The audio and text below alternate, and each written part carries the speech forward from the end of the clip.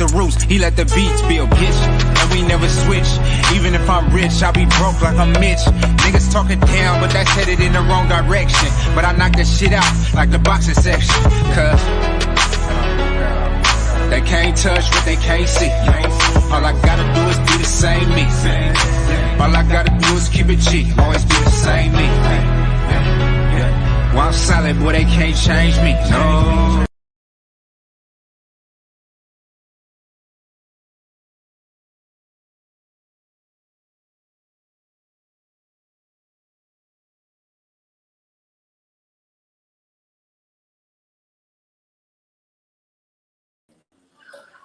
What's going on? What's going on? We live in the boxing section. Shout out to everybody that's coming on in. Yeah, man. Y'all see the new logo? You know what I'm saying? POS Fury, the POS King. You know what I'm saying? Piece of shit Tyson Fury. So that's the new logo for the week and shit like that. So um, that's what we going with. Man, how everybody doing tonight, man? Kenlo Jones, salute to you, my brother. Jalen, Rob G Film, Only Dash Podcast, highly anticipated. Kenlo Jones. Yes, sir. Yes, sir. Yes, sir. Yes, sir. What's going on, Eli? I'm gonna put the link in the chat so y'all can join real quick, Eli, and we'll get it started.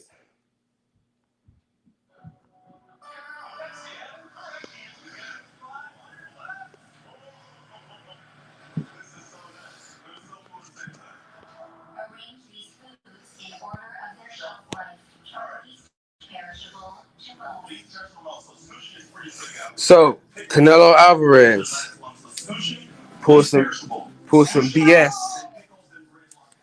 Pull some BS with the negotiations for the Canelo fight. Canelo versus Caleb Plant. So, remember I told you I'm not gonna get excited until they're like actually in the ring. So, not excited. I knew that it'd be.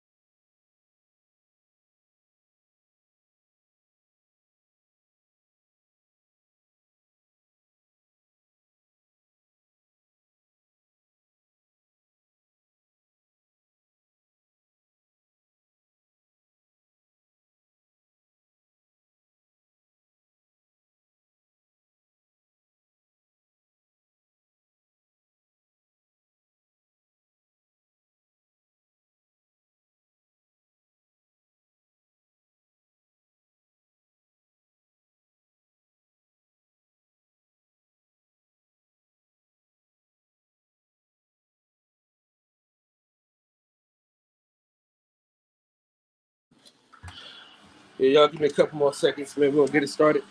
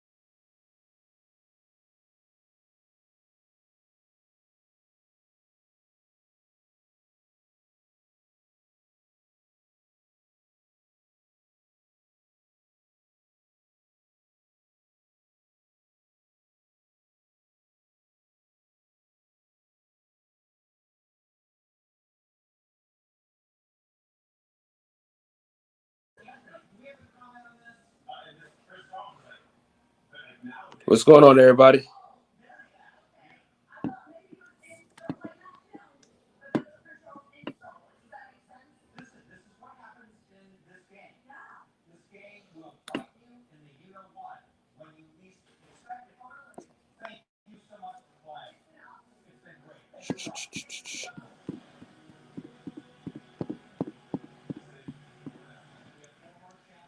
Y'all know we're doing some film study tonight, man. All right, y'all know we got some film study to do tonight. Feel me? All right. Oh, this is a good spot here. Best spot I had all week right here. All right.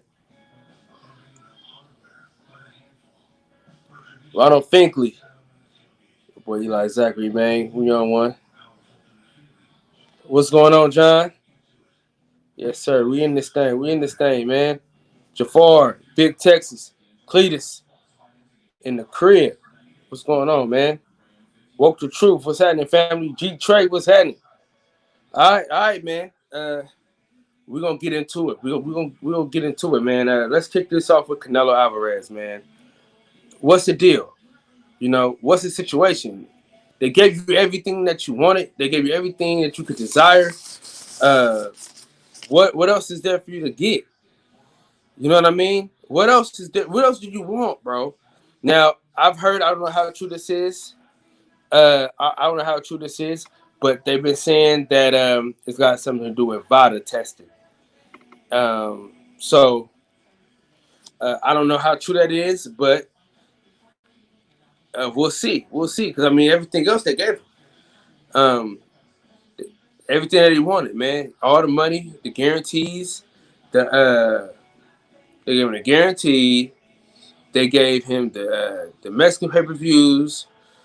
I mean, they gave him the gate. Like, what else do you? What else? What else is there for you to want? You know what I mean? I'm beginning to think that he's scared to become an undisputed champion, man.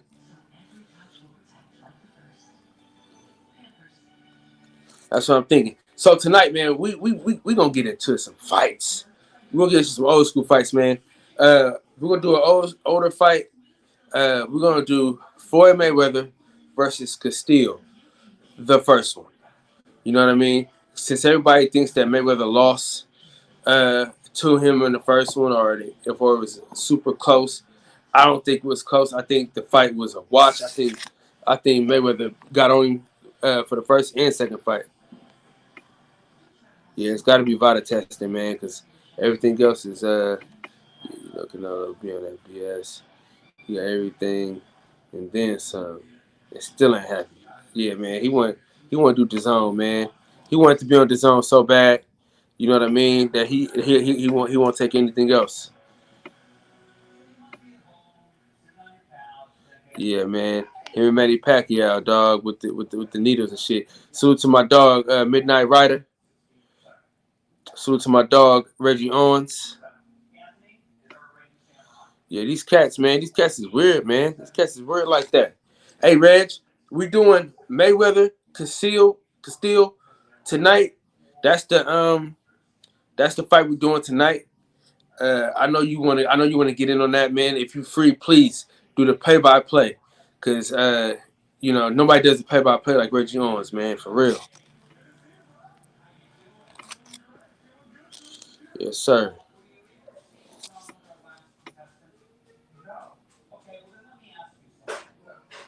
Yeah, but you know how people are. You know, people saying that it was that he lost. So we're gonna watch it together, man, and we're gonna break it down, um, and we're gonna talk, man. So everybody in the chat, man, what do y'all think about the shit king?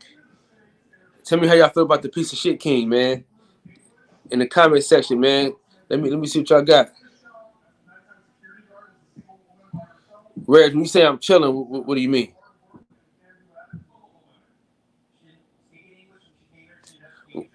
Yeah. So this is the new logo for the t-shirts, man. So it's the new t-shirt design. Y'all let me know what y'all think about this t-shirt design, man.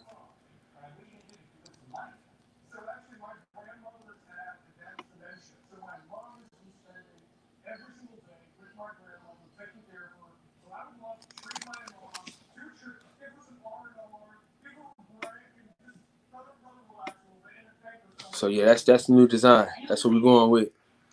That's what we're working with. I just like to get people riled up. I just like to get people riled up by seeing Fridge been exposed. I just like to say it just because he's been exposed. You know what I'm saying? Uh,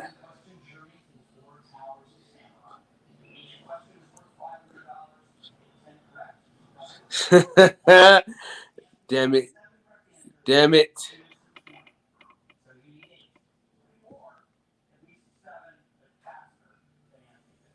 You ain't feeling it? Oh, okay.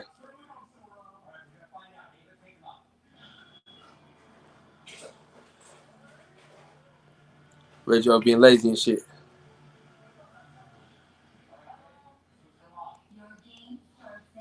We about to get into it for sure. Hey, Red's been lazy, man. Red's know good and damn well he got the best play by play. You know what I'm saying?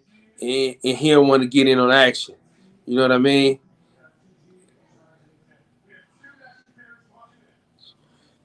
Yes, sir.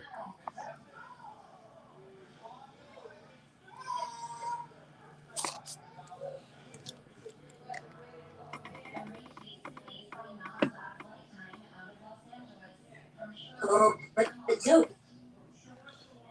right. So y'all let me know. Y'all let me know if y'all ready for the if y'all ready to put the fight on.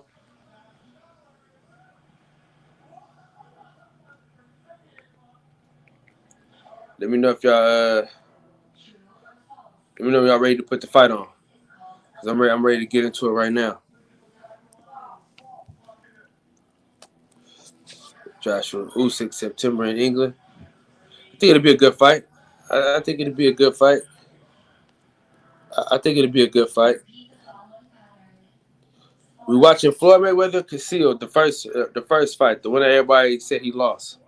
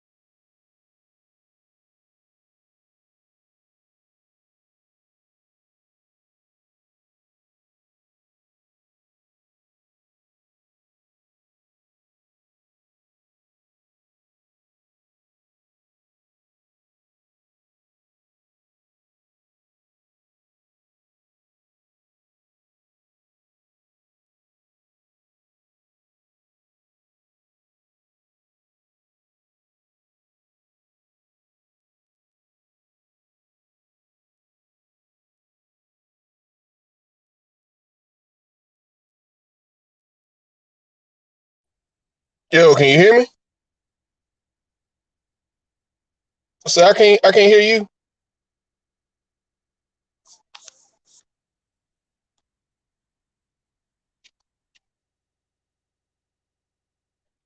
No.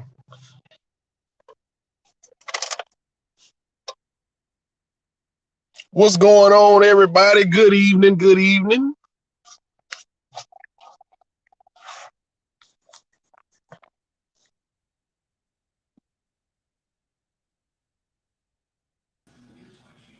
Can you hear me now? Can you hear me? Can you hear me? Yeah, I can hear you now, bro. What's going on, man? What's going on? What's going on? What's going on? Nah, man, just had to make a little quick trip to Walmart real quick. Grab some stuff. Yeah, man. We gonna get to that still fight, man. That everybody swear Mayweather lost. Oh, Jose Luis Castillo won. Yeah. Number Yeah, one, yeah. Okay. Kilo. Okay. All right, cool. Give me about 10 minutes. I'll be able to set up. What's good, Jalen? What's good, everybody? Yes, I wait on you. I wait on you. We'll just talk. We'll talk and kick it. Yes, sir. Yes, sir. Man, man, who made that? Who you say made that? Your new little logo. That's art, man. Hey, you gotta send that to OG, man. I was telling him about it earlier when we were talking. I was like, yeah, you seen Kyle's new logo with the piece of shit king or whatever. Yeah. Yeah, we had a good laugh about that, bro. Yeah. So I Man, wanted to have him snorting coke, but no, man, no. We just gonna, it. See, that triggers the addicts out here. So, it's a lot of people probably dealing with that type of stuff. So we just gonna call him a piece of shit. yeah, piece of dog shit. Yeah. Yeah. What's lower than dog shit? I don't know. I don't think it's nothing else. Lord and You dog know shit. what, man? What was this guy's name last night? We kept calling him Kangaroo because he's from Australia. I could tell he was from Australia. How he kept saying fighter. I was like, yeah, No, but that's what his name. It was Kangaroo Jack. that was his name, Kangaroo Jack. Yeah. That's why we kept calling him that. Makes sense. But Yeah. he kept saying, he was like, I don't think Tyson Fury is gonna make the fight. And the more he gave his reasoning, I kind of believe him, man. I don't think if the man truly don't want to fight, he already pulled the fire alarm one time with the COVID thing, which I would like to think Oh, that he ain't. skunk I shit. would like. Skunk Ooh, shit. that's ooh. Yeah, it don't got a ring though, Reg. It's got to have a ring to it. Yeah, skunk shit pretty low. What about maggot shit? Can we go maggot shit? I don't know, man. It's got to have a ring to it though. See, dog shit it's got a ring to it. Cat shit, that means you crazy. You know what I'm saying? Horse shit, that's what the other Yes, pretty folks much. say. Cow shit, you know what I mean? We use fertilizer to help the soil around here. So Yeah, can't call it cow shit. he gets useless shit. He duck shit. You know what I mean? See, you get it? Duck shit because he ducked in the fight and he shit. But I see the what shit you. would have to I be see what you did with you. I see what you did with your words. yeah. But the shit would have to be green. It had to be like little green pebbles and shit. Rat shit bastard. Now, yeah. So that's just one of the. That's just one of the. That's just one of the ones. Now, DJ, Yes, sir. I got a couple ideas. Right. I'm starting. I want to do more shows, right? So Okay. I wanted to. So I got. So one of the. So some of the homies we gonna do. We got we're gonna do some shows together with some of the homies, right? My boy Greg Right. Hack, Right. my boy Josh Boxer, but I also want to do some shit with the homies Okay. like you and OG. So, Okay. Okay. What you thinking? I'm gonna just show you some of the ideas that I have, man. I'm gonna show you some of the Okay. ideas that I have for it. You know what I'm saying? And it's gonna make you laugh your ass off. Make you think of the '70s and shit like that. Okay. Oh Lord.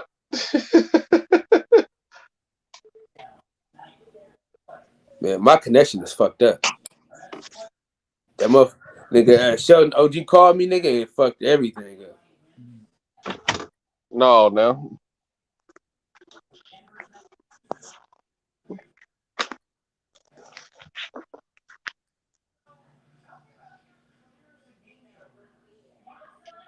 Man, look at your boy talking Look, about Deuce, I ain't sorry ass gonna, Deuce, we dog not gonna shit get talent. started tonight. We not gonna get started tonight, Deuce. But shout out to you though, bro.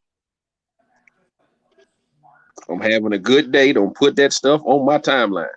Okay. So Kilo, we just waiting on DJ to get home. Sloth shit. Yeah, that's pretty Hey, good. listen, we're gonna have a segment on this show and we just gonna name every shit you can think of. Lying shit, because he's a fucking liar. You know what I'm saying? So in the meantime, in between time, Yeah. so what's going on with the negotiations with Caleb Plant and Cinnamon? Oh, ain't shit happening. You know, that motherfucker, he you know, he do what he want because he popping. Mm-hmm. You know. You know, niggas do what they want when they popping. And he popping right now, so you can do whatever the fuck you want. And Yeah, that's what make and see, I had this discussion yesterday on another show. Like that's what makes him the ultimate duck. He ain't got no promoter in his way, stopping the fights. yeah. But He can make whatever fight. we also talked about this on the show. Yeah. Remember, I told you, like, I'm not excited about that fight because I don't think it's gonna happen. What the Money to get plant off, and my brother. the plant and cinnamon fight? Yeah, I ain't getting excited for that fight today in the actual ring. Yeah, until he fight, you know, until he fight Demetrius Andrade, he always gonna be cinnamon to me. My Spanish ain't too good. I've been trying to learn Spanish since about the 7th grade. I ain't too good at it. So I'm gonna call him cinnamon. Their philosophy of future. You do what you want when you pop it for sure. He do what he want. Mm-hmm. You know what I'm saying? He do what he want. Hey, listen. That's why I ain't really too much mad about it. Here he go. He trying to rig your head. Trying to rig your head. See. He gonna trigger some emotions. Hey, listen. Y'all forgive the Bill Cosby references though. You know what I'm saying? But I want to do something. I'm gonna have my boy do something like this, and it's gonna be me, you, and probably either Santos or Shelton or something like that. And for the other, the show that I'm about to create, we doing that right there. You know what I'm saying? So we gonna do some extra shit, and then I'm gonna have probably gonna be me and you. You know what I'm saying? No, man, I'm a non-violent person, man. You know, yeah. So that's what we doing. Hold on, I gotta take off a picture because I got one more to go.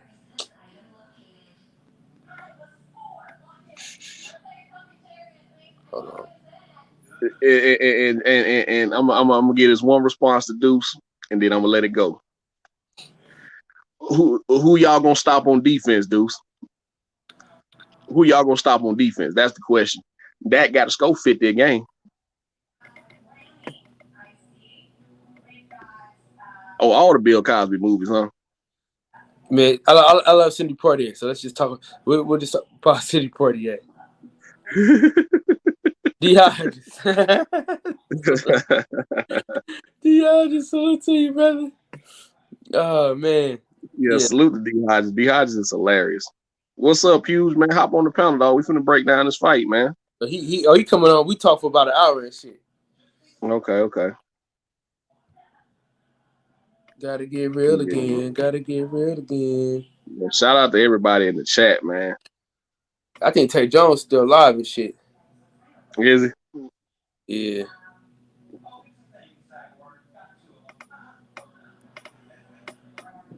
Yeah, I'm gonna get in the house and queue up this laptop that we can get it popping, man. Coop, you crazy. Yeah, but you see how I got the power with the money coming out, bro? Oh yeah. I'm telling you, bro. I'm telling you. Sidney Poitier. You Yeah, know the first movie I saw him in was Rookie of the Year. Is that right? Yeah, that was the first movie I saw him in. Then I started seeing all of his older stuff. He's just a piece of shit. You know what I mean? And he got some other shit going on. I gotta change the name of my show, man. Niggas ain't tired of hearing Deontay Wilder exposed, but they tired of hearing about Tyson Fury being exposed. That's crazy. I was trying to do an H Money and keep this shit going, but niggas are done with it. Man, it's just we so fatigued on that fight now. We just ready for it to happen. Mm. You know, I'm just ready for the fight to happen. But can't forget about Classic. In the heat of the night, classic. But my favorite Sidney Poitier movie. I did the play when I was in high school. A Raisin in the Sun. Oh man. That was my shit. Oh man. Yo, What's going on? What's Huge. What's going up, on? man? I'm good, brothers. In the building Yes, sir. at Yes, the sir. boxing section. At the boxing section. All right, Yeah. let me get in the house and cue this laptop up.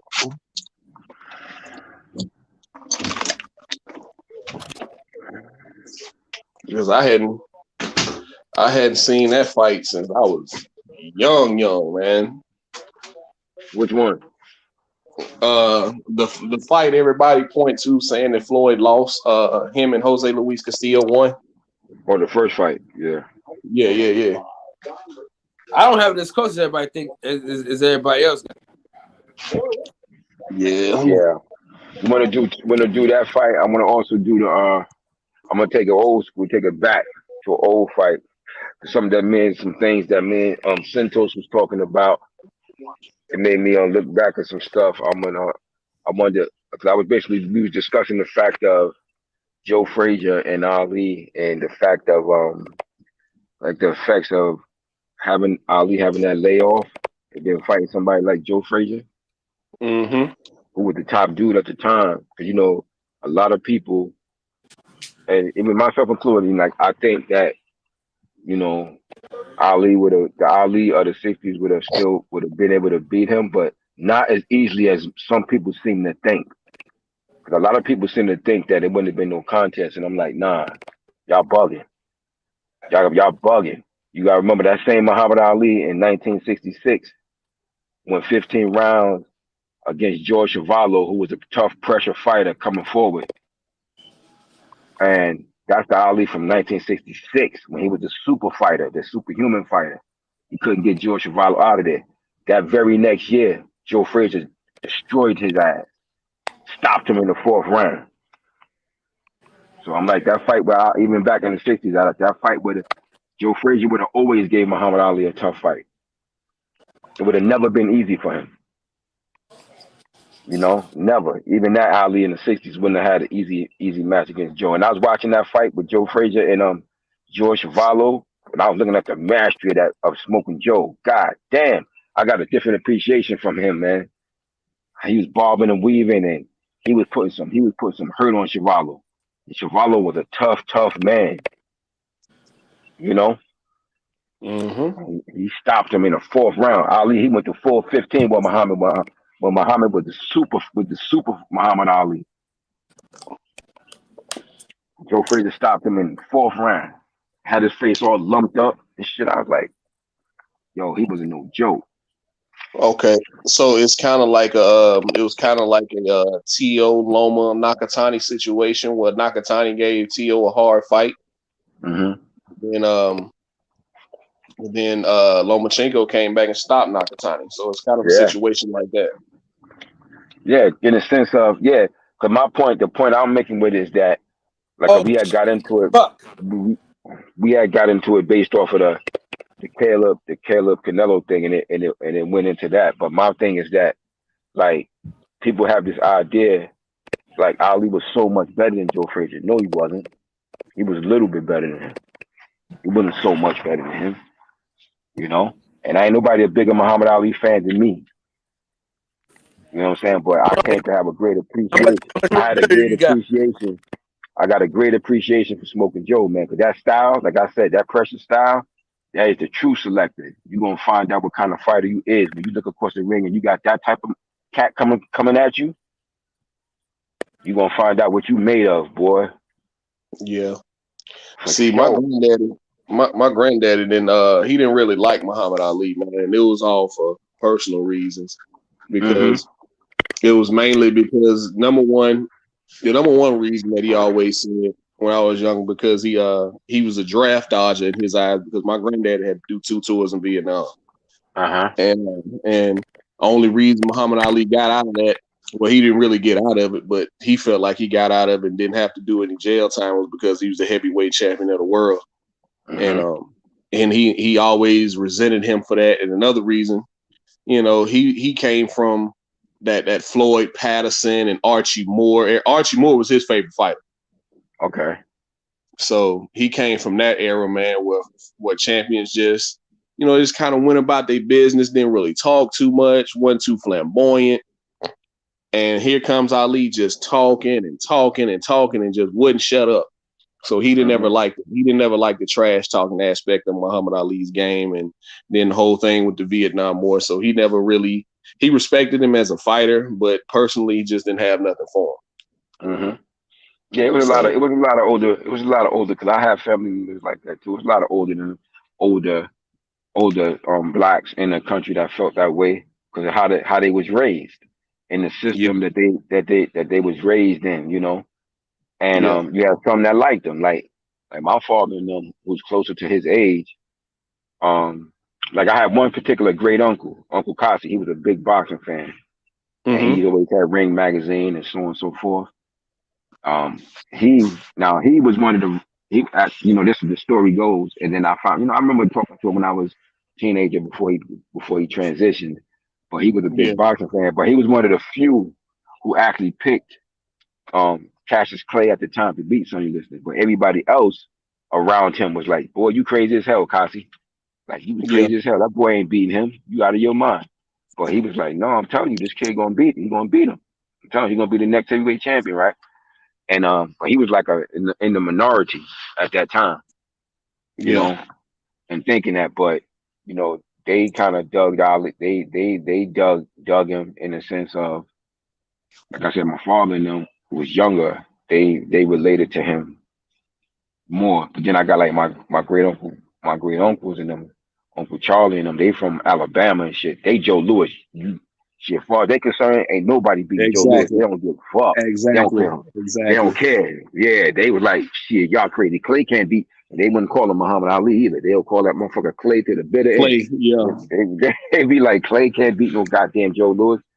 All that dancing around that ring and shit. They used to have me dying listening to them argue with that shit back and forth. They used to have me screaming, man. Oh, damn Clay, all that damn dancing around the ring. You ain't beating no Joe Lewis to knock his block off. They be going back and forth and stuff, you know.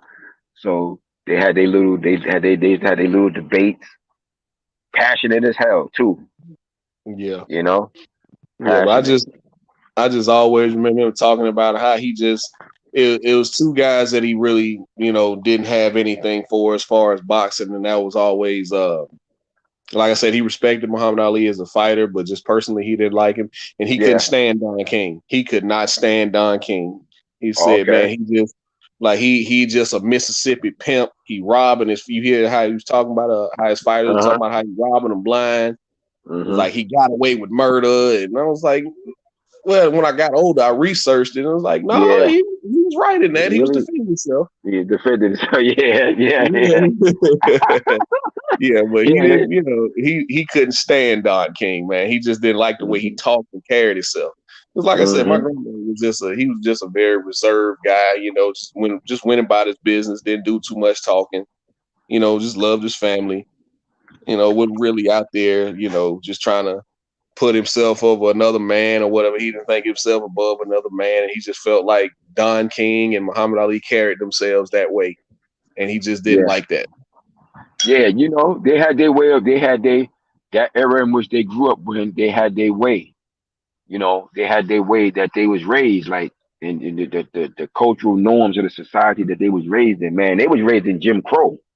Mm-hmm. You know what I'm Mm-hmm. saying? That Jim Crow, like, people who was born after that don't understand that shit. Like, that was a Right. different, that was a different, that was a different reality. Right. Totally different reality, and it affected every aspect of Black lives in this country. So that's why those older guys tend to feel the way that they felt. You Yeah. know, they're See, like, shit. I I had to mean, go through it. Why you ain't go through it? So it's like yeah. change.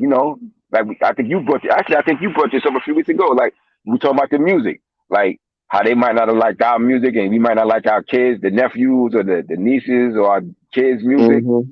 It Mm-hmm. changed. Like a Yeah. lot of people can't deal with change. You know, which is the only constant in the universe. Change. The Yeah, only it's constant. just your era was the best era. See, you get that conversation a lot with Yes. basketball. You get a lot of older Hmm. guys, who came up during the Dr. J and the Bird and Magic Yeah. era, who say, Yeah. and then when Jordan started to come along, their era was the best era. Hmm. It's like, no, basketball has changed. Like, I don't think these guys are soft now. I think the scoring Hmm. has gotten a lot better with AAU and like Hmm. you didn't have 7-footers that could take you off the dribble and pull threes back in the day. Yeah, So it was no need I for it just because think that the wasn't the game has game. changed. It's Yeah, guys are way more skilled now than what they were back then. yeah. It's look, like I said, there's always change. Like I said, that's the only constant in everything in human existence. It's the only true constant in existence is change. Nothing stays the same. When you Right. look at something 1 second, when you blink your eye, it ain't. I mean, you might think it's not exactly the way it was when you looked at it that same. Because there's different variants and elements that changed about that. Even the air that's blowing in that area is different than it was that second previously. So it's a lot of things that's always in motion, constantly. So when you're looking Yeah. at, especially when you considering sports, it's just things just evolve,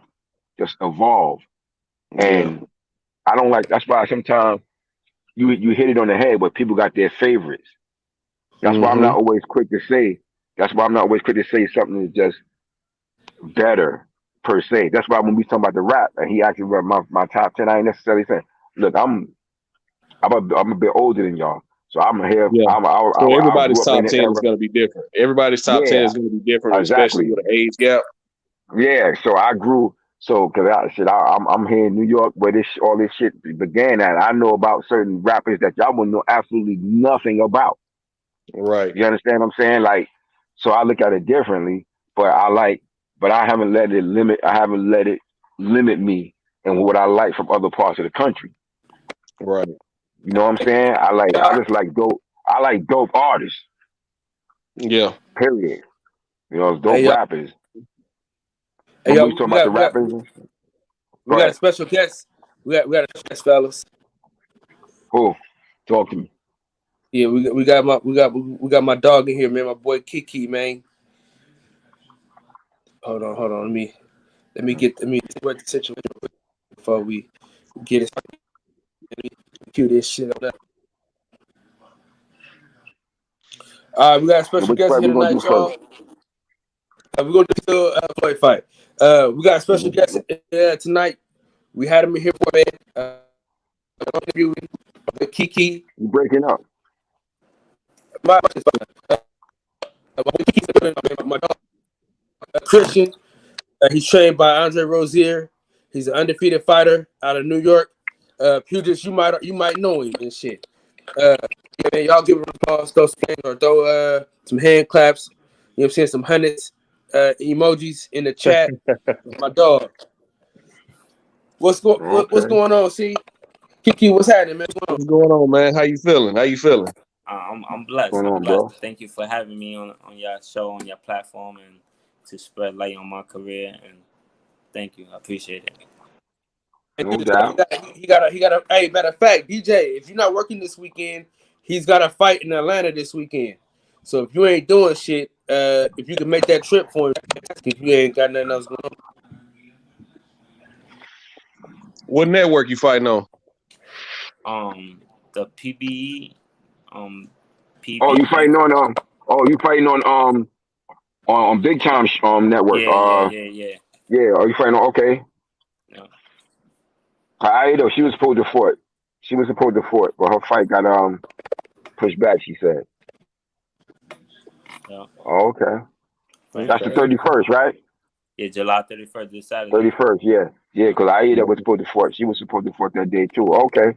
Yeah. BPE streaming network. Yeah. Okay. Yeah. So I got BPE. I got BPE. Yeah. yeah.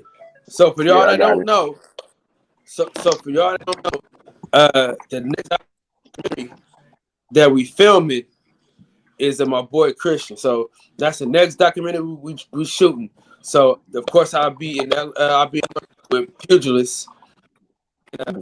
That's the next one we doing, Okay. man. We talked today, so that's gonna be the next one we do. If we don't start filming in August, we're gonna film in October. Okay.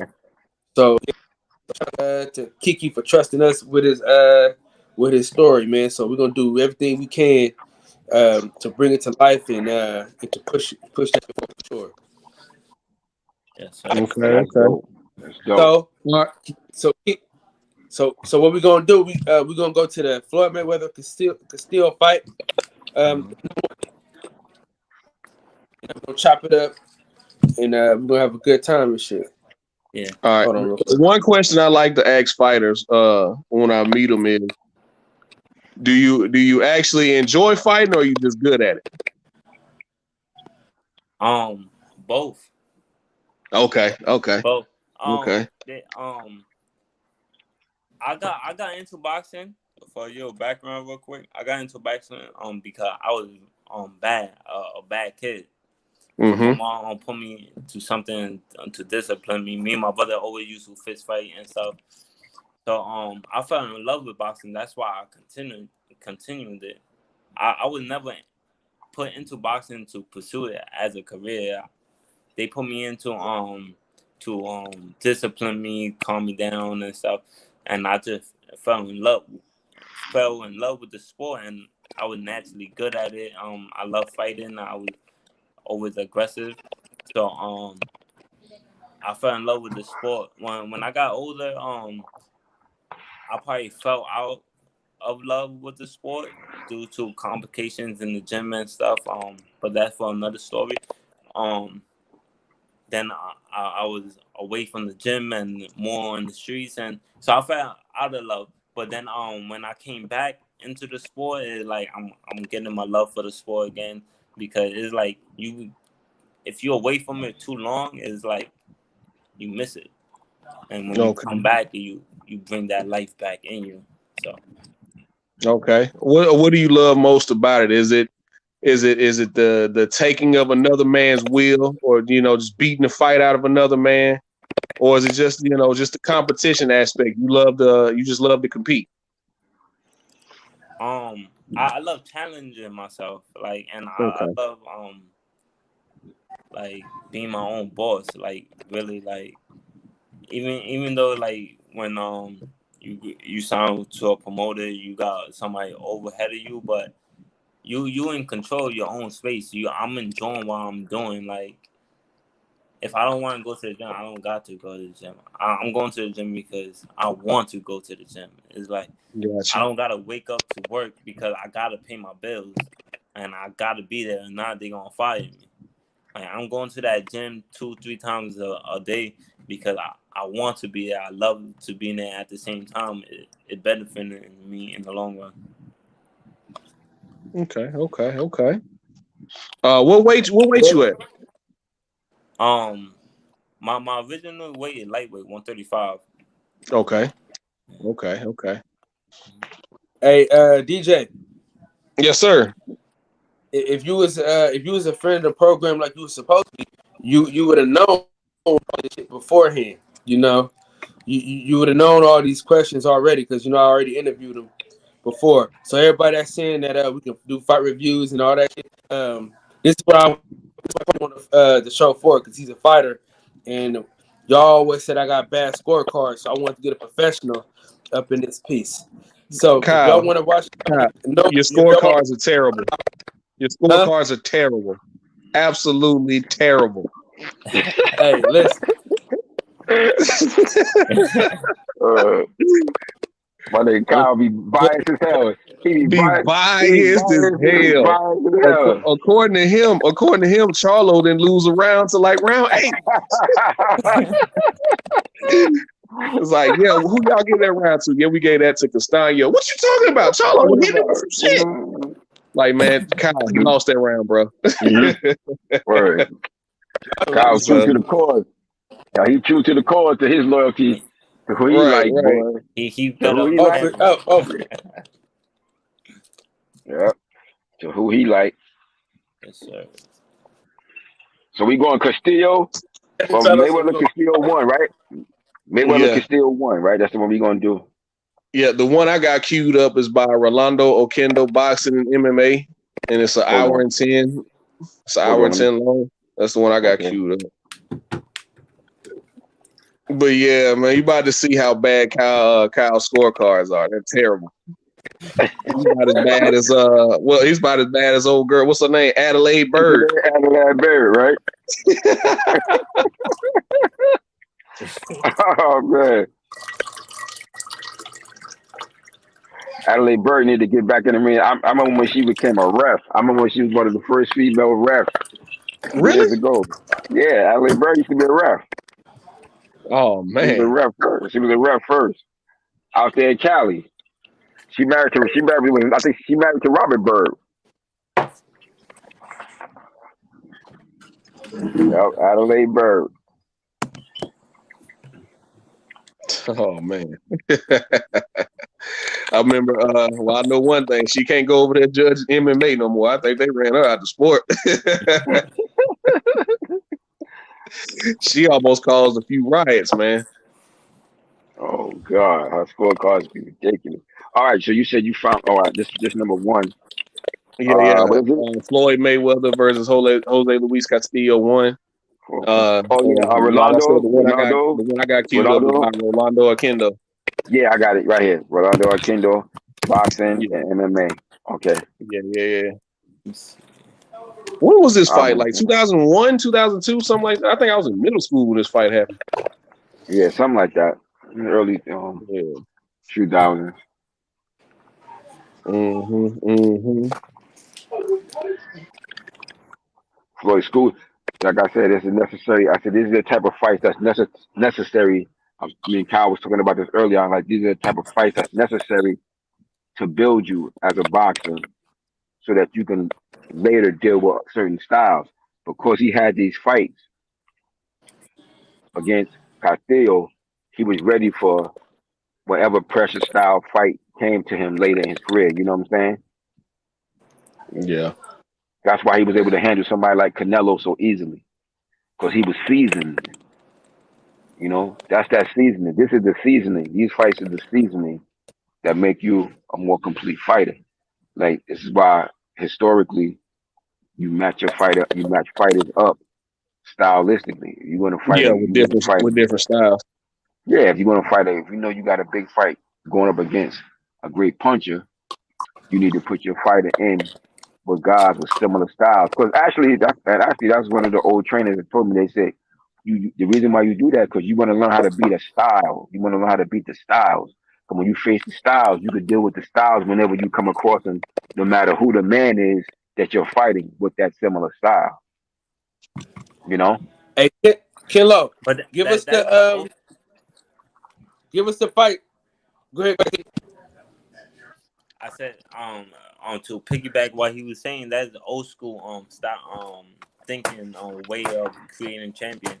Cause this new day and age, everybody is so worried about protecting that O, so Yeah, they don't want to yeah. take that risk that's supposed to make them better.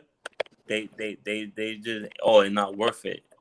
They're not paying me that much. It's not worth it.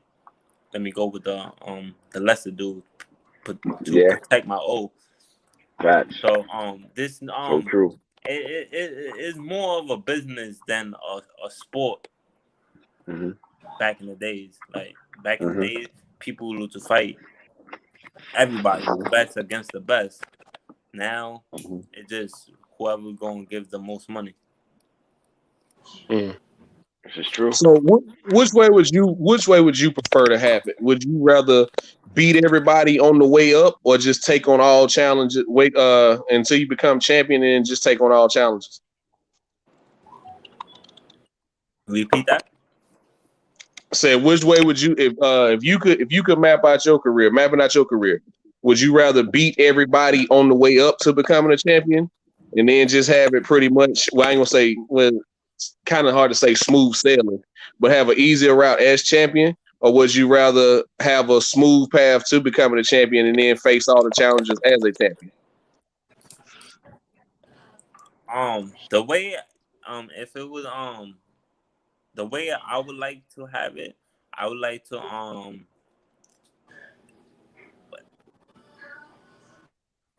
it go hand in hand, because if it is like a super tough fight and they're not paying you to worth that fight, if it Mm-hmm. don't really make sense, it's not worth it.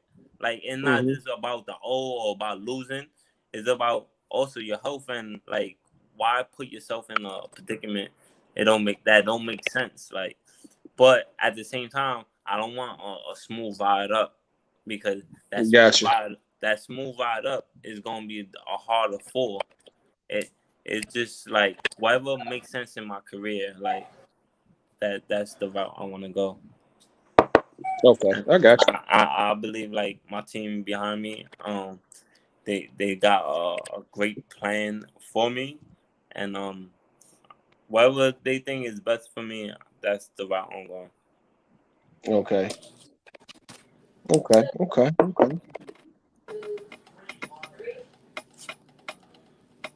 How long you been working with Andre? With Andre, I've been working with Andre for a couple months now. Oh, okay. Yeah, we that always been Big Uncle, like, because Mm-hmm. the New York area, he like everybody uncle in this sport, Yeah, that's my especially New bro. York fighters. But Yeah, that's my bro right there. yeah, so but like working wise, I just been working with him for a couple months. Mm-hmm. Yeah, that's my bro right there. He the Starrett City alumni. Yeah. You know. Uh, Mm-hmm. What that, that what? was the first fight that you had with him? That fight in Philly that you was there. Get the fuck out of here. Yeah, that was my first fight, man.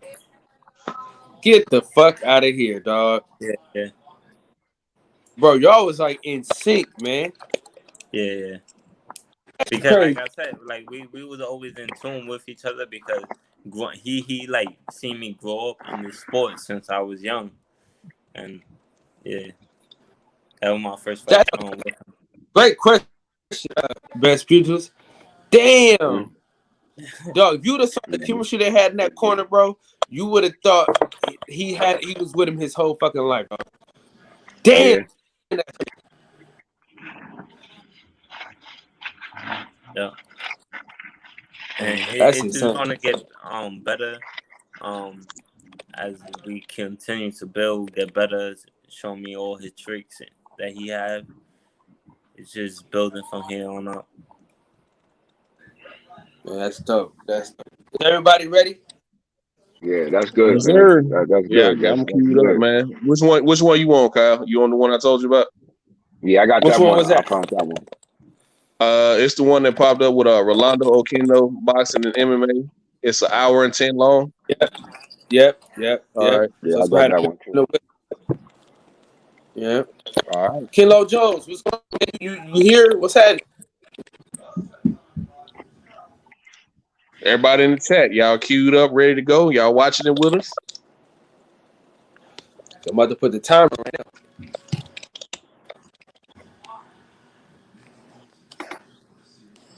What's Santos old ass at tonight? I don't know, man. Nigga probably got a day off or some shit.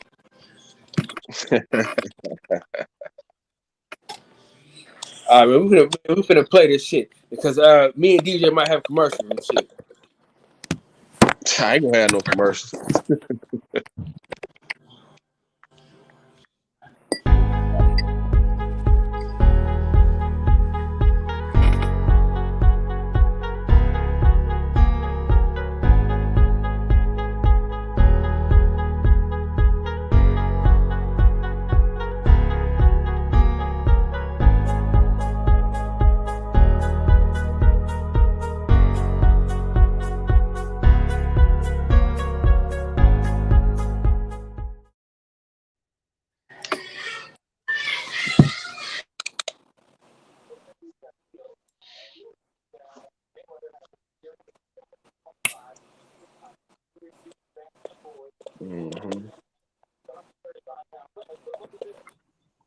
started, right?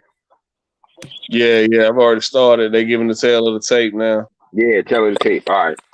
Yeah, that's what I'm looking at. Yeah, the Damn, he tape. rehydrated back up to 147 and a half? Wait, how do you see this? You see it on the you got another device you watching it on? You gotta watch it on another device. Oh, all right. I thought you was gonna play it All right, live. we'll pause. We'll pause and wait for you. We'll pause and wait for you. Yeah, hold on. Let's see.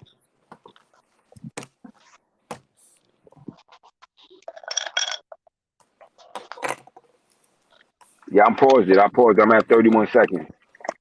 Yeah, I'm at 41 seconds. I was waiting for it to pop up on the screen. Oh no. No, you gotta watch it on another device. Mhm. Let me see. No, I don't think we can do it like that. 'Cause I don't Yeah, want my man to get a get no strike or strike. nothing. With I no want strike. it to be like, Yeah. yeah, that'll give me time to get my bowl of frosted flakes in. Yeah. They coming to the ring and shit. So we got some time to get the shit together. Yeah, I got the first one, Rolando. Yep. Yeah. Yeah. Yeah. Nigga, look how young Bob Arum look. Take it to 31 seconds. It should be a tail of the tape. It should be the tail of the tape should be up. Yeah, the tail of the One, tape should one, be up. Yeah, I'm at 154. You started the fight already? I'm at 154 in the fight. 154. See how Kyle do? He'll tell you to hold up and then be ahead of you. Mm-hmm. I didn't, bro. I pushed okay like everybody else after the time thing went. Nah, he didn't know. He didn't know that we was watching it on separate devices. So me and DJ paused it. Okay, we are, all right. Hold on. All right, so We I'm paused at it 2 at minutes 30. and 25 seconds. I ain't did nothing else. So pause it there. All right, what I'm Pause gonna it do? there. Hold on. I'm gonna speed it Pause up to about when they get to the. All right, let me see. Let me get this shit You together. gonna sit to That the way center y'all of the can just ring? get to it. 5:15. Everybody go to 5:15. All right. 5:15. Yeah, 5:15. If y'all need, do I need to put the timer back up?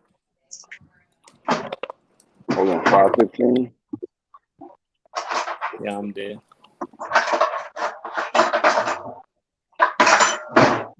All right. I'm at 5.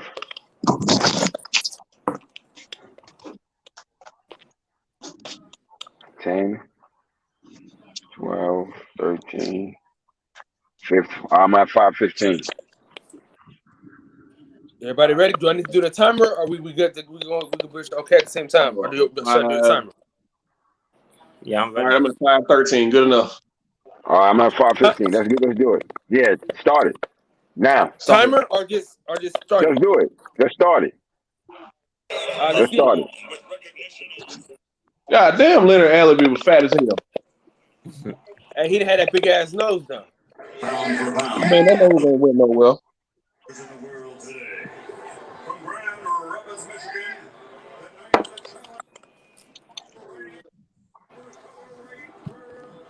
Yeah, when he lost that weight, he ain't lose that nose stayed the same.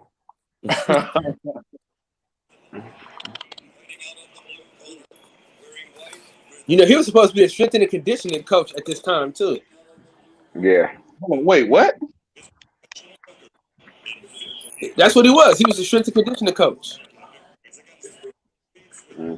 Assistant For Floyd. who? Floyd. He's assistant Floyd. All right.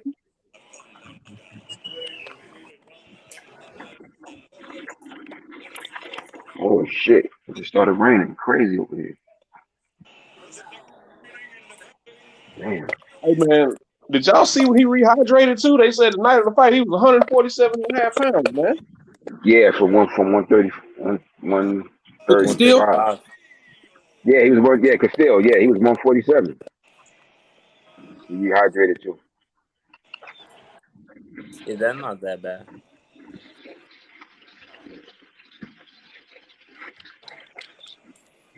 hey, Bob Arum always been a sleazeball for real. That's the promoter. That's the promoter's nature to be a sleazeball.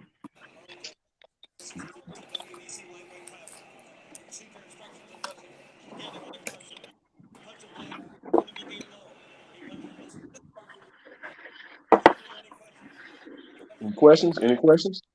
Touch them up.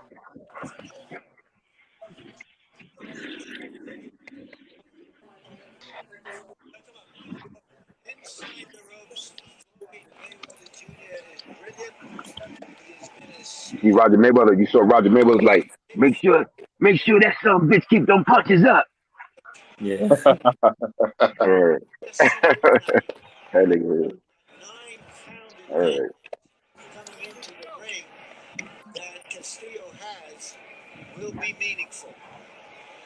Hold on, man. My daughter's killing me tonight. Let me know who y'all got in the first round, bro. I might miss half of it. Okay. All right.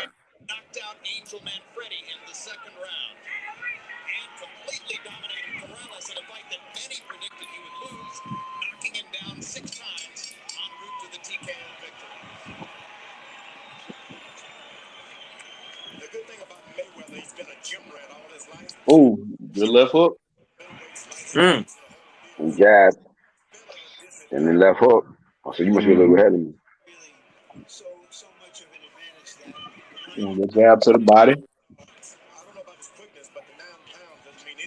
Jab. Yeah, yeah. You about a Oh, second. good, You good about a read. second. Good job. You about a second. You about a second or two ahead of me.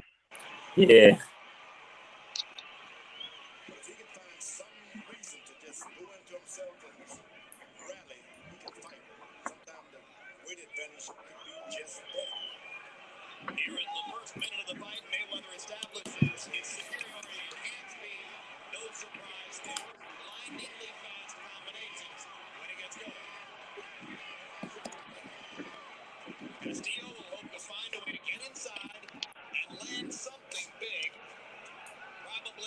Somebody got to turn the TV down a little bit.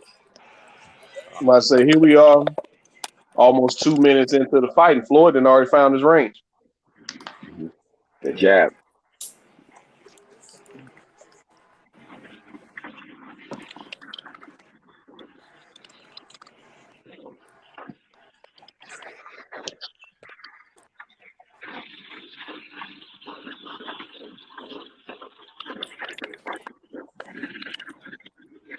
You see, Floyd was moving correctly.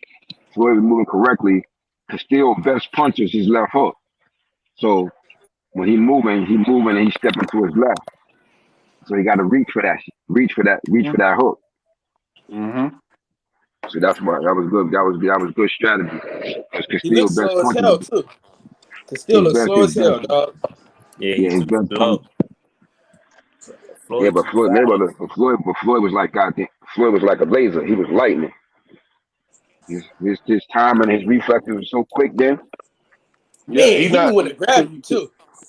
Castillo really ain't moving his feet. He's sliding when he moves. He's yeah, not really yeah, moving his feet when he slide. just yeah. Hmm. Hey, remember if you had some fits, bro? Yeah. You remember, boom, he trying to give me that straight right hand. Now you remember Castillo, Ooh, Castillo used to be Julio Cesar Chavez, one of his top sparring partner. So he got a lot of that style, that particular style of fighting, in him. Like that sliding with the feet, that's that Chavez Mm-hmm. thing.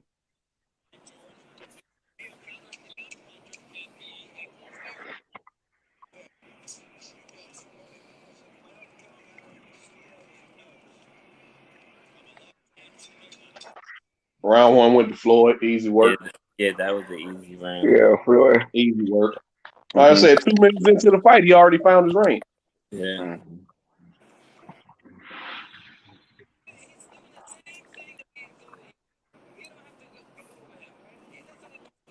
Yeah, I don't want to hear nothing Jim Lampley got to say or Larry Merchant. Yeah, you can turn that down. Whoever got the needs the sound up, you can mute that.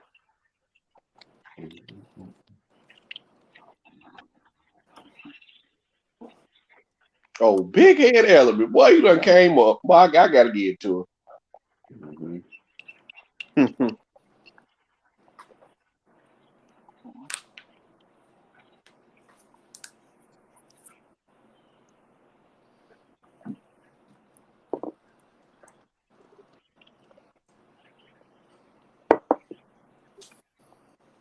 All right, here we go. Round two.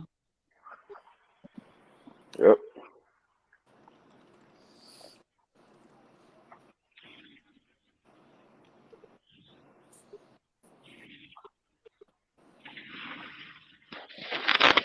Yep. There you go. Circling to that left, getting away from that. Oh, Yeah, get away from that hook.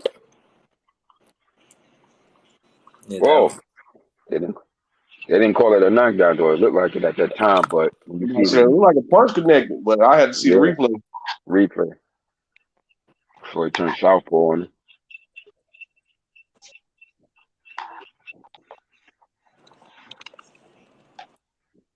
he way too fast for him. He don't Yeah. know what to do. Floyd's been close with that check left hook a couple times, man. He just ain't quite got it yet. Mm-hmm. Full counter. Mm. Mm, mm, mm. He spanned him nice, but they had clashed heads.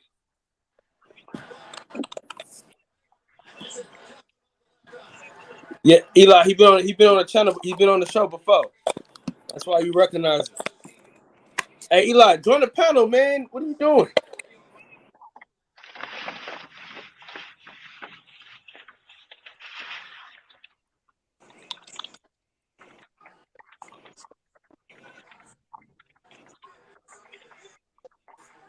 All right, here we go. Ooh. Yeah. Who y'all got winning? See, he Who y'all got him got with winning it so that time. far? He got him with it. Another good jab. Floyd, we had Floyd winning the first round.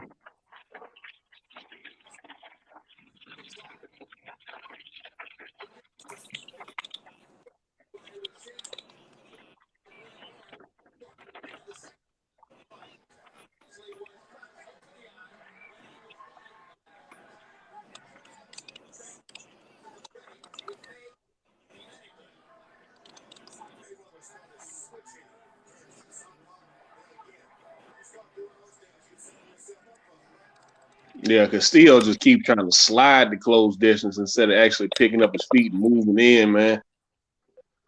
That's how you end up getting caught every time he come in. Walking to another jab. Look at him.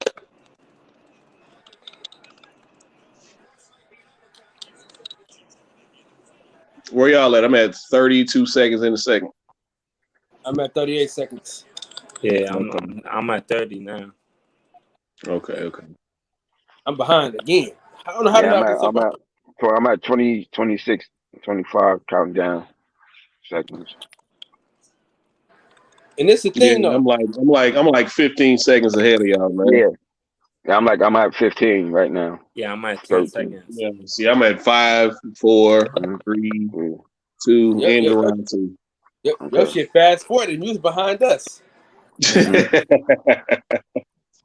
Mine just ended. Yeah, Yeah. monster.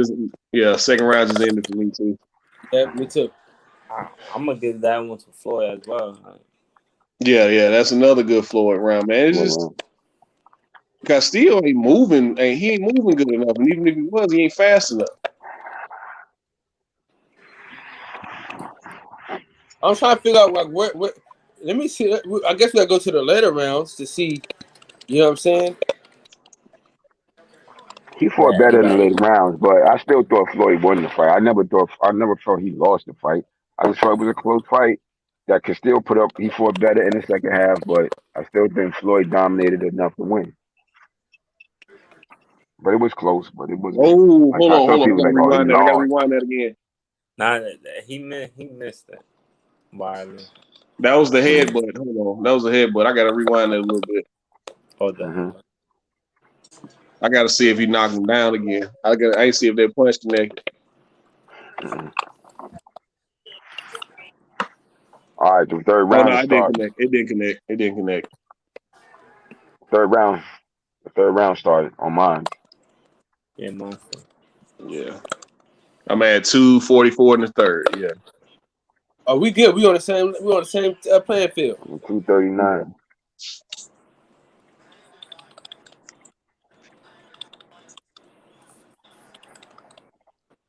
There you go. Keep feeding him that jab. If he gonna eat it all night, keep feeding it to That boy slow as man. It's like he got concrete shoes on, man. him. Out there fighting in Tim's, ain't it? Mm-hmm. Oh nah, that's no. Them shits look like Reebok. Nah, them high top all black Air Force Ones. Them Word. heavy ass shoes, boy. Mm-hmm. Everybody I knew who wore Air Force Ones when we was younger got big calf muscles now. Mm-hmm. Yeah. It's all good, Eli. We good. We good to go, man. We here. We here. We here.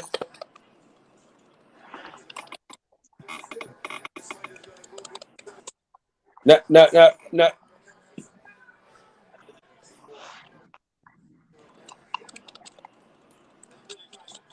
Mm. Counter jab. Yeah, I mean, if he gonna keep eating it, keep feeding it to him. Man, people out of their fucking mind, man.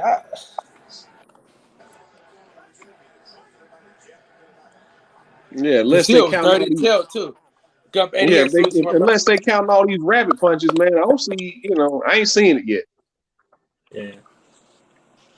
Maybe maybe our eyes are deceiving us. Maybe we don't know what we watching. Maybe we don't know what we watching. You know what I'm saying? Yeah.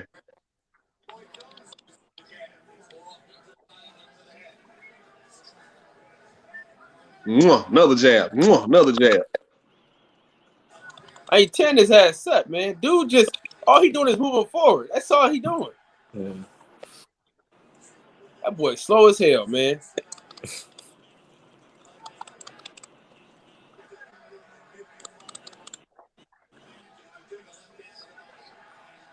He blocked both of those.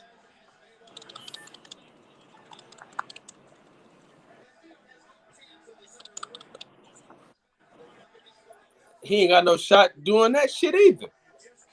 Mm-hmm. Straight right turn the corner. There you go. Man, you see how he turned him? Yeah. Mm.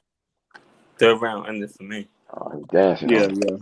Boy, he's Yeah, dancing we on him. all on the same court. Yeah, we're on the same page. Oh, Yeah. Yeah. Who y'all get that round to? Floyd. Floyd? I still got Floyd. I It told you I sound ain't one of these it people. sound to y'all I to had Floyd winning the fight. I ain't had a fight that he lost or no shit like that. I thought he won. If we anybody gotta would have Floyd losing, I was signing out. we Mm-hmm. gotta we Look, he gotta see landed after he broke 5 his hand punches. though. After Mm-hmm. he got the Hurt his injury, we hand. gotta see. Yeah. After the Yeah. injury, I guess we'll see. I remember Castillo fought better. He fought harder, but I still didn't think he did enough to win. Yeah, But it seemed like in that round he decided he was going to go ahead and just step on the gas and start pressuring, but he was still walking in the jab, so mm-hmm. that wasn't doing him no good. Yeah, See, Mark that's the Cutman thing with shit. that pressure, man. It don't matter if you walking forward. If you walking into shit, like what good are you doing pressuring?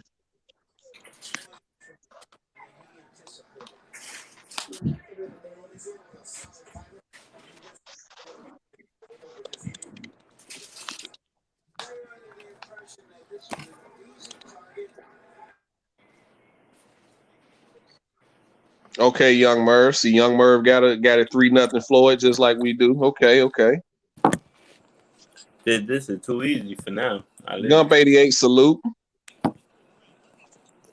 What was you saying, my Oh, they man? gave it to Castillo. They gave Castillo that third round. See. Okay, now we see where the bullshit came in at. Oh my god. See, that's that pressure stuff, man. That's just the way I look at it. It don't matter if you pressuring, but if you walking into punches, what good is your pressure doing? Yeah, because he didn't even land a clean shot yet. To me, like, look, this.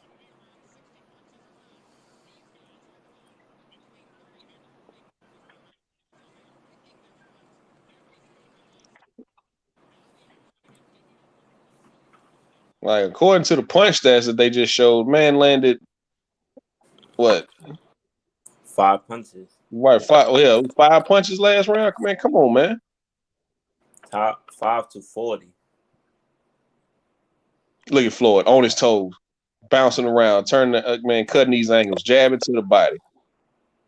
Another counter left.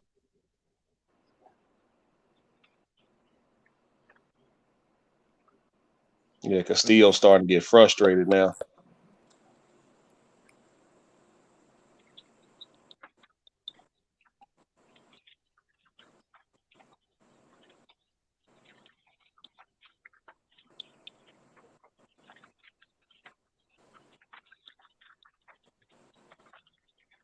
Mm-hmm. Oh wow, that was a good shot. That's Mm-hmm. southpaw. A southpaw shot.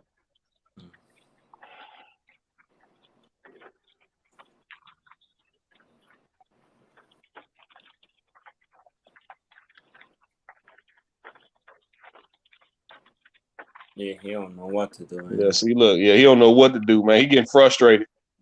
Yeah. And he fought a dirty ass fight too.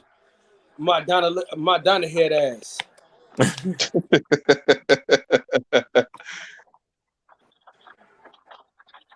Yeah, see, I mean, he been eating He was jabs for 4 blocking rounds, everything. Kyle. Huh? I said he been eating jabs for 4 rounds, and he started to get frustrated. We gotta see after the injury though. What round was They said that was a good round for Luis Castillo. Nah, I don't see where. That's what the man just said. it? I gave it to Floyd that round. Yeah, he ain't won a round yet, man. Yeah, I don't think so.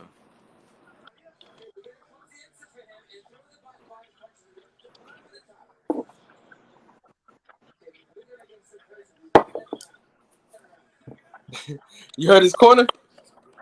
I got my sound turned off, man. You know I No, watch turn fights your on sound, mute. turn your sound on so you can hear the foolishness, bro. You gotta hear the ridiculousness that is being spewed out, man. Fine. I hear Larry Merchant talking shit already. I was so glad when Floyd finally cussed him out. Yeah, man. You never give me my just due. You never gave me a fair 30 shake. years You never ago, gave me a fair shake. I whooped your ass. You wouldn't do shit. And then Leonard Ellaby, you wouldn't do shit.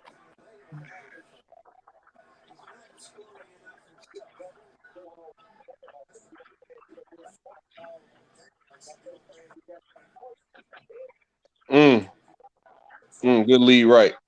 Ooh, shit.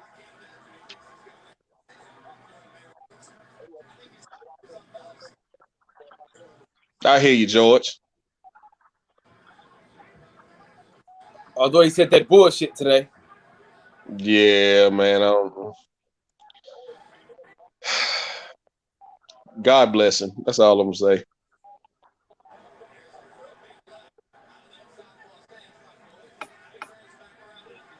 This motherfucker missing like a motherfucker, dog. I swear, man.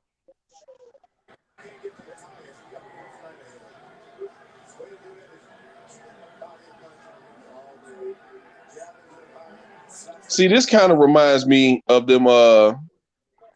Ooh, good counter left. Damn, See, another this one. kind of reminds me. This kind of reminds me of them earlier rounds of that Tank Barrios fight. See, everybody thought Barrios was landing the way he was landing, but he really wasn't. And Tank was just getting closer and closer, finding his range, even though Floyd had already found his range in this fight. Like You know what this Barrios was remind me of? connecting with, huh? This remind me of Devin Haney versus Jorge Linares. Yeah, yeah, I can see that too.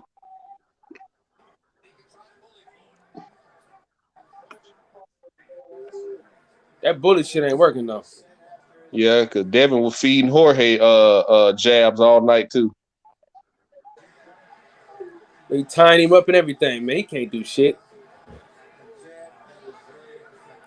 The poise of Floyd Mayweather, man, is just amazing, dog.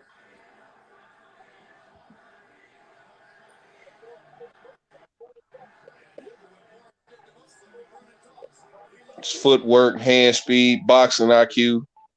Okay, turn him, get back in the center of the ring. Another jab. Hey, Floyd throwing the forearms too, though. Yeah, he doing that to, just Another jab. Off the ropes. Turn. Man, he got this dude looking. Man, he look like a bull in the matador, man. Bang. Look, bang.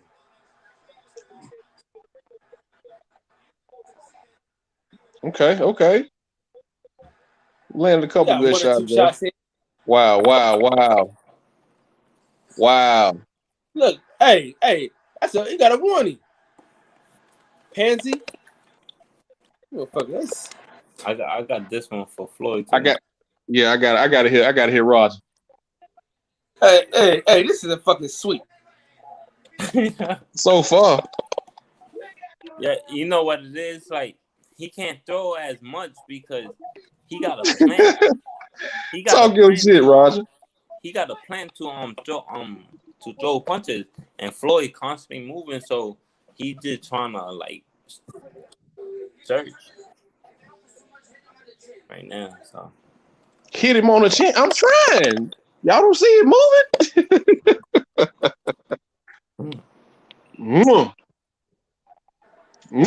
Eat that. And, eat that too, nigga, on your way out. Yeah. That was Floyd talking to her. Yeah, he know he getting frustrated. Yeah, Rogers there told him you beating him easy. They gave that round. Well, Letterman gave that round to Castillo. He full of shit, man.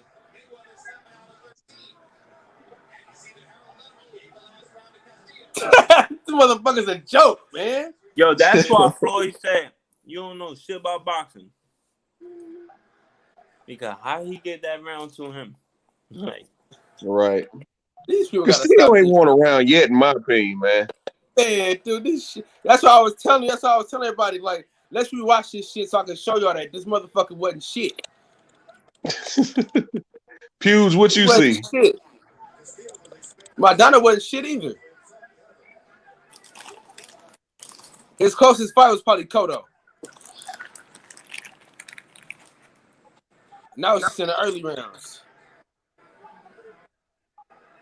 A fight that I can't watch over again. I can't watch him beat on a Toro Gotti like that. That was a beating. That was a slaughter. I love watching that fight, bro. Man, that was a slaughter, man. that was a display right there. Yeah, that was a beating. Just like that Tito Trinidad and Bernard Hopkins fight. That was a beating. Nah, I don't think it was that. I think the Floyd was a lot worse. Yeah, that Arturo Gotti fight was hard to watch, man.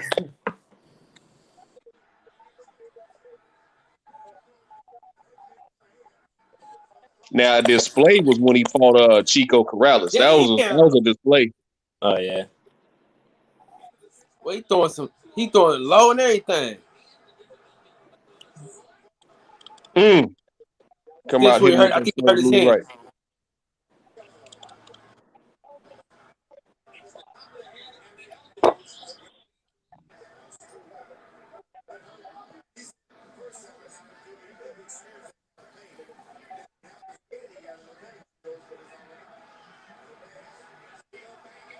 Damn, brother.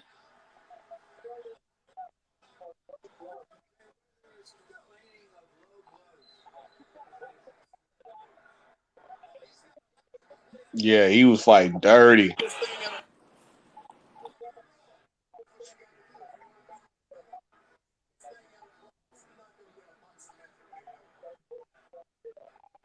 That shit's fucking crazy.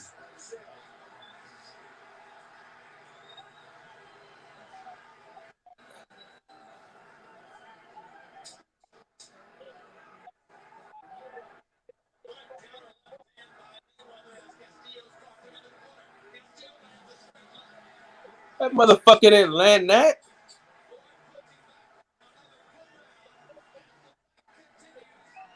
Who y'all get that round to? That might be a Castillo John.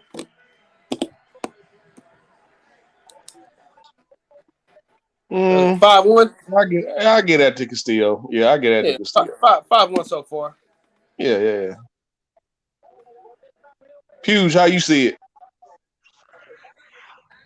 Hold on. They should have took a point from Castillo last though. They didn't even give him no warnings and no shit like that. He needed a couple of warnings with the shit he's doing.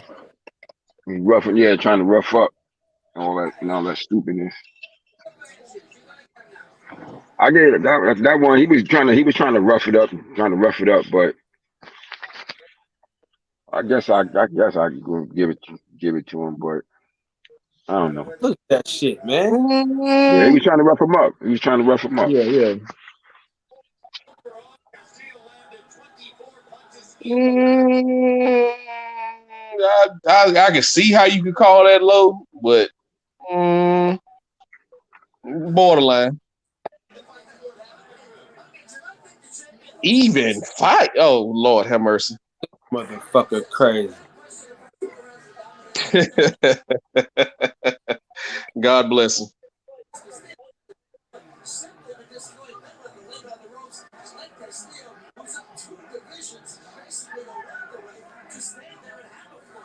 He didn't even. Oh, this Oh, motherfucker. good straight right. Listen, bro. Fuck this dude. Good straight right. He hitting with that straight right every time on the break.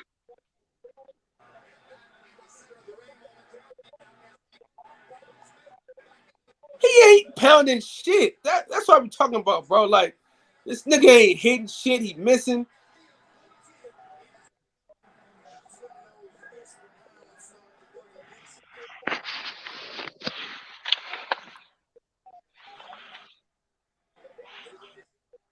He missed all them joints. He missed all of them, and he spit out on him. Mm-hmm. Fine. Body shot. Jab to the body. Bang. Jab. Bang. Another lead left. Spend on him. Get the fuck out of here. He should have socked him right there. He should have punched him out right there. And he wanted Mayweather by his Oh, he gonna elbow. warn No, Mayweather. no. Oh, Yeah, fucking been Nick doing all Dracula. type dirty shit. Yeah, Yeah. Nick Man, you Dracula. ain't I got to remember be his Man, fucking ass. kid. man, I put a couple of them on that belt line. Now you want to warn me by Mm-hmm. the elbow, man. Come on, dog. Mm-hmm. This motherfucker crazy. Good Another jab jab. by Floyd. Motherfucker not even doing shit, man. They better not get his round of Castillo weak ass, man. This motherfucker wasn't shit. See, Castillo still trying to make him fight. No, Yeah. I'm still on the outside and whoop your ass. Mm-hmm. This shit don't make no sense, man. Look at Yo, this shit. What are they talking Yeah, Now about, he see, that man? missed. didn't land. Floyd made him miss. the funny Floyd part, made him I miss. got Sent Castillo by somebody the elbow. Bro, elbow. this thing, he getting rabbit punched the whole shit.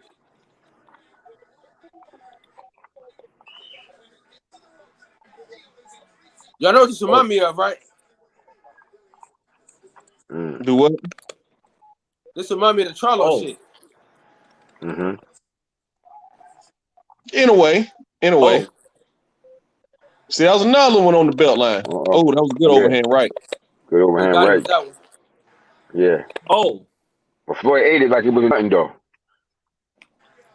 He ate Yeah, it I though. see. That's what I don't think he gets Dude, the enough rap credit is for that terrible. too. Yeah. I don't think he get Floyd enough ate it like credit it for was that too. nothing. Floyd had a beard on him, man. Yeah, he ate that like it was Hey, nothing, what man. I was telling you though, now they gonna get that man that round after he done got his ass whipped the whole round. And he won the last 15 seconds. Get the fuck out of my face with this shit. That's what I be Yeah, trying to tell niggas, bro. It's a Mm-hmm. whole fucking round, dude. yeah. Honestly, So he really didn't win I that I 15 got seconds. Castillo winning that round Mm-hmm. Yeah. Okay. because if you like tune in right now, like Floyd missing a lot of those punches in that round, and the cleanup punches was coming from Castillo. Like it is an Mm-hmm. ugly fight, but like look, they showing the replays. Look, boom, go over rank. Overhand, Ooh, boom. good He one. ate Good overhand. He landed a overhand. lot Yeah, of that was a clean good punches shot. that round. That Floyd ate it though, like he ain't waver. Castillo could punch, and mind you, Castillo had welterweight up in there. you see, they gave him that round as well. You know what I'm saying? How the hell they let that dude go up 2 weight classes like that, bro? That's why I like the IBF. They don't let niggas just go fucking crazy. Nah, but they still it took them years they still to really get that together with that. Once they changed to that Ooh, weigh-in the good day check, left. before the fight, that day before the fight stuff, they still was trying to get that right. Everybody wasn't set on how to do that yet.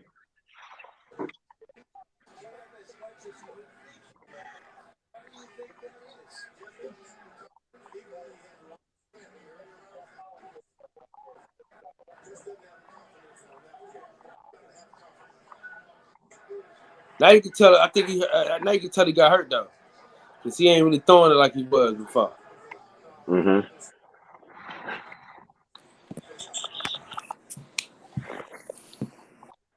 You know, Merv said he got a 6-1. I got it 5-2. 2, 4, 5. Yeah. That last round was a swing round though. I ain't gonna even lie to y'all. I got it 5-2 as well. Yeah. Oh, good body shot. Good, another good body shot. That's low, man. Hey, this referee is fucking awful though. I ain't gonna even lie. Again, Vic Dracula. I remember his ass.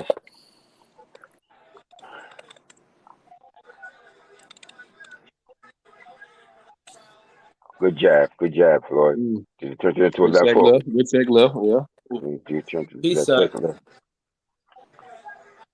Time up. Good. Yeah, there you go. Break that rhythm up. Straight right hand. That's what Spin. Charlo Straight should have been right. doing. I Straight didn't right. spin him. I didn't And spin that's him. what Charlo should have done. Straight right. Spin out. And then he spinned out He on him. does it every time. Watch when they clinch. Watch the first punch Got out Floyd of do every time they clinch. Jab. It's always a straight right. Jab. Double jab. Stepping him. Shit. He defensed all that. He showed the roll to slip and then caught the shot under and then stepped out. But he went to a double jab Check up left. top. Bang, bang. Ooh, wait. Spinned out, went to the body.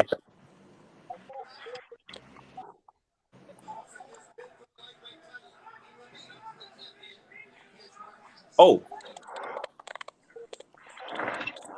Wow. Come on, man. Come on. Dude, this rep is fucking terrible. Mm-hmm. Okay, there you go. Thank you. This Mm-hmm. motherfucker terrible.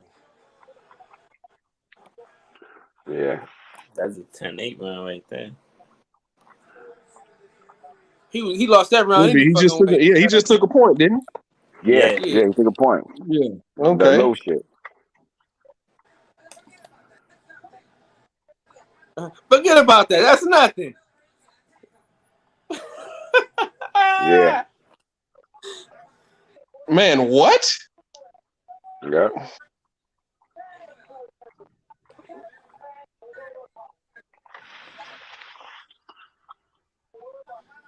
Yeah, but the reason why his corner was telling him that, oh, forget about that, that's nothing. But they thought he was going to break Floyd down and get Floyd out of there. They thought he was going to fold. You know, they thought Floyd was weak. You know, they thought he a young fighter. He ain't really fought. He hadn't fought no stiff competition like him yet. They thought he was going to fold. That's right. Oh, don't worry about that. That point don't mean nothing. Just keep doing what you're doing. Eventually, he going to break.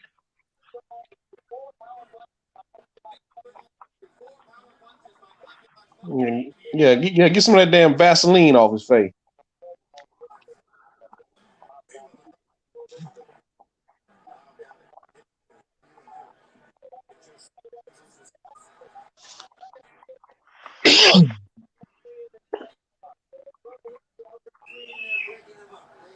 Good lead left. That's that Roy Jones special right there. Yeah, check hook. Yeah. Yeah. Hey, That Roy hey, Jones this nigga special. talking about, hey, listen. What's up, Al? Hey, this is why you break him up. This nigga throwing low, head button and all the shit. Talking about why he breaking it up. Shut the fuck up, dude. These motherfuckers retarded, bro. You know what I'm saying? Head button nigga the whole shit. So why did he break him up? Hey, Kyle, how you scoring the fight so far? This is an ass whooping, man. Listen, listen, because we got a special guest out here tonight. You're in the ninth He gave round, him right? 2 rounds. So Yeah, I'm we're in gonna the give him ninth 2 round. rounds. I'm at a minute 53 in ninth round. Yeah, man, that's where I'm at. I'm at a minute 50, 49 now. Hey, Dre Boog, we watching the Castillo Mayweather the first fight.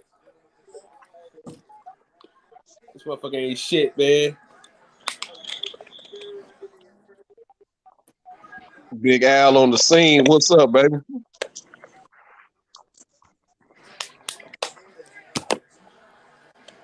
Missed it.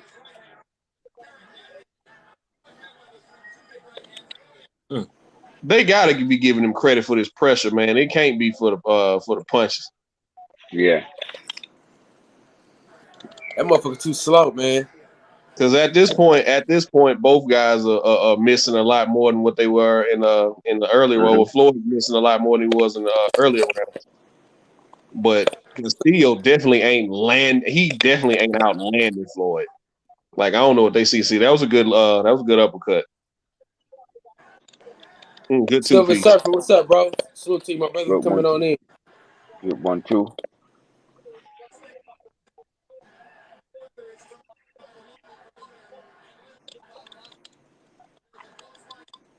Ooh, that sidestep. That sidestep Man, is you weak. don't get the fuck out of here. Do you hear this shit that they're talking about? Yeah, Man, it was the worst. These motherfuckers are crazy, bro. No wonder he went to Showtime with a dog ass.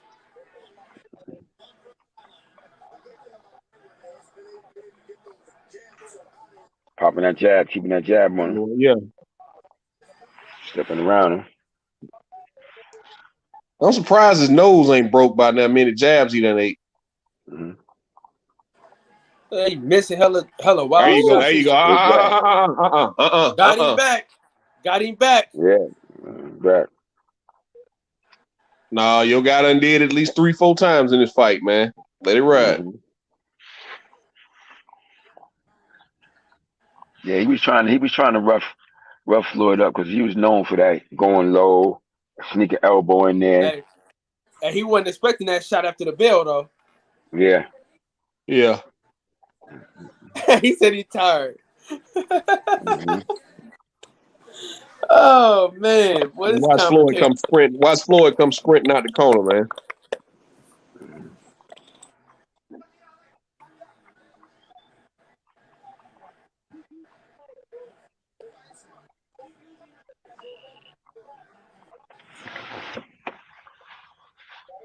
Boom! See that? Oh, look at that! He caught. He caught Floyd too, though.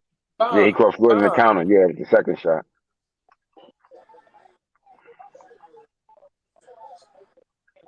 Dude, he throwing low and all the shit, man. Piece of dog shit.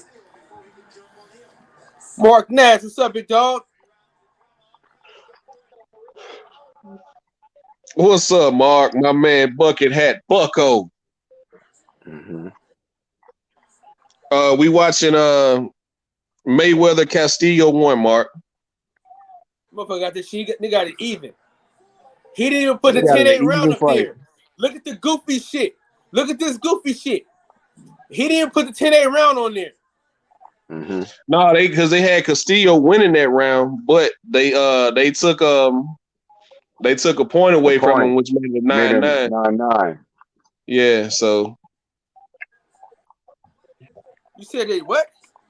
Yeah, they had Castillo winning that round. They had Castillo winning that round, but they took a point from him.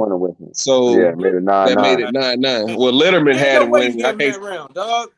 Huh? Yeah, ain't no man. way he did Castillo that round that he got that low blow in. That point taken away.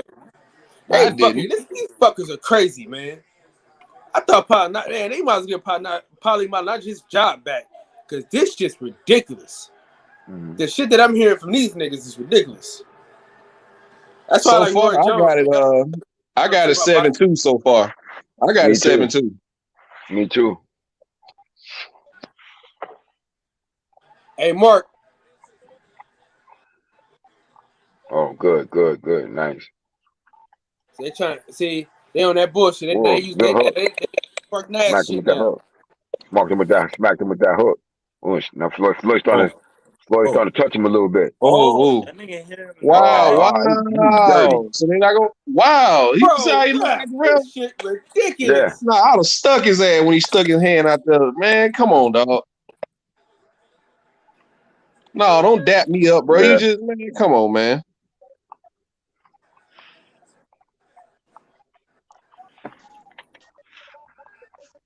Man, Britt, I don't know what fight you watching, cuz, but that ain't it.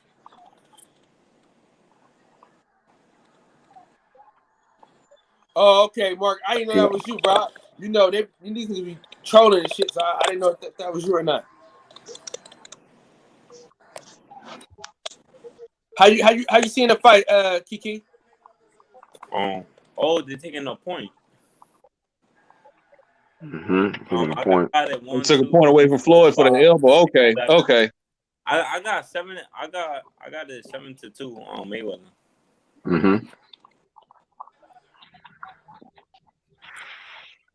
So this Yeah. Well, see, now that's gonna be an even round because they took a point away from Floyd. So now I got it. Harold Letterman was a fucking joke. I mean, I hate to speak ill I of got the dead, 7-3 now. but he was a fucking joke. Let's say God bless the dead, man. Man, I hate to speak ill of the dead, but that nigga was a fucking joke. You know what I mean?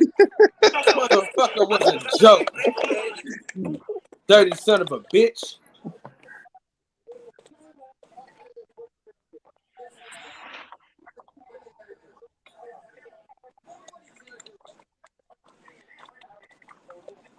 Yeah, that hit him behind the Look back. at that. Oh man, come on, man. Come on. They didn't take a point for that. Right, gonna punch him in his kidney. Right. Kidney punch is an illegal punch in boxing.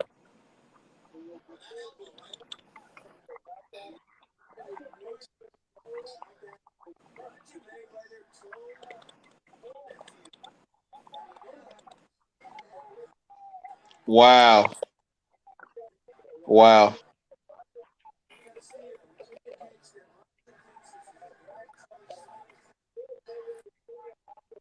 Oh, he's going low Like, come again. on, Shit. man. Like, He's going low. Bro, this referee is fucking terrible. see, when you see stuff like this is what make people say refs be on the tape, man.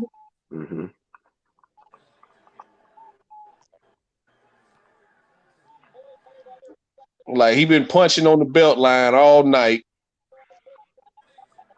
grabbing him, been rabbit punching him, kidney punching him all night. But you take a point away from Floyd for a leg elbow, man. Come on, man.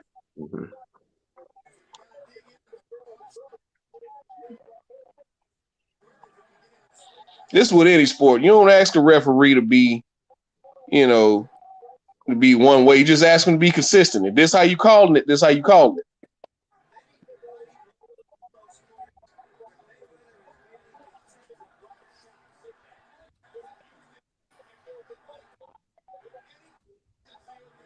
Floyd went back Yo, what's poppin', my G? It's me. He went low on him. My man, what's going on, Mark? How you feeling, man? Mark? Yeah. What's Keep up, me in the Mark? background real quick till I get the round called up. What round y'all on and what time y'all at? We at It's 120 11th of the round, 11th round. You might as well kick your feet up and just take this one on the chin. Pause, but go ahead. Bro, doing this pause shit. Nah, I can't even be doing that no is more an after old this school troll fight. shit, my G. I feel you, Man, though. I this feel shit- you. Yeah, fuck Hey, them niggas, this shit yo. fucking crazy, man. I'm telling you. What round That y'all was on, nice, though? bro. Y'all on round 11? Yeah, Yeah. 11. The last minute, the last countdown, the last minute. All right, 55 seconds in the 11th round. 55 All seconds. right, 55 seconds. cool. I'll pull up on 12.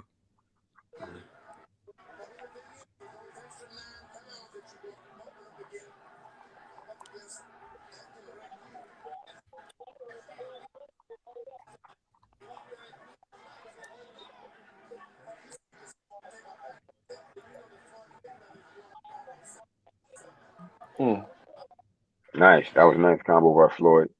Yeah. Couple nice uppercuts by Castillo.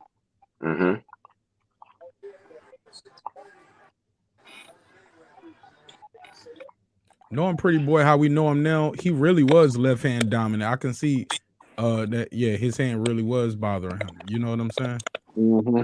And he still beat the shit out that man. Come on, knowing what we know now, he beating him with one hand. With jabs, left hooks, he'll just tap him or touch him with the right.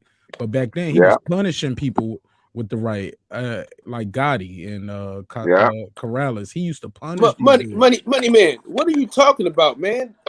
The nigga got low blow like 20 times in this fight, man. Absolutely. Come on, man. And that was probably before round 7.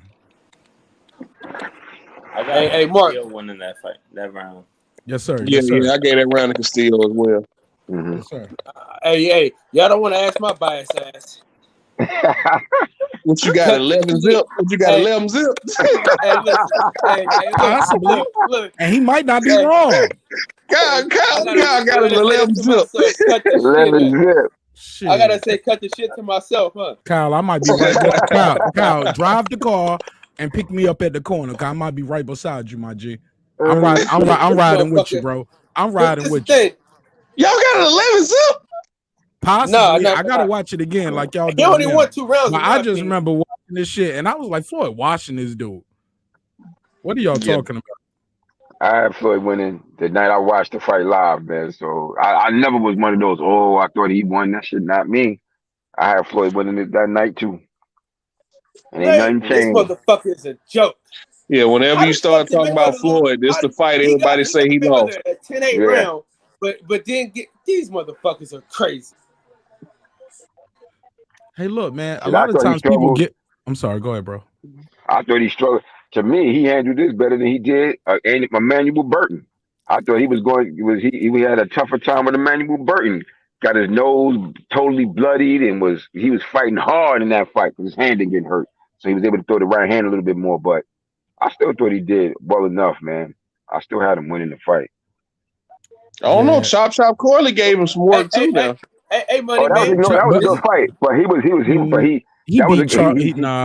sorry. He was beating Chop up, and there was a lot of times where Chop was getting dropped. And the ref won't even count. I think Floyd might have dropped him twice before the ref finally counted it, like the third time. You get what I'm saying? Even that helps the fighter mentally because he was like, they ain't even count that, so I ain't down 10-8. Yeah. But if Floyd would have dropped him that third time, or you know what I'm saying, he was like, damn, I already been down 10-8. This another 10-8. That breaks a fighter's will, and Floyd probably could have stopped him a little early. Hey, Britt, you go watch that shit. You know what I mean? You know, wait, listen, man. It's my the nigga hitting the ropes. He hitting the ropes. He missing. And it's round 12. Yeah. I'm gonna tell me to go somewhere else and watch the fight, motherfucker. I'm watching the fight for my goddamn self. I don't need nobody else tell me what the fuck to watch. Fuck out of here, man. Oh God. Come back, Kyle. Come back. Don't blank out. Nah, they like that shit. Don't stop them. They like that shit. Go on, don't blank out, man. Don't blank out on the grill. Smoke his boots. No, Mark, you know Kyle will blank out, man. Fuck that. Smoke his boots, Kyle. I'm instigating. Shit.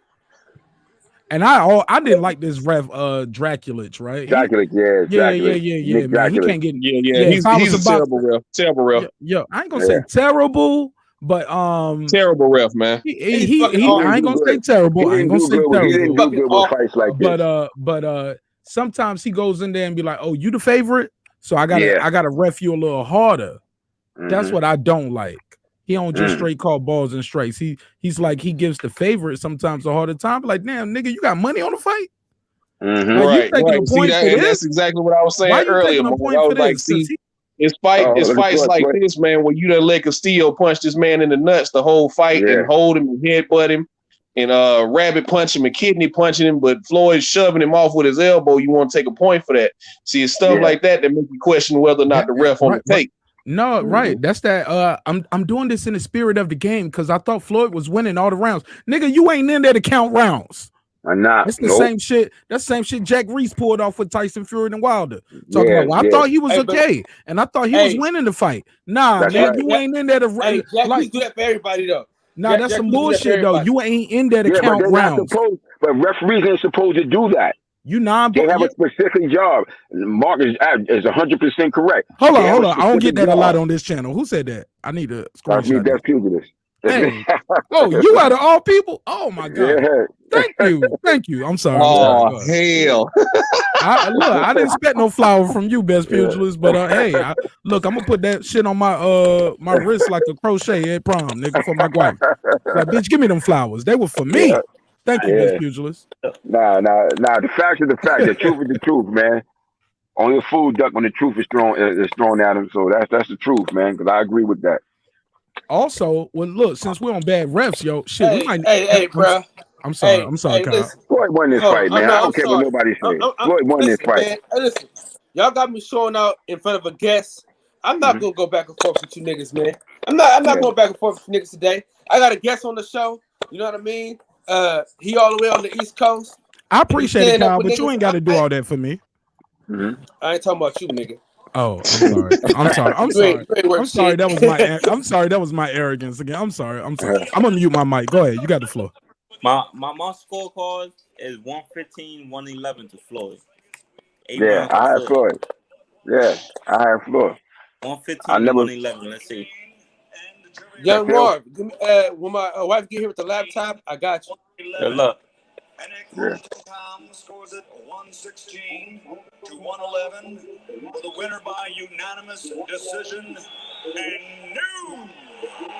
Goddamn right. Like he I beat that. hit He right beat now. that man. Yeah, he beat him. He beat that boy.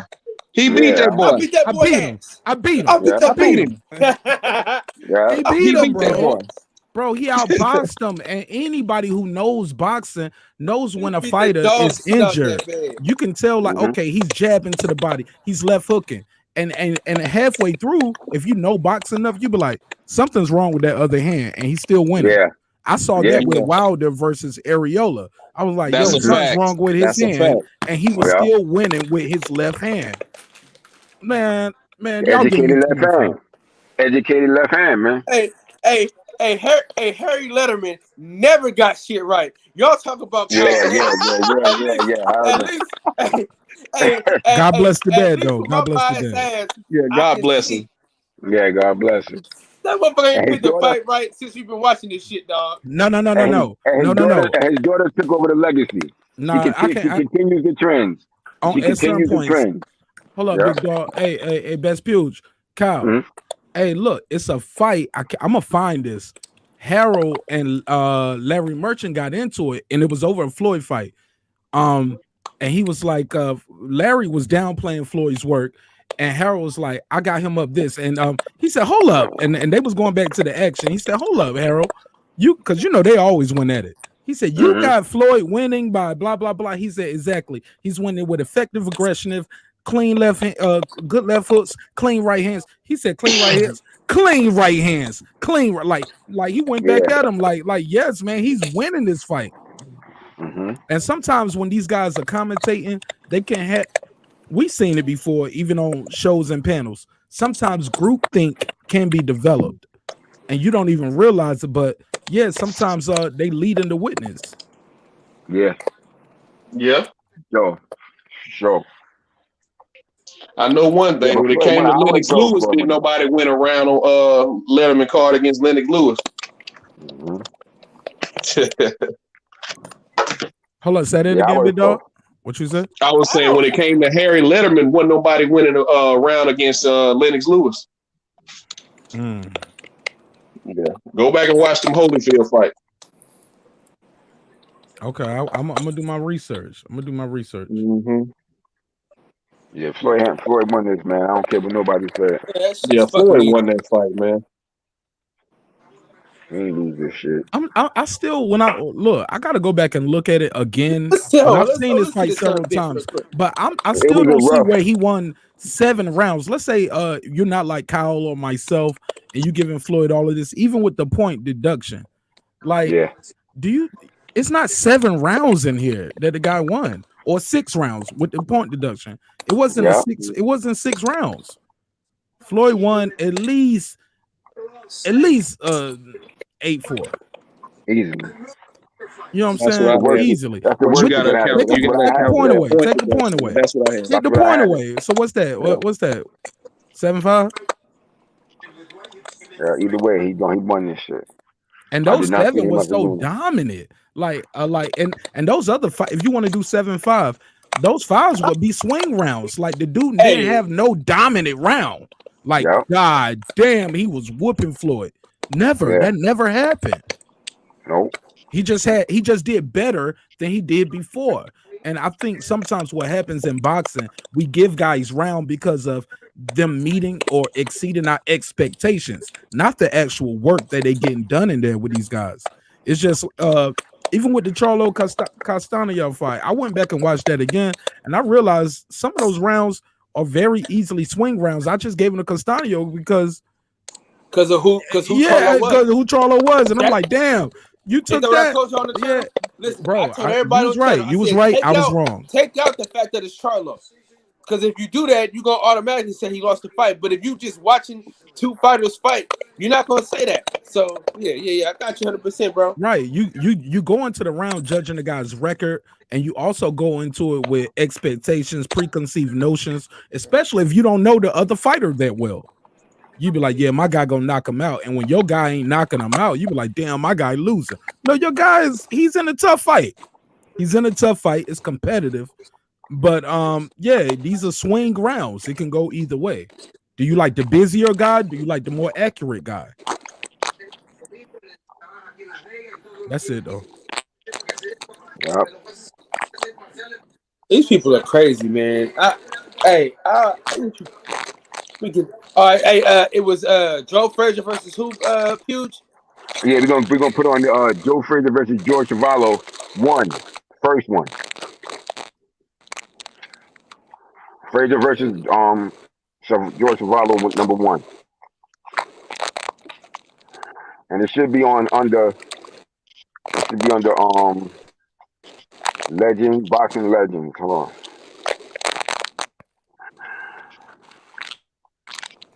Your microphone sound like you eating potato chips, nigga. Who the hell is that?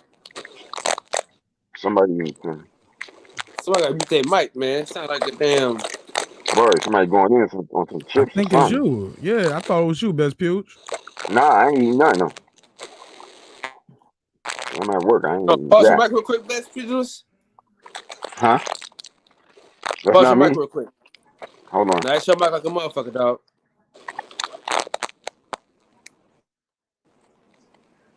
Now, Frazier, what's Cuz's name that he fought? George Chuvalo. Now that wasn't me. That noise was still going. DJ. Mute But his I say mic, Kyle. I've been Yeah, on mute the whole Kyle, time. So just go through and mute everybody mic till it's just you and homie. All right, hold on. George Chuvalo. 1.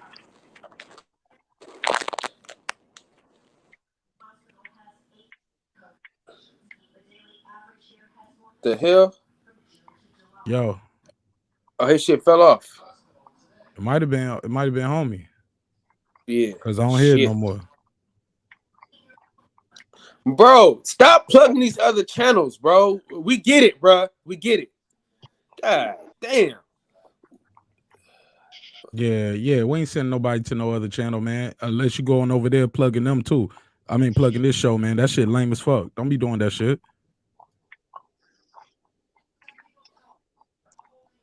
Man, Mexican supremacists. What's up, big dog? Money Yeah, man watch with it. the smoke Now when in you here go to tonight. it, So it should be the Boxing Legends. 23K views 1 year ago. That one right there. 11 It's minutes. Boxing Legends. 11 Yeah, minutes, 34 yeah, seconds. 11 minutes 34 seconds. That one right there. All right. all right, hold on. Let me pull it up. Yeah, How go you to spell that his one. name? You got Joe Frazier and George Chuvalo. George and Chuvalo is Chuvalo.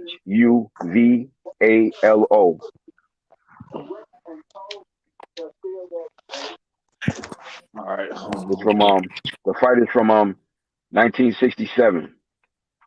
Frazier. This is George Chuvalo.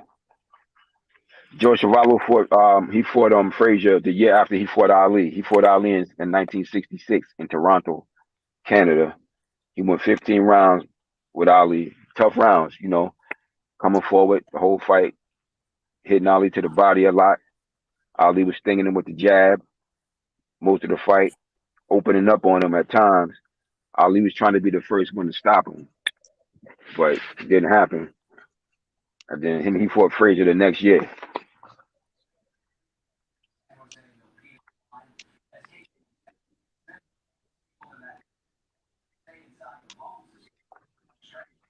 Yeah, it should be Boxing Legends. It's 11 minutes and 34 seconds.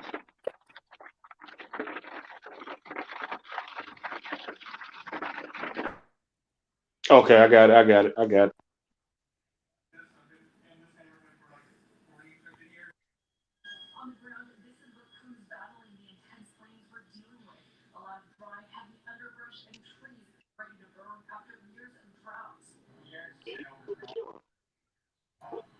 I got it too. Kyle, do you need to hit play then hit pause to get rid of your commercials? Hold on real quick. I'm trying to get I'm trying to check to see where the homie at real quick. For sure.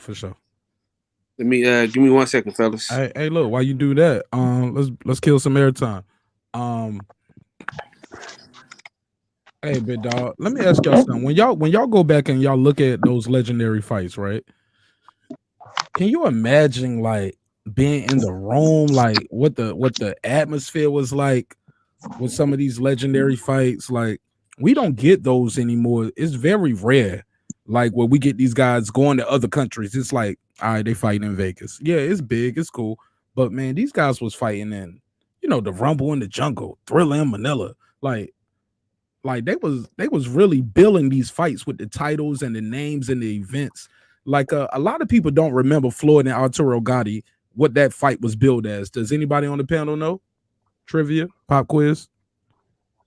Hold on. I don't remember what it was billed as. Yeah, I just don't remember Google it. seeing Don't Google Peter. it. Don't Google Best Puge. Don't Google No, it was I don't real gotta quick, Google real it. quick. 5, 4, It was 3, 2, was it 1. Thunder and Lightning. Thunder and Lightning. You're right. You're absolutely right. I remember it, Yep. man. Thunder and Yeah, Lightning. you're They absolutely built right. it as Yeah. now because You're Arturo absolutely right. but Floyd wasn't the lightning. Thunder You know what I'm Goddess. saying? Thunder Huh? Gotti, you're right. Yeah, you're Yeah. right, because on Arturo they called Thunder, that was his fight name, Thunder Gotti. Yeah. They And built Floyd this was as lightning. Thunder and Lightning because Floyd was lightning fast. Yeah.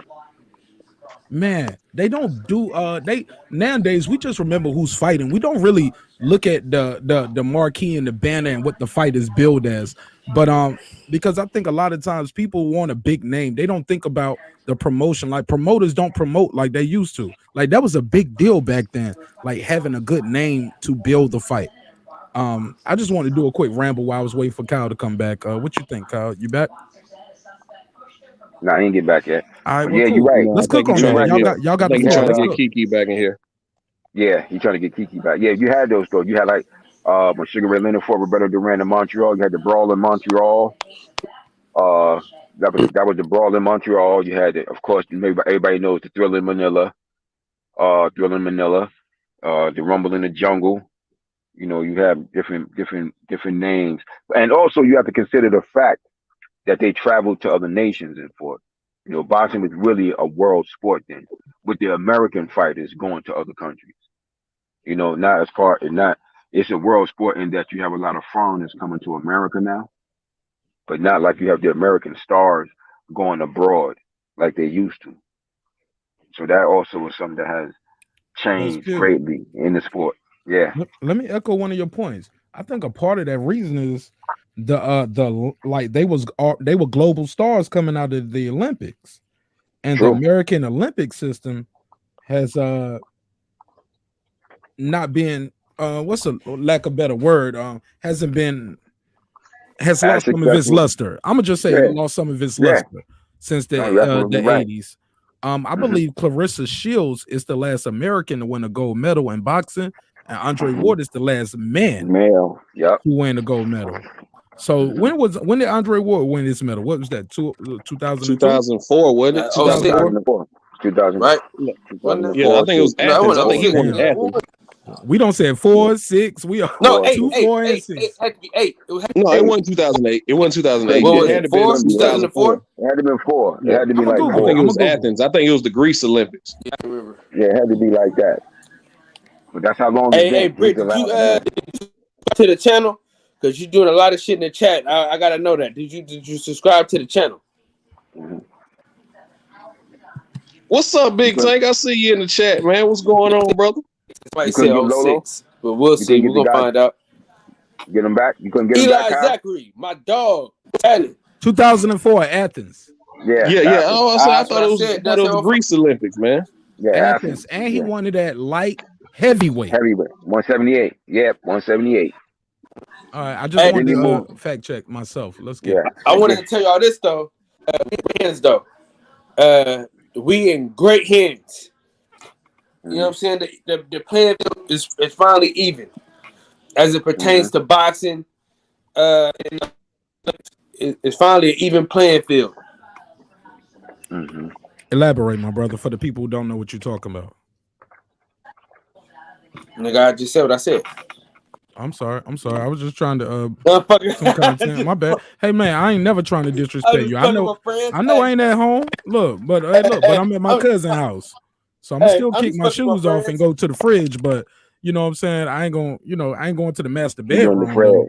Yeah, I ain't going to, No, cause you know, for a long time, no pros could do the Olympics, right? Mm-hmm. And you know, most pros go straight to the they bypass the Olympics, go straight pro to get that money, right? right. So oftentimes, the kids, they're fighting people that are like 25 years old and they're like, 20 and 18, you know what I'm saying? So the age gap, so that's why there hasn't been a lot of gold medalists like that. You know what I'm saying? Because a lot of people paper and I'm out. You dig what I'm saying? So now with the people going pro and these dudes got some experience now. And they just sweeping the floor with these people now. Shout out to boy Troy. Shout out to the our Olympian, Troy Isaac. If y'all haven't seen that interview, check it out. The dude he fought was 35 years old, bro. 35 years old. The dude he fought was 35 years old. That's fucking insane. And that's y'all want part of me to why. y'all want to say that pros can't fight in the Olympics, but you got these grown ass men. Loma was Yeah, a grown ass man. you look at guys like Yeah, Lomachenko, for example, who yeah, stayed fighting kids. amateur until he was Like 25, was a fucking 26. kid, bro. Like a kid. Hey, Loma only been fighting pro right now for what, the last 4 or 5 years, Mm-hmm. and shit, he came out the Olympics at like 26 years old. Yeah. A lot of them Eastern European And fighters that's do why I that, don't believe in man. his But ministry. Yeah. Anybody that's been hella like that, do that shit, I can't believe in their ministry. that's why Anthony Joshua Porter and don't want that. He don't want that Crawford smoke, that's why man. Anthony Joshua He's and gonna what's his name he'll didn't get get his along with ass Dillian beat. White. All right, so I queued up. All right, everybody queued up.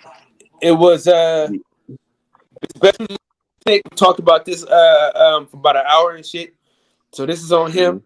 You know what I'm saying? I gotta give him his respect. Hey, Lynn Ray, where you at, Lynn Ray? Cause I gotta hold on. I gotta Hey, what fight we watching? We're gonna watch go Smoking ahead, Joe Pew. Frazier Tell him versus George what's Chuvalo. because I don't even know how to say cousin Smoking name. Joe Frazier versus George Chuvalo won their first fight Okay, from 1967. And I It's put it like in the private chat for you, bro. yeah, 1967. Salute. And that's the And same version that we all watching okay, right cool. there. Legend. Boxing Legends. Yeah, Yes, sir. boxing legends. That's one I got Lynn queued up. Ray, salute to you, my brother. Yeah, Always supporting yeah, the Cash App. Boxing And Legends. if y'all want to be like Glenn Ray and support the Cash App and get all you gotta do is donate to the channel, help the channel to keep growing, help the StreamYard. You know what I'm saying? So shout out to my boy Lynn Ray, always supporting the channel. 100% respect this grind, man. Appreciate you, dog. Hey, Britt. You know, I really don't like to talk people's resume because you can poke holes in everybody's resume. But to say that AJ has the best resume in the heavyweight All right, division all is right. just not Everybody ready? completely true. Yeah, you But bugging. yeah, we ready. We ready. You gonna start the All right, you want the countdown or we just countdown? gonna Dog go? came Start the back. countdown. All right, Here we go. you ready? All right, you back? All right, let them get set up. Wait, what's happening now? Yeah, let them get set up. Oh shit. Can you hear me? Yeah, I don't know what's Yeah, what the we hell I going. just did to this. Yeah, we doing Joe Frazier versus George Chuvalo won the first fight. Chris, you hear me? Let me get my laptop on. All right. Okay. Yep. We wait on you. We wait on you. Yeah. And I dropped it in the private chat for you, bro. So it'll be I know when you beam back in, you don't see the previous private chat. So it's in there now for you, who just the brother who just beamed back in. All right, cool. Yes, sir. That's our special judge for the night. Since my scorecard is so terrible in y'all eyes, which y'all know I don't give a fuck. And I hit it right on for the first one on 115, 111. Mm-hmm. I had it a little wider. You know, I only gave Castillo 2 rounds. You know, the thing is, I like to take away shit. If you fighting dirty because you can't fight boxing, I try not to even give you that round. Shit. You know? You what you said about fighting dirty?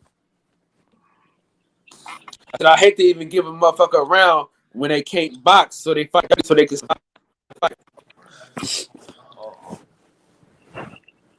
I mean, as a fighter, you got to do what you got to do in there. Like because speaking from experience, like you got to do to whatever you got to do to win. And if it is making it into a dog fight, that's where you got to make it. Because sometimes you gonna come across that boxer that's faster than you, and you just can't get off and sharper. You got to make it into a dog fight and get him out of his game. True. And Hey, like that was still I'm not honesty, just bro. gonna like me personally like he did what he had to do to make the fight come alive because if it was me, I'm not going to stay there trying to box and I know I'm getting my ass beat. I'm gonna make it ugly. I'm gonna make it rough. I'm gonna make your job a lot harder. Can I ask you a question? Yeah. So you're okay with the low blows?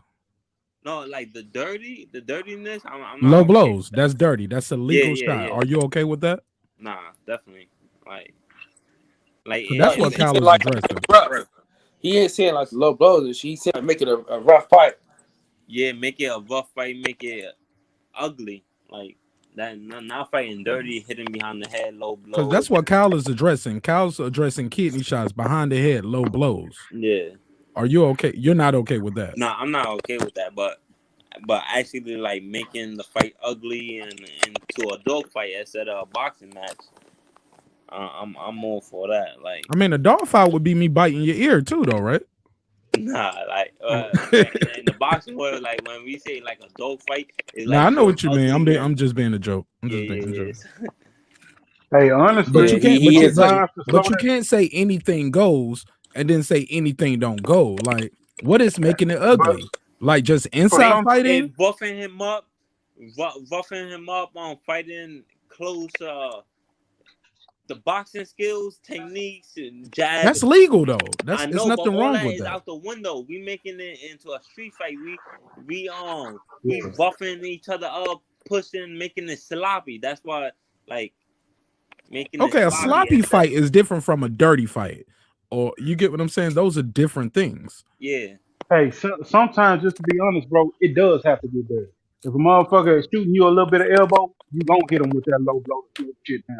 If a Of course, motherfucker getting off on you too but fast and you can get that shit, it does get dirty. That's just what it gotta yeah, be. As a person that been around fighters, they'll tell you they gotta slow that shit down sometime and make the This ref Eli, right? hold that shit up for a second. Yeah, that's Eli. Hey, They gotta Eli, slow that shit down for a second. let me ask you Mm-hmm. this. So are you of the mindset that it's legal if the ref doesn't call it? If the ref don't see it, it's green. Let's go. Okay. Because that's fighting. Period. That's Okay. the I'm boxing okay. game. Okay. Finish. I just want to hear your take on That's it. why you hear. Eli, be That's why you hear careful. me. Be careful of the rabbit hole that you about to No, go no, no. into with I'm going to go Jamal ahead and do Cash. it right. That's There's no why I right. said. We're gonna That's watch the why fight. I was I'm one gonna of the ones. digress. Remember, I was one of the ones that said that even though Wilder got cheated in those shots, he has to adjust to that and slow that shit down. He got to make the referee stop and look at that shit. So punch him in his Mm-hmm. motherfucking nuts and slow it down. When Sean Porter was giving Errol a little bit of elbow and a little bit of head rub and head butts and shit, punch him in his motherfucking nuts and make the referee check that shit. You got to do that type of shit sometimes because everything the referee don't see and fighters are getting paid. It's prize fighting. They trying to get that prize by all means. Now all that hitting behind the head, that's an untold rule between fighters. You don't try to kill a motherfucker like that with that type of dirty shit. But low blows and hitting on the hip and getting a little elbow behind that shit happens, bro. Hmm. Okay. All right. What's Fair up? enough. Fair enough. No All right, rabbit hole. everybody set up? Everybody I'm. queued up? Let's get Nah, it. Yeah, I'm my queued up. laptop is dead right now. Oh Yeah, we no. all Oh, queued up, ready to go. Okay. his is dead. I mean, y'all could start up. I'll catch up because my shit. Oh, matter of fact, it did turn on. Okay. All right, good. For Let sure. him get set up. It's only Yeah, 'cause 11 it's a minutes. short fight. This fight is a short fight. Um, It's a 4 round shit happen. fight. It'll be So over with. mhm. But yo, this is this is good shit, man. Oh shit, Mark Nash. Shout out to my dog, Christian, Kiki. He got a fight this week in Atlanta, man. You gotta stop by and support that man. Oh yeah, that's right. You didn't. I don't think Mark knew. Yeah, he's a fight. He's supposed to be fighting down in Can Atlanta. y'all hear me? Yeah, I hear you. Yeah. I hear you. Yes, sir. We hear you, bro. Yo, he fighting Yeah, this weekend? yeah, he fighting in Atlanta. Yep, in Atlanta. The brother on the panel right now, right? Yeah. Yes, sir. Yes, Oh, sir. dope, Yes, dope. sir. Where you fighting at, bro? Where you fighting? In Atlanta. No, I'm saying, well, what's the play? What's the venue? Or the venue. Let me check it out.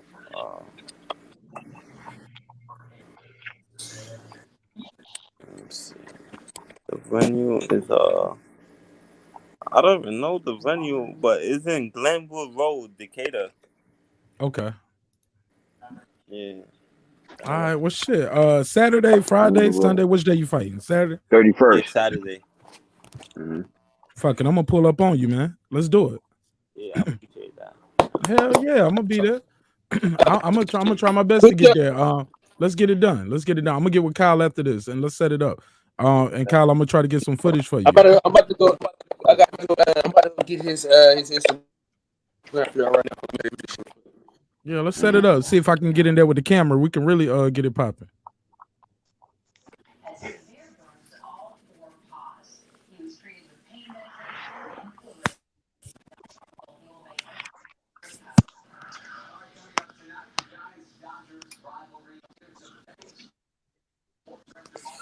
Hey, Mark Nash, can you hear me?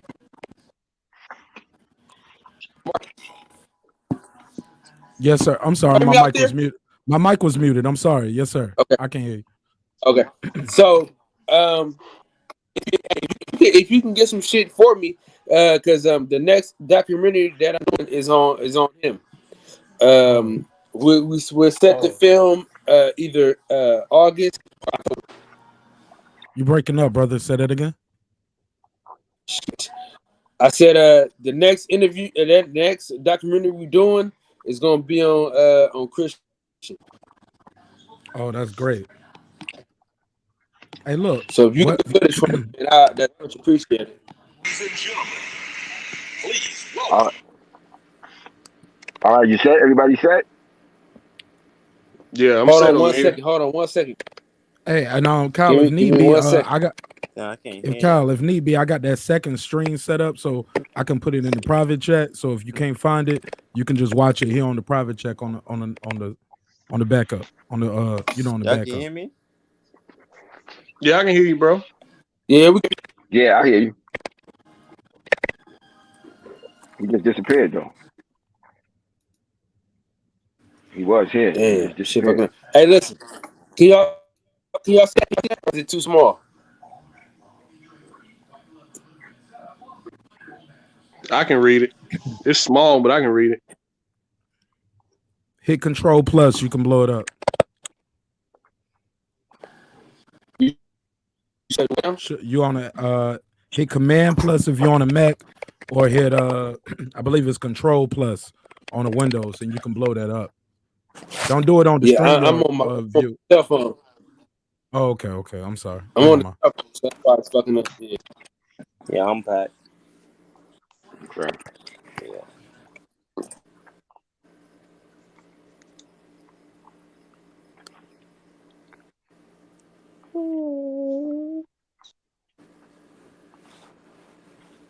All right, Kyle. So on the private chat, if anybody having trouble finding it or can't keep up with it, I put it in the private chat how we do the wire, so you can follow along all on one stream. Hey, and this the boxing legend stream that Yes, stream that's sir. like Yes, sir. 11:30. It's like 11:34 or something like that. Yes, sir. It's the one you told us. 11:34. Yes, Yeah, sir. 11:34. Yeah, that's it. Yes, sir. Hey, All right, listen. everybody queued up. I'm queued up. Listen. Hey, Kiki should have at least 517 new subscribers. Followers on Instagram. Yeah, I just Everybody, screenshotted it, so make sure. I'm gonna screenshot it. Yeah, I just screenshotted it, so I'm gonna go to it when I'm done with this. I appreciate that. Yeah, because listen, the documentary we about to shoot in New York City, boss. Mm-hmm. Because I learned a lot from the documentary that I just did with my homeboy Josh. I learned a lot from it. So I'm excited to get back into the game. So I'm ready though. So without further ado, I'm gonna put the timer on, and we're gonna get into Christopher, right? Christian. Yeah, Chris. Be muted. Okay. All right, that's me. Yeah. Bring Okay. y'all boys to the ghetto. All right, let's do it. Sure. Kiki, you already you queued up already? Yeah, I'm ready for y'all. All right, we're gonna do the countdown. I'm about to put 30-second. I'm about to put 30-second countdown, John, and we're gonna get it started. Hey, Mark, you gotta make these, man. One of these little clickers and shit. You gotta make one of these, man. I'll see you the picture. The little clicker. I need you to make me a timer, man. No problem. I got Please, bro. Yeah, no problem, man. You got my DM, man. Hit me on IG, or you got my number too. So just set it up. Tell me how much time you need and what you want, and what you want on the screen. We're gonna make it work. Let's get it. My man.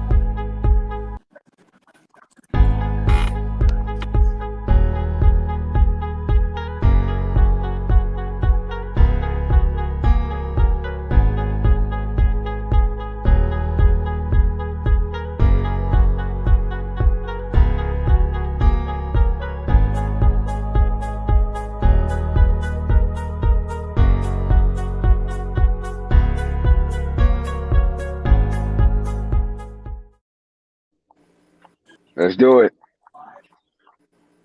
Let's go. All right, let's get it. I started. Boxing Legends presents. Listen. This joint in black and white.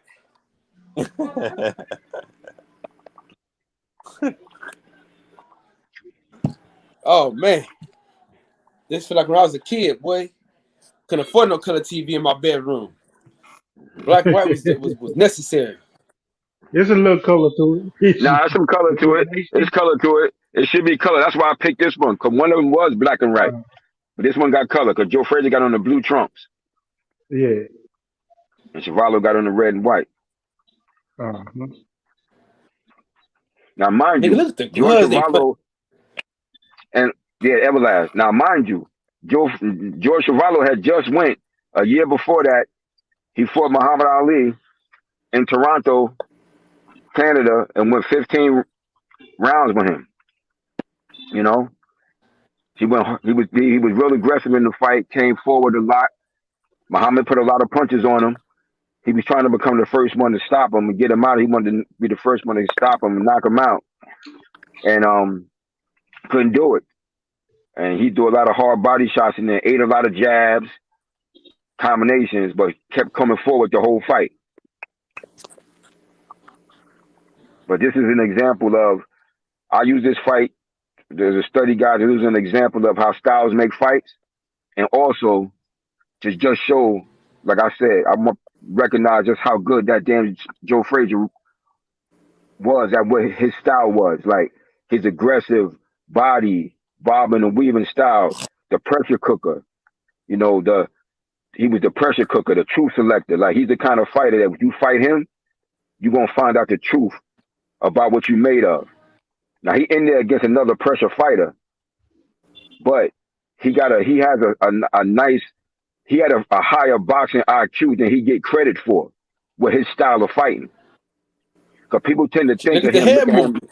Yeah, that's what I'm saying. Like people tend to think of him purely as just a brawler because of the fights he had with Ali. But in his style, he was the best in his style. Best. Look at bobbing and weaving. He getting under. Look how he attacking the body. Look at the placement. Look at the placement of his arms when he close.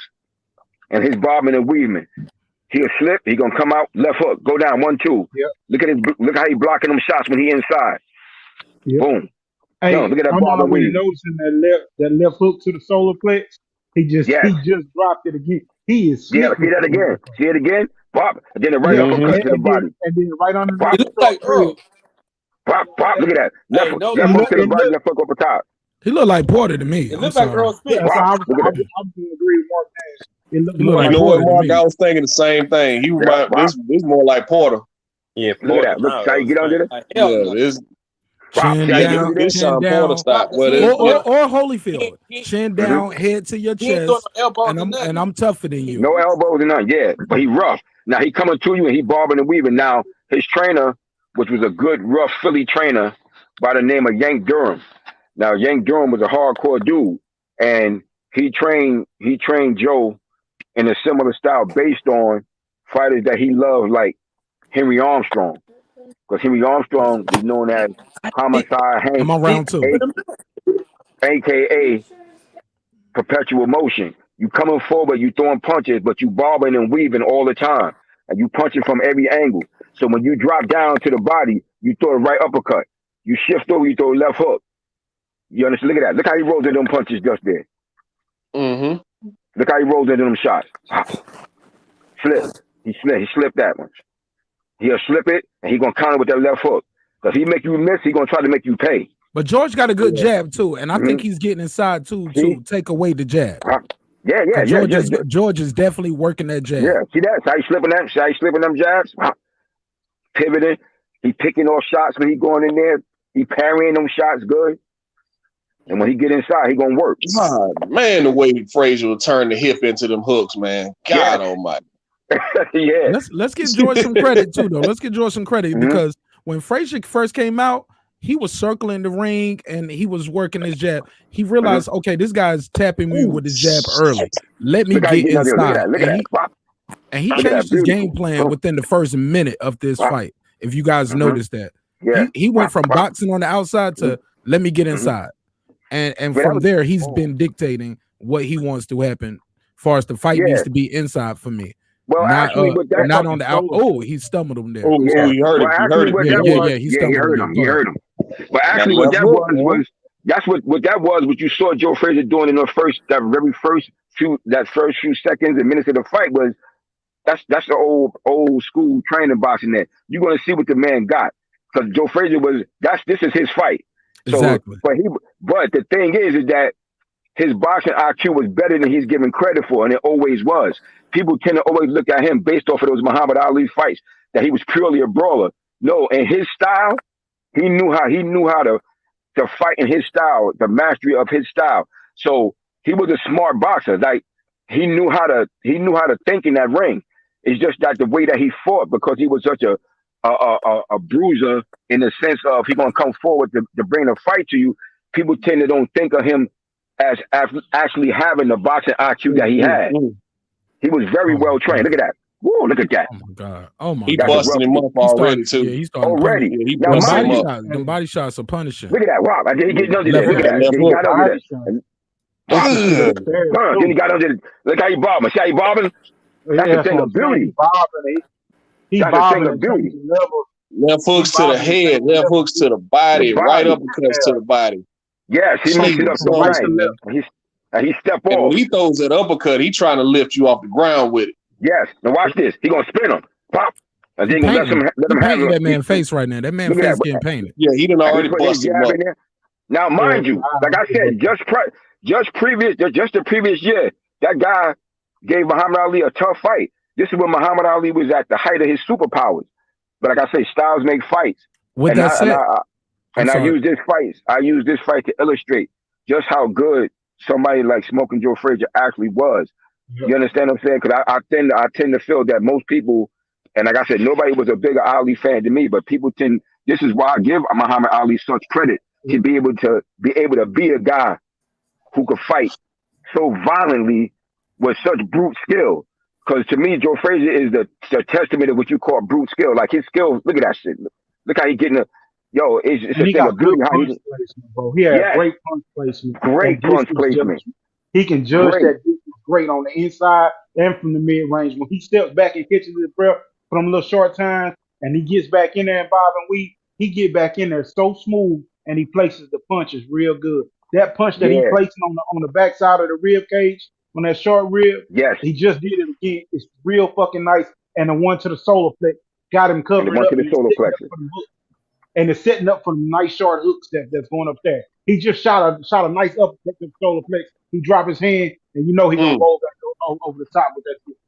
He got him busted up bad. Like I said, Muhammad Ali hit him with Mm-hmm. 1,000 punches, 1,000,000 punches that night, and did not have him busted up like that. He is setting Yeah, it but up, man. was Ali sitting down on his punches like that? Right, Hell there you yeah. go, there Ali you was trying go. to knock him Yeah. out. Yeah, That was but He his was but trying to goal. knock him out. but Ali, but but but yes, even he said it Ali because was always he wanted to be the first one to knock him out. Now Ali hit him a lot. Like when you like, they got some beautiful footage of that fight, like some close ups, and you could see Ali snapping his head back with the jab. Like the cinematography was nice enough you could see it. But yo, like I said, I use this fight to illustrate two things when I use it to study. The one, show you how styles make fights, and also to Mm-hmm. really show just how good Joe Frazier was at his style and what he did. Like he was a master of his style, like getting on that prestigious. inside. Let me echo something you're saying, Hey, but also he ask you a holding question. Hey, look, is it possible that maybe when you say styles make fight, also sometimes I hear when you're dealing with a master boxer, Hmm. Ali, Floyd, Roy Jones, sometimes the guy who can beat them is the guy who just says, "I'm not about to try to outbox you. I'm about to fight you." And Hmm. like, okay, he's taller, he's longer, he's faster. Okay, I need to tuck my head down, and I'm gonna have to take a couple shots, but I'm about to rush him, a la Sean Porter, Frazier. So people think that's the only style we got. I've seen Sean Porter show me different wrinkles, but I never really seen him do what we seeing here. It's similar to Yeah. Frazier, but it's not like Hmm. this. So is Yeah. it it's not as possible that brutal. Frazier was so skilled and smart, just a smart fighter, to realize, hey, I got to brawl Ali. I'm not gonna win the fight, and they're just trying to outbox this guy. I got to go in, head down, tuck my chin in, head to chest, and I just got to try to beat him up. Well, that's his style, right? So he fought His within his orbital style bone was because broken. His orbital bone he was fought. broken. Yeah, yeah. He fought within his style because you got to also remember Muhammad Ali was taller than him. Joe Frazier was a shorter guy, weighed less than him. So he fought in a Yeah, style. Ali had the Oh, better he hurt. He footwork. He Yeah, hurt. was he's done. tall. He Yeah, He's hurt. yeah, done. He yeah. He's hurt. done. Yeah, yeah, He yeah. hurt. Ali was No, taller, this was longer, faster, that was better impressive. footwork. That was impressive. But Got him. within his style, he was the master of his style. Because in fighting like that, like when you have to realize that you have to fight a certain style, you have to be able to do it. Because you can think I need to do this, but are you actually good enough to do it? See, you can think, well, I got it. Because they always tell you, well, you fight a taller guy, you need to get closer to him. But are you skilled enough to get in there? You have to have a skill. You can't just run in there Yeah. without being able to slip a punch, without being able to block a punch, without being able to roll under a punch. That's a real skill that has to be developed. And Joe Frazier was a master of what he did in that regard. His style, like he was very good.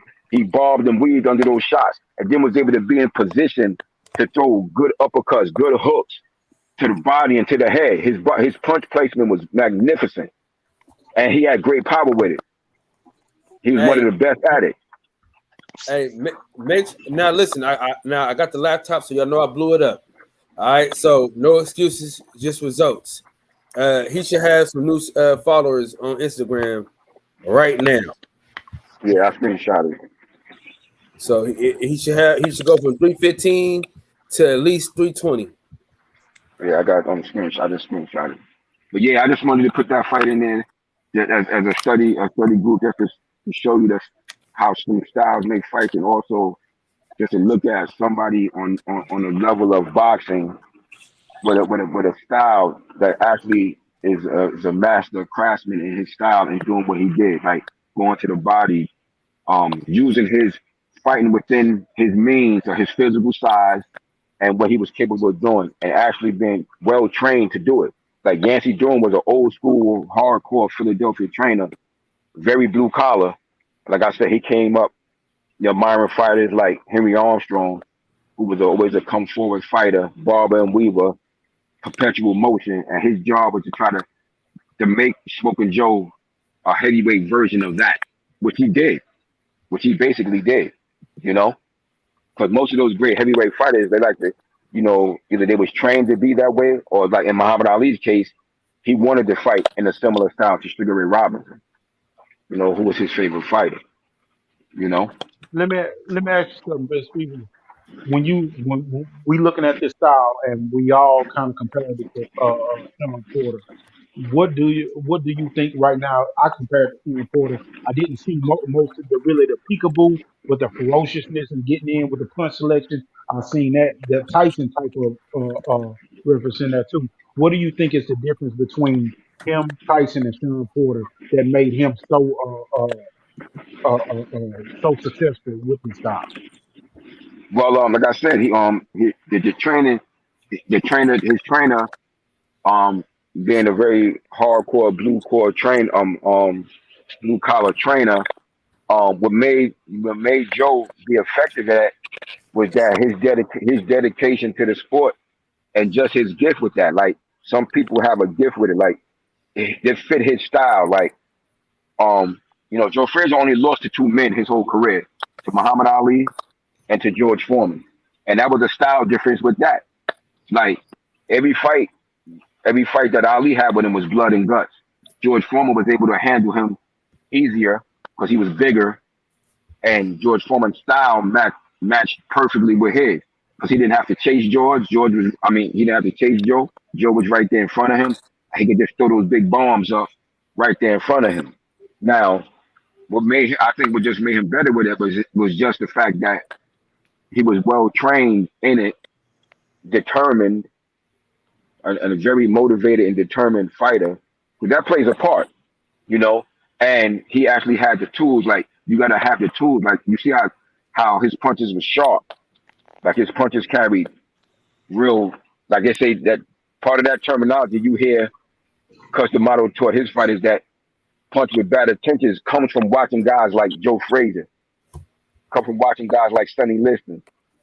You throw those punches with mean intention. So what made him so effective with it was just that he was trained excellently, He and don't seem to smother his work either. and he himself, he was well trained with it, and like I said, he himself was a very determined man, like to do what he wanted to do to be successful. He was driven. He was great. He's a legend. That's why I said, like when me and Santos was talking last night, and we was having a discussion about if he could have competed with the Ali of the '60s. I was like, I still think I'm still going to lean towards the Ali of the '60s to beat him, but not as easily as I hear a lot of people seem to think. It would have been an easy fight.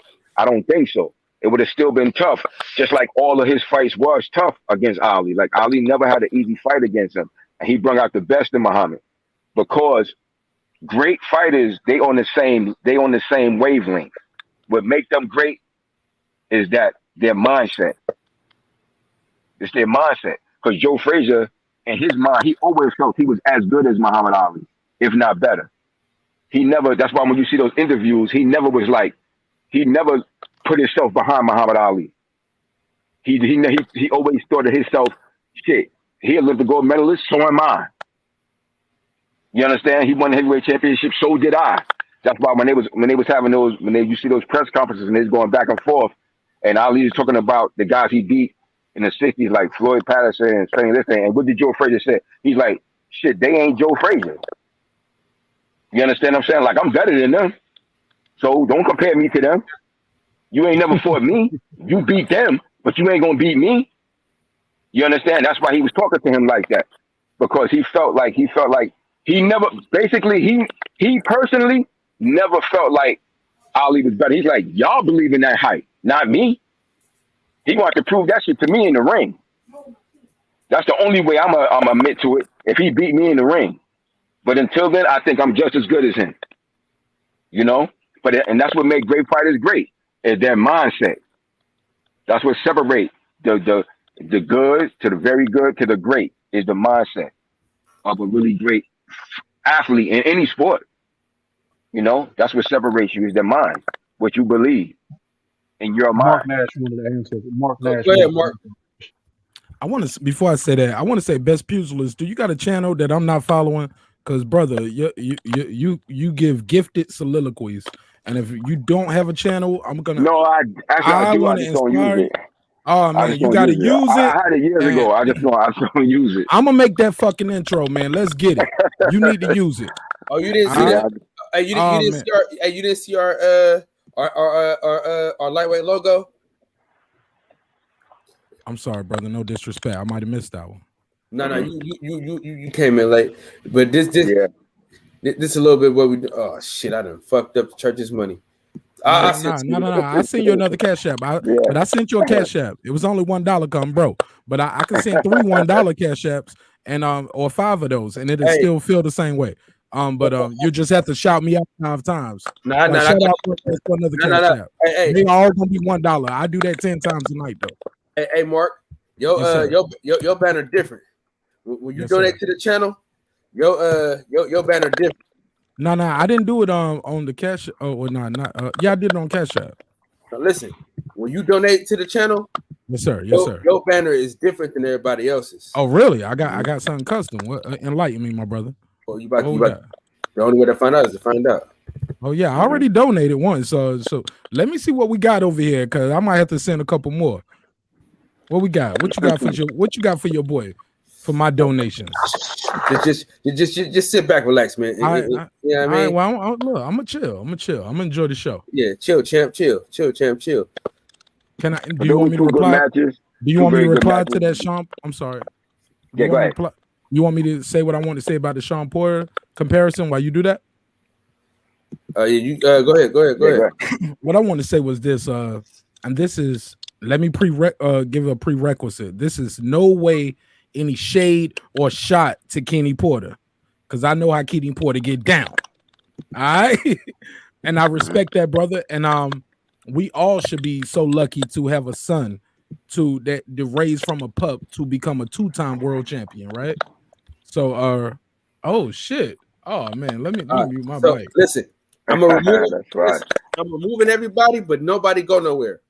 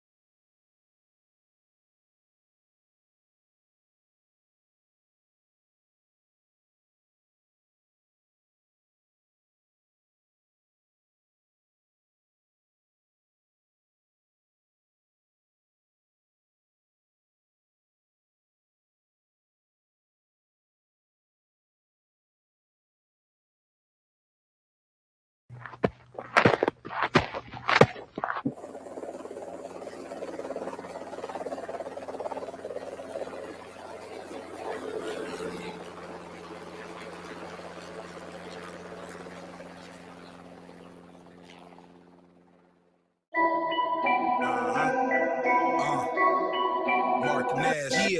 Yeah. Collars on the table, yams on the stove. Holla at my plug, you'll get grams for the low. He keep his kitchen clean, the mop stick by the dough. We ain't eating fried rice with chopsticks by the bowl. They rewinding what I wrote, every line I give them hope. So when I'm in your city, they might treat me like the Pope. I'm respected by the goats, but I ain't here to gloat, brag or bullshit. I can be braggadocious for roaches, but that's the type of shit that make your closest turn to vultures. Niggas think it's sweet like champagne mimosas. I campaign for bread, main tame the toaster. Off with your head, walking dead zombie poster. Do it like I do it, man, I do it for that culture. They acting on the screen, but look different in the close-up. I'm the face on flyer and the poster. That's the reason why I'm flyer when I post up. Urkel straps on both shoulders. Keep them in my hand, I ain't reaching for no holsters here. I can holler at the plug when my bands run out. He said, Nash, pull up, this shit look like grandma's house. We got collars on the table, yams on the stove, butter on the plate, chopsticks by the bowl. Collars on the table, yams on the stove, butter on the plate, chopsticks by the bowl. Collars on the table, yams on the stove. Collars on the table, yams on the stove. Yams on the stove. Collars on the table, yams on the stove. Look, sometimes when I find a little moment to get a break, I drift away. These days are different, I don't get no space. Sometimes I look in the mirror like, nigga, fix your face. You baked all these ingredients, now enjoy the cake. Cake. I can lose it all tomorrow if I make one mistake. Keeping God involved every day I pray. I know it's a force bigger than me, God, in every step that I take. Wait, came in the game to be legit and live honest. Went from eating with the wolves to swimming with piranhas. Same swamp, different anacondas. The more you make, the more they want to take. Trying to squeeze every comma. I made this thinking of my grandmama's dinner. The spread was so elaborate, I admired the splendor. She would tell me, baby, go on, fix your plate and make sure before you eat, you always say your grace. She had collars on the table, yams on the stove, butter on the plate, chopsticks by the bowl. Collars on the table, yams on the stove. Collars on the table, yams on the stove. Yes. So who went this? Nigga, I want that one, homie. He my ass the first one. I want this one.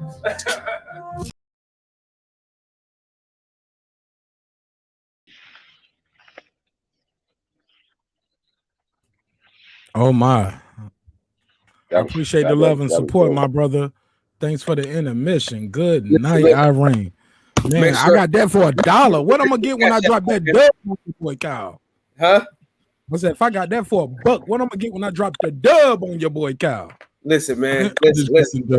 Jokes, but thank you, my brother. I appreciate you and God bless you. I appreciate you, man. Listen, that was you rapping. Yeah, I shot that. I made the beat. I co-produced the beat with my boy The Ecstasy. But yeah, I shot the video too.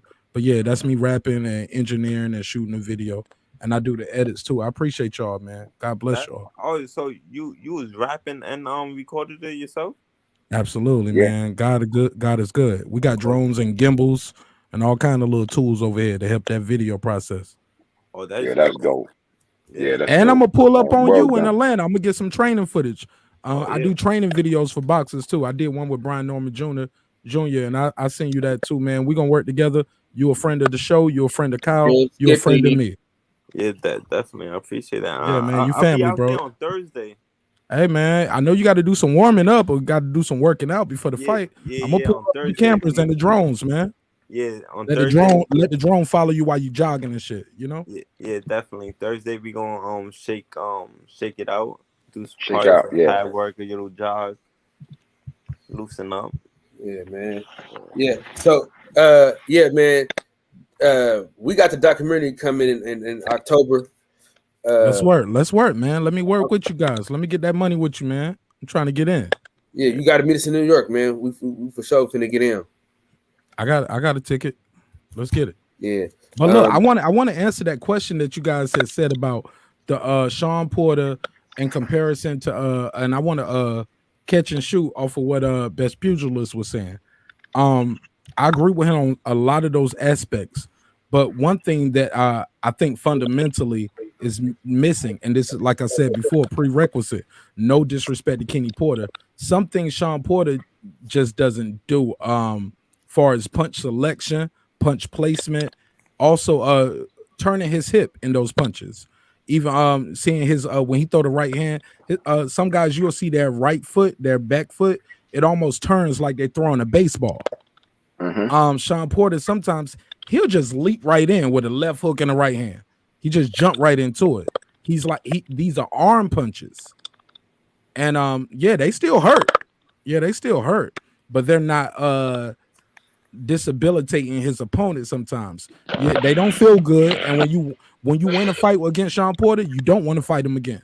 You were like, "Whoo, we got out of there." I give him that. He's a dog in there, but fundamentally, I don't see him turning his hip. I don't see that right back foot pivoting when he throws the right hand. He often doesn't straighten the right hand out. The left, when he throws the left, I don't see Sean Porter doing too much. Okay, I'm a bounce to the left, and when I go to the left, just like Joe Frazier did, Joe Frazier will shoot that quick left to the body. If you missed him with the jab, he ain't leaning in to hug you, and he don't smother his work. He leans over to the left to the body or the solar plexus. Hey, Mark, and that's why I said Earl Spence. That's why I said Earl Spence. His body work was more Earl Spence than it was True enough. Go ahead. I just wanted to say that. And I just wanted to say that I love Sean Porter. I love his podcast. I love his commentating, and I got love for his father and their relationship. I think they can bring some people in to help him. And I think Bozy Ennis would be a great guy to bring in to their camp sometimes. I don't know how Bozy feels about working out with other people. And I don't know how Kenny feels about reaching out, but this is just me as a fan, as a YouTuber, a commentator, a spectator of the sport, right? I believe the way Boots works inside and what Bozy does with his sons can help out the Porter camp. But shout out to the Porter Way podcast and shout out to team Showtime Show on Porter. Hey, and like I said, yes, sir. Hold on. Wait a goddamn minute. What we got? You did the ultimate hell no. Are we plugging that nigga podcast over here, cuz? Oh, I did it. Oh man, I'm sorry. I didn't mean it that way. I'm so sorry. Because we ain't doing no plugs. Fuck them niggas, man. Fuck this podcast. Love your bots, but fuck your podcast. We don't do that around here, man. Respect, my brother. Please forgive me for that. My bad. Yeah, man. You hit me you just hit me with that on your show the other day. What's up, OG? You're right. Centos. Oh, what up, man? What up? I'm here, man. I'm in the process of. Let me finish a text up, and then I'll be off mute. You gotta finish a text up, okay? No motherfucker can't do two things at the same time. Hey, Eli.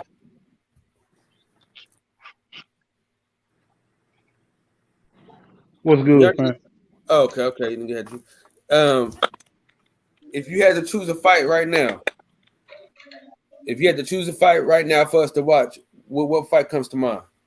It's got to be a quick one though. It can't be no long ass fight. Oh, you talking about the knockout value? Come on, you know how we do.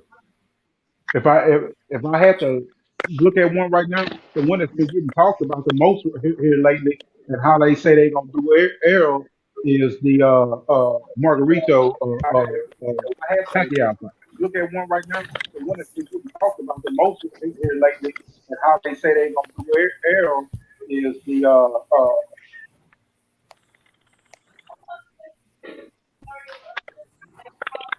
But that fight you want a short fight, Kyle? Because that fight with the distance, that's a long fight. Yeah. I thought he knocked Margarito out. Yeah, but he stopped him late. He stopped him late, though. Okay. That fight, that fight went crazy. Fight, you need like a Hatton. Pacquiao versus Hatton. Hey, listen. Oh hell, here we go. Here we go.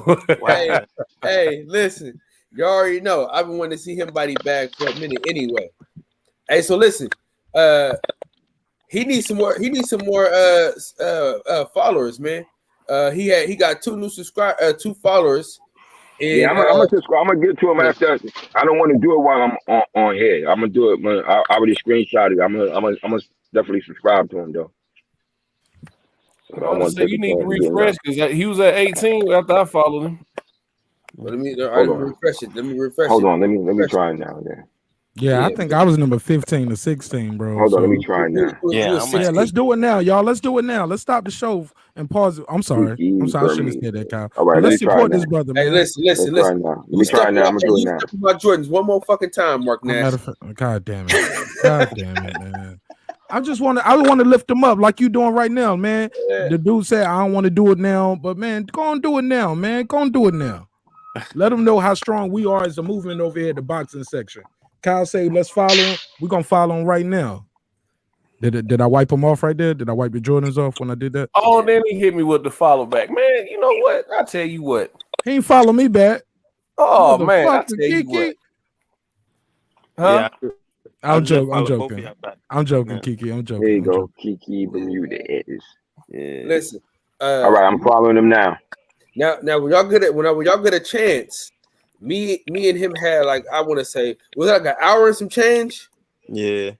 Interview. We talked for hella long, and if I didn't have to go back to work, the shit would have been longer than that. Yeah, definitely. Kyle, Hey, why man, you always say follow? You don't follow right now. What's going on? You said what? Never mind. I'm stepping on him again. Oh, Kyle, never mind. It ain't quick. Never mind. Listen, man. What we're gonna do? We're gonna fast forward. This is what we'll do, because y'all know I don't like Ricky Hatton at all. So we're gonna fast forward to when he got punched out by Mayweather. Then we're gonna fast forward when he got punched out by Manny Pacquiao. That's how I'm feeling tonight. Who just dropped off? Is that Eli? It's Eli ass. So I can't see everybody. Yeah, that's what we're gonna do. We're just gonna fast forward to him getting his head fucking knocked off. I just want to see him landing. I just want to see him landing that stretcher. You know what I mean? Golly, man, just so brutal. Fuck him. Yeah, because what round he got knocked out in, like the second or third? He got knocked out in the second in the Pacquiao fight. Hey, that's the one he's talking about, man. Because I don't remember him going out on the stretch with Floyd. Yeah, my thing is this, man. When you hang out with this piece of shit, you automatically become a piece of shit. Matter of fact, that's what I'm finna have Artman do. I'm gonna have Artman make the picture of Ricky Hatton as some shit on the stretch, and have Manny Pacquiao standing up by him. Yeah, that's what I'm gonna do. This guy Kyle, man. This is part of the piece of shit boxing series right here. You know what I mean? So much hate in your heart, man. Oh, I gotta let it out. black Kyle. Pentos, what's up, man? What's happening? What's right happening? now, ma'am. No, I'm off, ain't I? Man, still on me? Yo. All right. Oh shoot. Hey, Cal, can y'all hear me? Yeah. Yeah, I gotta come back in though.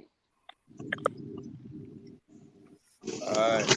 So we're gonna go to Alex Effer or whatever the fuck. Cause I want to see. I gotta see. We gotta see the stretcher, the whole shit. Cause I need to set this. I need to set the scene.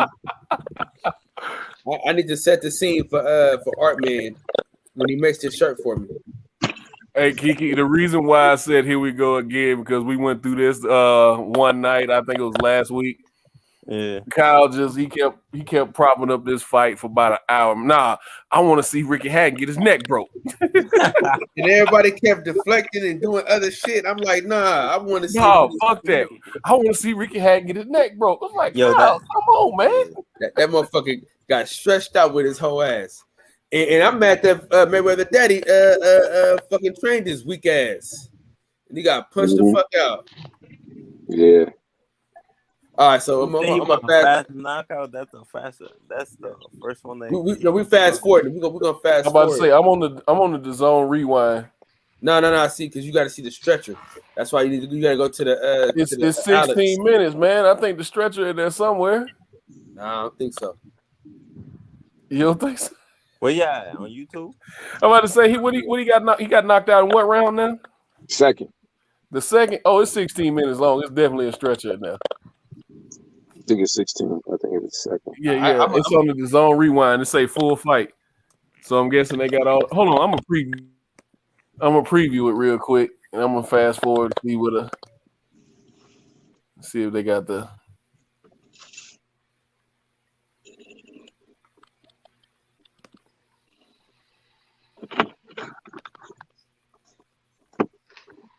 No, they ain't got the stretch in there. See, all right, they got it. They got him sleepy, but they ain't got the stretch. Golly, Kyle. He said got him sleepy. He got the sleepy juice. They got him in there. He's sleepy. He's sleepy. Oh, there you go. Like when, hey, everybody, go to 27. You get yourself some extra sauce. So everybody, we'll go to 27. So fast the forward one by to 20, the one by 23 studio. Yeah, it say Alex Effort. That's gonna be the John. Appreciate you, Mark Nash. Hey, can we get a cash app or two, man, before I go to bed and shit?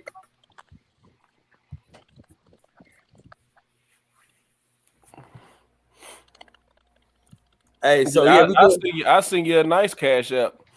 Well, you can send me one after we dust off your 49ers this year. I'm trying to figure out who's gonna wake you up. My bad. Let me go on mute, man. We gotta wake you up because you talking crazy. You got to be asleep. As I say, I donate to the channel if y'all somehow, some way win that fight. Win that game. You know, when you bet against me, man, it don't really work out that often for niggas. Now I will say this. All right, so everybody, we're gonna go to minute 27, 26. We'll do 26 just so we can get into the groove of things.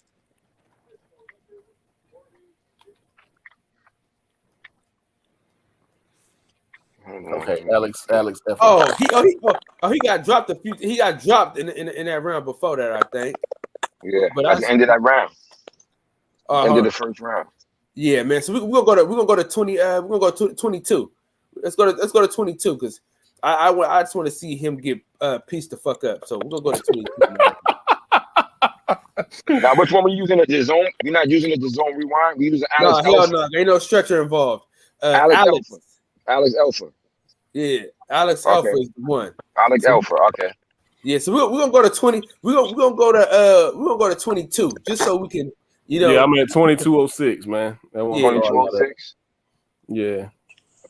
All right, 2206. All right. I'm getting it now. Yeah, he finna get punched the fuck out. Yeah, mark ass nigga. You said 2206? Yeah, that's where I'm at. Kyle, I'll take umbrage to that. Leave me out of this. Don't call him no mark ass nigga. I ain't got nothing to do with that. No, that's a California slang. Boy. I know. But leave me out of it, please. I'm about to say, I see what he did with his words. Yeah, bars. I'm a Mark. My name is Mark, but I'm not one. What does that mean exactly? You're a target. You're a mark if you're a target, basically. Yeah, you're a target. You're Margaret. Okay. You're a sucker and you're a target. Yeah. Okay. Mark, you're a sucker. In the words of the great philosopher Terrence Keith, you a bitch. You know what I'm saying? You know what I'm saying? In the words of Too Short, bitch. Bitch. Yeah, okay. All right, everybody ready? I'm gonna do the countdown. This deserves the countdown, goddammit. I can't wait for Mark Nash to make this countdown for me, but this is an ass whooping waiting to happen. I can't wait.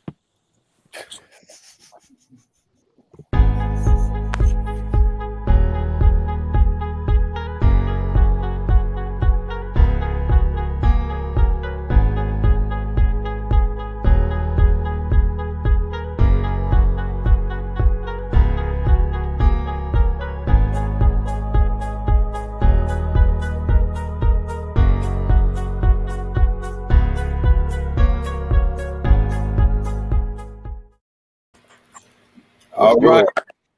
Let's get it. Let's do it. All right. Here we go. Look at Ricky Hatton, dumbass. Stupid ass shorts. Fuck wrong with him. All right, Mark, we'll holler at you, big dog. Thanks for coming, my boy. All right, Mark, you take it easy, man. Yeah, cool out, Mark. I'm a good one. Oh man, my boy. Oh man, my dog Kiki, man. Appreciate you, big dog. Oh, big dog Willie, appreciate y'all, man. Appreciate the love, man. Appreciate the love, man. Appreciate you. I don't even got it. I don't even got it. I can call off my overtime in the morning if I wanted to. Oh, good hook. Look at these dumbass pants he got on, bro. This stupid ass man, on the trunks. Look at this fucker. That stupid ass haircut. Get him, Pacquiao. Get that. You sound like an ultimate hater right now.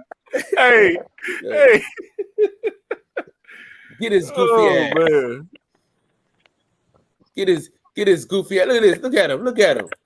Them dumbass shoes. Them dumbass shoes. Kenny Bayless, the referee.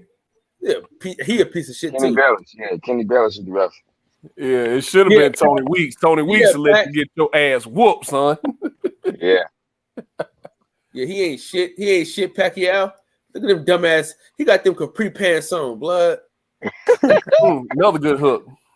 Yeah. Hey, well, just on the side while we on the subject, Errol finna beat the shit out, man. He gonna beat the shit out of him. And he a coke fiend too. You know what I'm saying? I need to have Artman. That's what I'm have Artman do. I'm gonna have him and Tyson Fury, two pieces of shit together with a pile of coke on the table. Yeah, you got a art person. I got two art people. I think you need to send them my way. I got you. I send you both of them. Yeah. Get his ass, Manny. I didn't even like Manny Pacquiao at this time, but I hated Ricky Hatton. Sorry. Boom. Oh, that right hook. Got his ass. Ooh, he's sleeping. He's sleeping. But yeah, that was. But also too, when it came down to when Floyd Senior trained him, I was like, that was not a good move at all. Terrible. That was a bad move for them to switch to go to him. Stylistically, that was not a good matchup at all. He ain't even do no shoulder roll. Yeah, that was not a good matchup. It didn't fit his style at all. That's too late to be trying to change. Too late to be trying to change something. Put them paws on it, man. Yeah. He was never the same after this, man. Yeah. Chump ass nigga. Get his chump ass, Manny. Hey, y'all was on which one was y'all on? The Alex Effer. Yeah. Get his ass. Get his goofy ass. Manny was on that juice though. Allegedly. Hey, nah, fucking allegedly. He was on that shit, dog. Look at him. You on YouTube? You got to say allegedly. Yeah, allegedly. I think he was sipping that syrup. He was on allegedly. He was allegedly on that shit, cuz.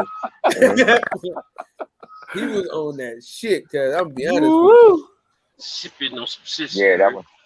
Yeah, that was not a good trainer matchup for him at all. I was like, what the heck? I was like, what the hell did they think? Right. Hey, what's y'all turn? We in between rounds. 26:05. I'm counting. 26:05 and count. Well, probably 26 and 11, 12 right now. Look at this. No defense. Ooh, that's set right. I know his kneecaps hurt. Hurt, boy. You know his kneecaps hurt. Booty in the air. Yeah. hey. Ricky Hatton like to come and do that show. Yeah, Pacquiao was on that juice. Look at his back. Ain't no fucking way. Allegedly. Man. Hey, you can say allegedly all you want. This nigga gonna get a strike. Where you gonna get a strike? You on YouTube. Allegedly. Y'all saying it enough for me. Shit. Break his fucking neck, Manny. Allegedly. He didn't allegedly break his neck. That motherfucker got his shit snapped. Oh man. Yeah, he stuck Manny ass. Bruh, he is just running into everything that Manny got for him. Bing, bing, bing. I mean, he's standing straight up. He's trying to hold him and everything. Motherfucker, he hurt. His legs locked, man. He can't move. Yeah. And like I said, that's why that new trainer shit, going for such a different drastic style, is not good at a fighter that's so set in their style. He's stuck in between what to do. He's straight up, He getting hit. Nah, that was terrible. I was like, nah, this is not gonna work well. Break his fucking neck, Manny. At this Like, point, Ricky Hatton had what, 47, 48 fights? Oh, yeah, he had over 40 fights at this point, man. It's like, yeah. It's too late to be trying to change it. Now he is who he is. Yeah, it was too late. It was too late to be trying to do that. The only real person that fought at that time was Costa Zoo and Mayweather. And you know what happened with Mayweather. Yeah. Everybody else wasn't hitting on nothing. You know what I'm saying? Hey, the way you remember he barely won. You remember when he first came to America, he fought my boy. He fought my man. My dude too. He was a WBA junior welterweight champion for a little while. My man Collazo. He fought Collazo. Collazo was whipping his ass, but they gave that shit to him. Yeah. Collazo whipped his ass, dropped him and everything. Break his fucking neck, Manny. He didn't win that shit. Oh, see, Manny just missed it right there. Hey, this is how you know. Allegedly, allegedly, this is how you know Manny's on that juice. Allegedly. Yeah. Watch how hard he finna hit this motherfucker. Yeah, he just missed it right there. It was almost over right there. Hey, that motherfucker Manny hit that motherfucker. He went from one side of the ring to the other. Hey, made him stand up on his tippy toes, didn't he? Well, if Manny Pacquiao fight like this against Errol Spence, he's a dead man. Yeah, Ricky Hatton don't know. He don't know where he at right now, man. He is all muscle memory at this point. Body shot. Bing. Ooh. Here it comes. Here it comes. Here it comes. Wait. I got. He's sleeping. There he is. There it is. He's sleeping. This is a statue we need right here. He's sleeping. Hey, that motherfucker look like smoking when he Craig was laying in the truck. That motherfucker. Hey, y'all notice something? One of his legs was up. Yeah. One of his legs was up, huh? And you remember Jack Reese said that when his legs up, he's not unconscious. Because you know your boy had both his legs were propped up. Hey, that motherfucker out of there. He needs some milk. That motherfucker blowing. That motherfucker trying to remember how to breathe. That motherfucker was blowing. He was blowing. Y'all so wrong, man. That motherfucker was blowing like he was blowing through the breathalyzer. Like the cops had just pulled his ass over. Hey, he's under cardiac arrest. He's under cardiac arrest right now. Hey, DJ, he deserved this ass whooping. Hey, man, y'all so wrong, dog. Hey, that motherfucker knocked his ass out. He's still not awake, man. He's still asleep.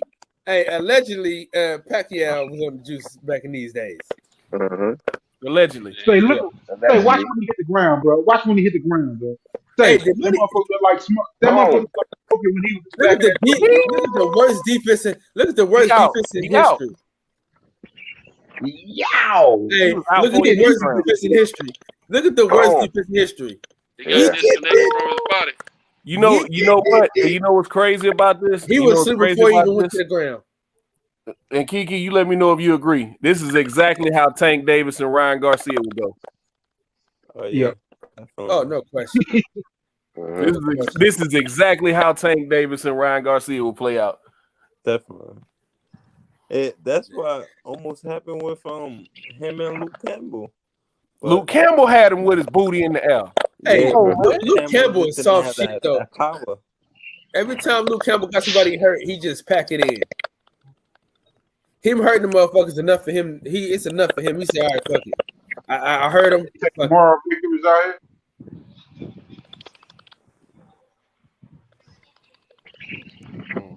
That motherfucker knocked the shit out of Ricky Hatton, boy. Hey, that goddamn say Ricky Hatton was in the truck back with Smokey and Ice Cube Friday. They wasn't singing Sweet Caroline that night. Hell no. Look at this girl. Look at this girl. Look at this girl. Girl, like, what the hell? Is he alive? She ugly too. Yeah. God Damn, damn, really? Shit, you was talking about the man old lady too? Damn, ain't nobody safe under. I thought this Damn, nigga went out, I could have sworn he went out on a stretcher. ain't See, nobody safe. I never did remember that stretcher, man. That's why I want to Yeah. see this. Mm-hmm. I thought he went out on a stretcher for some reason. Nah. Mm-hmm. No, he just You got want stripped. you wanted He it. got You wanted stripped. him to. Yeah, they put him on the gurney. I want him to go out Hey, on the stretcher. You wanted him to. hey, Manny Pacquiao hit that motherfucker so hard. He put his hands in the air when he fell back. IBO. I thought he Green allegedly got on the magazine. stretcher, cuz I ain't gonna lie. Uh-huh. Hey, they got the best belt, in my opinion. Me, bro. My opinion too, bro. Bro, they got the flyest belt. I'm sorry, the IBO got the flyest belt, but it's too bad it's a JV belt. Mm-hmm. That's only because It ain't nobody shouldn't be, getting the but too belt. bad it's a JV belt. JB, yeah. Damn, I thought he was out on the Hey, stretcher. question. Rescue Santos. Who was that got knocked out? And when he woke up, he was asking his trainer, "Wait a minute, why he got my belt?" Oh yeah, that was. Was that Paul Williams when in the Was it Paul Williams? It was No, I man. don't think it was Paul Williams. Was it? Man, why he holding my belt? Oh, you're talking about an old fight. You know what fight that was after you talk about? Marlon Starling when he got knocked Yeah, out that's by what I'm that. thinking. That's what I'm thinking. Marlon Marlon Starling. Starling. Because When he got said I didn't get knocked knocked out. I didn't get knocked Yeah. down. Man, what Yeah, happened? exactly. What He got happened? knocked But down. he got Yeah, that was Marlon he got Starling. hit after the bell. He got hit after the bell. After the bell. Yeah. So how did he He lose said his belts? he said knocked out. I didn't But get it was kind I of the didn't guy get was kind knocked of swinging down. before the belt Yeah. actually Yeah. chimed, and he connected just right after The the punch bell. landed after the bell, Yeah. but he had already started But swinging. but he had already started the punch in motion during the time. Yeah. And Marlon was winning that fight too. Yup. Yup, the Spanish guy. He clipped him with that fucking round nigga. Marlon Starling's like, knocked down, knocked out. Shit, I didn't get knocked down. Right. It was a trip, man. Hey, yo, that shit was hilarious, man. That motherfucker was dead serious. Yeah, he was dead serious, man. He was dead fucking serious. He was knocked out that much. Yeah. He was came dead back fucking serious. and started right where he I couldn't remember who that was for nothing. When I heard that story, I started crying. Yeah, that was from Marlon Starling. Yeah, but Marlon Starling came right back in that rematch and started right where he was at, whipping his ass. Oh shit! Yeah. Man, I hate Larry Merchant, man. It seemed like somebody else went to sleep and woke Yeah, up and I'm said the mad. same Man, thing. I thought he went out in the stretcher, cuz. I thought it was Paul Williams too. I couldn't remember who it was, man. I saw Paul Williams said the same thing when Sergio knocked him. Martinez. I don't remember that with Paul Williams saying it. Yeah. Why he got my belt? Why is he holding my belt? Yeah, I thought that was Paul. But shit, they goddamn the Floyd Mayweather, bro. After he beat Pacquiao, didn't he have 3 belts? Was the belt that Kell Brook had from Florida the only one left? He gave all them belts away. Yeah, Floyd he gave all of them away. Yeah, Floyd he used to collect most all the belts except one maybe, and then he'll drop them all, move on. That's what I thought. But I thought Kell Floyd say Brook had bump. that belt. Floyd would say bump your sanction feed. He Yeah. drop them all, and he go get some more belts. You know what I'm saying? Yeah, he never tried for You keep the belt. You keep the belt. I'm the fight. You keep the belt. Yeah. Hey, he said a belt don't make me. A belt don't make me. Hey, I make the belt. The Olympic team is in great hands, man. These boys is putting on a fucking show. In girl, they putting on a show. What they playing right now? Duke Reagan beat the brakes off of somebody. I got to go back and rewatch it. Yeah, they finally letting American pros fight in the Olympics too. We came to the point in the show. We came to the point in the show where Little E is in full effect. So, you know, in the words of the great philosopher Lil E, I want y'all to breathe air and live life. You know, it's all the truth. Me. Thank y'all for breaking bread with me. Please don't cut me off, sir. Please don't. Thank y'all for breaking bread with me. We'll keep this thing rocking and rolling with Centos Chronicles, aka the Centos Show, aka everything else. Kiki, if you want to stay on, you can chop it up with the fellas. I got somewhere to be at 4 a.m. and that's work. Yeah, But if you want to I'm stay about on and to chop head. it up with the folks, I know it's hella late where you at. It's damn near Yeah, I'm 1. gonna head out right now. Yeah, Yeah. He got to get some rest. He got to get some rest because he getting ready to fight. He don't need to. He been up late as it is. Yeah, So definitely. man, hey man, but listen, I appreciate you coming on, man, and sharing this time with us, man. We really appreciate you, bro.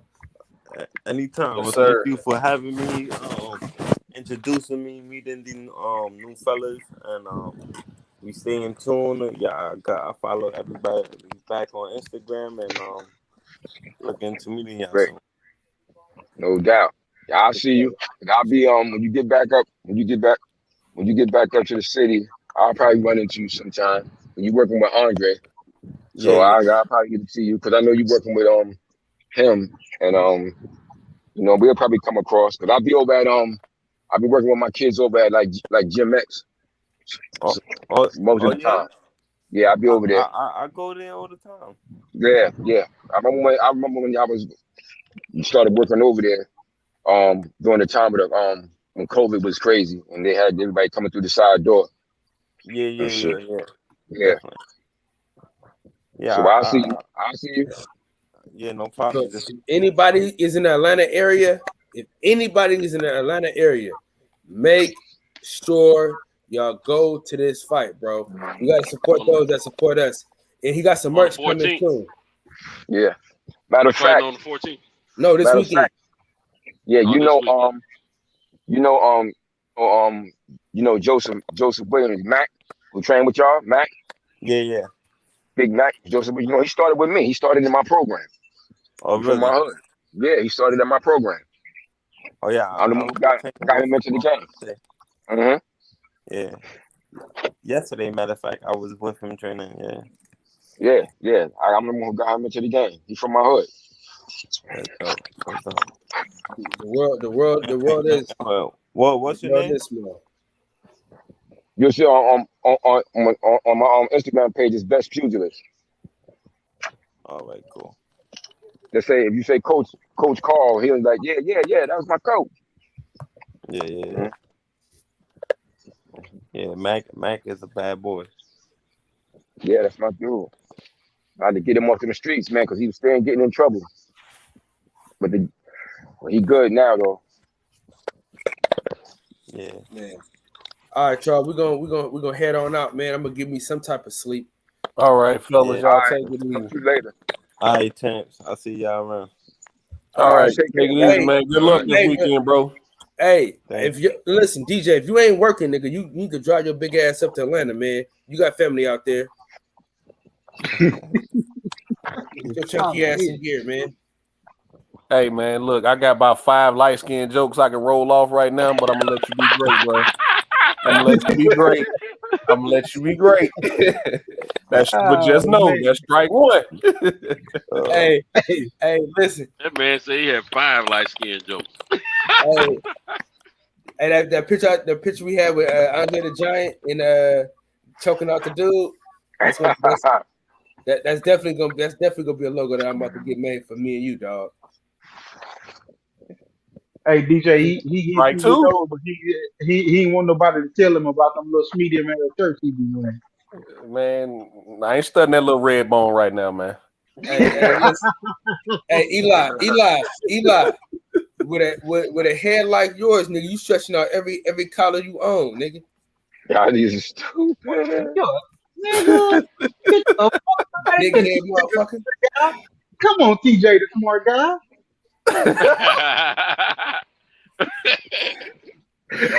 Hey, Eli, he asking for it, ain't he? We trying to let him go to bed. Hey, oh, hold on. See, the thing about it is, he always keep he only turn his camera on for like 5 seconds and he turn it back off and shit. You know what I'm saying? Luther Vandross looking motherfucker. Who we talking about? Shit. All right, y'all. Hey, same time tomorrow, man. This whole week we're gonna be on at 9, and we're gonna stretch that shit out as far as we can.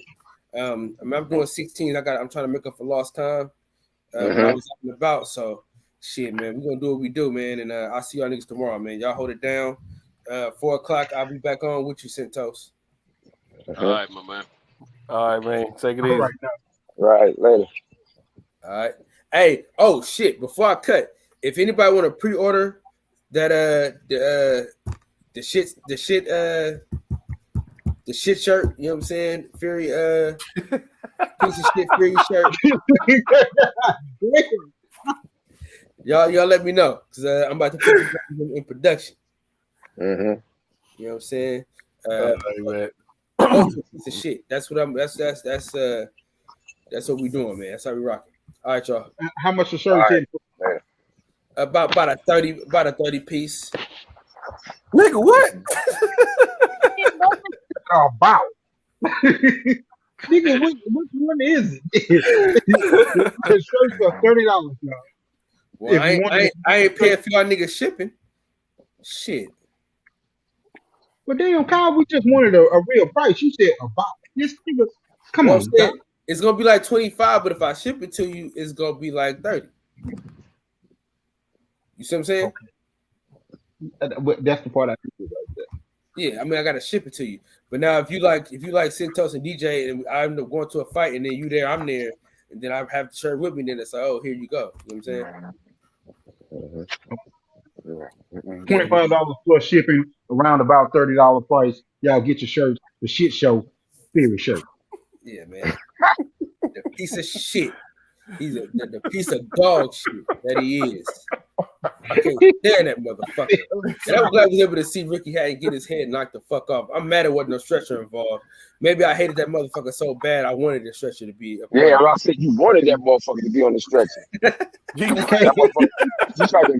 tried to visualize that shit. He tried to visualize that shit into reality. Make that shit that's that Bernstein effect, man. That's that Bernstein effect. You remember how something was as a child, but when you see it, when you get older, it ain't the same. Yeah, man. I could have sworn that motherfucker's on the stretcher because I don't know why I thought he was. Seen the man get carted off, and he. maybe I'm thinking about Apollo Creed or some shit. I don't know, man. You mix all kind of shit up in there. Oh shit! You think about Pacquiao with Marquez slip his ass. Pacquiao was out there sleeping in the ring for like 10 minutes. That nigga took a power nap. Booty in the air. This dude right here with this shit. Hey, that big the bullet on that. So y'all give me some fights, man. Let's roll them off, man. What other fights y'all want to see tonight? I already got one queued up. Y'all already talked about that Canelo and my man stuff, had you? Me and OG Sheldon talked about it earlier today, man. I hate he can't get on, man. Yeah, he called me, told y'all to talk. I don't think Caleb Plant turned down the money. I think it's some other little things. No, it's Canelo, man. It's Canelo. Yeah, I think it's some other stuff in that contract that Caleb Plant ain't liking, and Canelo's like, well, to hell with it. Yeah, he trying to say something about the fighter stuff and all that shit. Caleb released a statement about it. Yeah, I ain't seen it yet. Yeah, it's on. I might try. Let me see if I can get if I can share it or something. Yeah, Tay Jones was talking about it, and it was a list of shit. It wasn't one thing. It was I gave you this, I gave you this, I gave you this, I gave you this. Right. Gave you a day. Well, he wanted the front on the Clem Bruno. He wanted the front on the vital testing, right? They say he don't want to do the test or something. On top of that, on top of that, and then he threw a rematch clause in at the end. He was just gunning for every fucking thing, bro. And then they were trying to say that he didn't want to do the vital testing. I'm like, come on, he bugging. But they were saying that Plant accepted everything. Yeah. He the last I'm gonna tell you how serious it is for Caleb Plant. They talked about it on the local news back home. Yeah, of course. I told you. Yeah, they talked about it in Nashville. They talked about it in Nashville about the fight not happening and stuff like that. Mm-hmm. You know, Caleb got a pretty strong following back home. Yeah. So they talking about how Canelo, I didn't. Let me not say, a partner of mine before I come on here, he was telling me about it. I didn't know that the local news was covering it. Hell I knew yeah. about the YouTube stuff, because Ness was the first one I caught some wind of what Canelo was doing about the Caleb release and all that. But yeah, Caleb released it to Mark Carpenter, however you say his last name, for ESPN. Mhm. But Yeah. I'm gonna get this link off of Instagram, and I'm gonna see if I can put a link in the chat for you. Chat. Yeah. Mhm. Yeah, I sent it to a couple of people earlier. But yeah, it's crazy, man. Mm-hmm. Yeah, that's Nah, what I they figured it keep was, showing, man. man. Go ahead, Pews. Go ahead. They don't want to like I said, if it got something to do with him not wanting to do the testing or whatever, get that man his money. As much as I feel, because Santos know how I feel about the fight. He know I don't feel Right, that Caleb should be fighting him right now. Because I think Caleb got the talent to actually beat him with some more seasoning. But if he going to get the fight, he deserved that $10 million. Yeah. If he going to get it, he deserved that shit. Because I agree with something I heard, and I agree because I was feeling that way. But when I heard Blue was saying that shit, I agree with him because I was feeling the same way. I'm like, shit. He gave Smith six. No, he what's the first guy he fought? Callum Yeah, Smith. Callum Smith, $6 million. Billy Joe Saunders, 8. And at this point, he should be giving Caleb $10 million. The two, because you meant $2 million apiece, like from 6 to 8, and you should go to 10 because you basically fighting for that title. You want a shot at that title. That's what you want, the belt. It's This for for legacy. undisputed. I'm gonna make my biggest payday. It's for legacy and undisputed. So you got to pay for that. To pay for the right to fight to get a shot at that. So it should be 10 million if he's going to get it. If he's going to take the fight, I feel that he should get it. He should at least get that shit. You know what I'm saying? Yeah, he don't get them other boys 2 million increases every time he goes for a belt. Each time he went up. Didn't he give Abney? increase. Didn't he give Abney Durham $7 million? Didn't he give Abney $7 million to fight him? Well, it's 6 or 7 million. It's 6. He gave him 6, and then gave him the next one 8. Go to 10. Billy Joe got 8.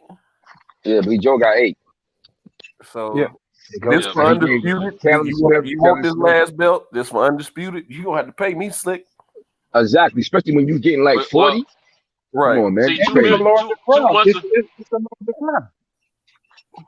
2 months ago, I caught an interview.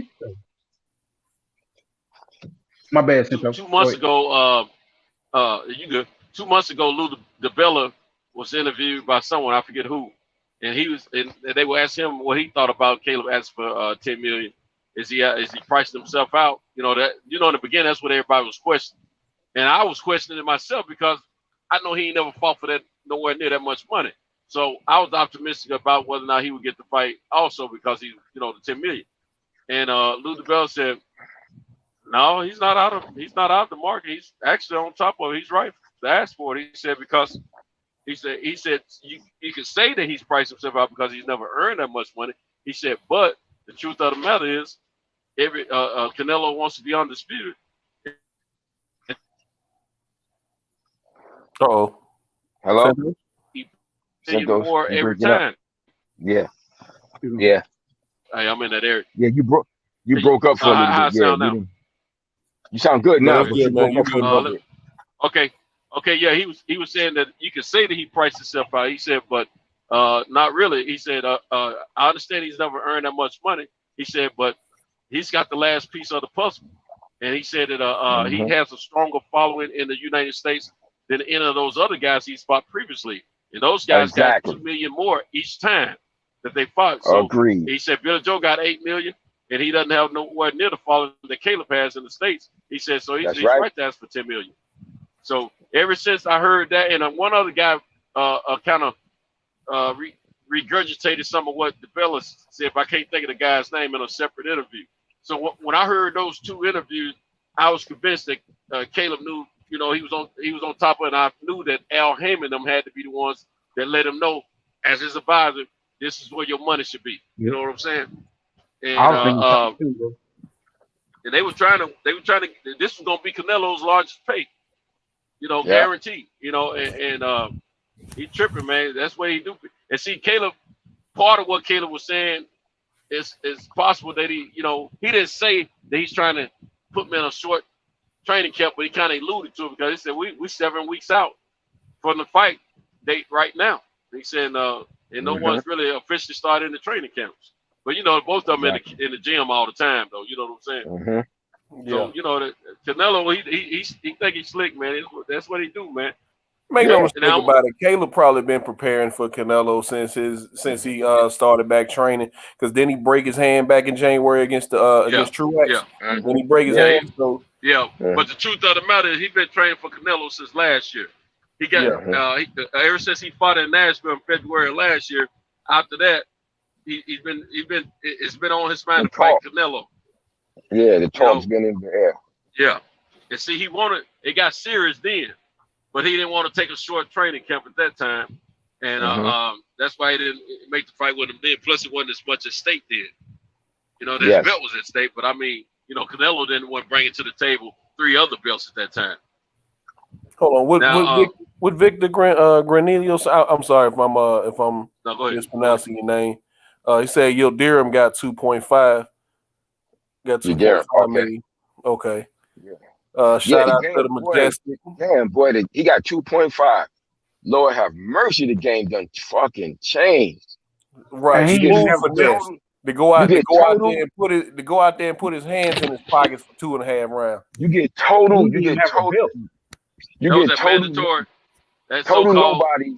Total nobodies getting $1 million purses, man. This shit, the game done changed. Damn, this shit done changed. You getting total nobody. I could go walk through most of America and ask that guy name, and nobody would know who the fuck I was talking about. And this motherfucker got over $1 million. He got another fight coming up too, man. Shit is amazing. Boy, this is a good time to be an athlete in the world. This is the best time ever to be an athlete in the history of the planet Earth, yo. Because mediocrity, what sport you in.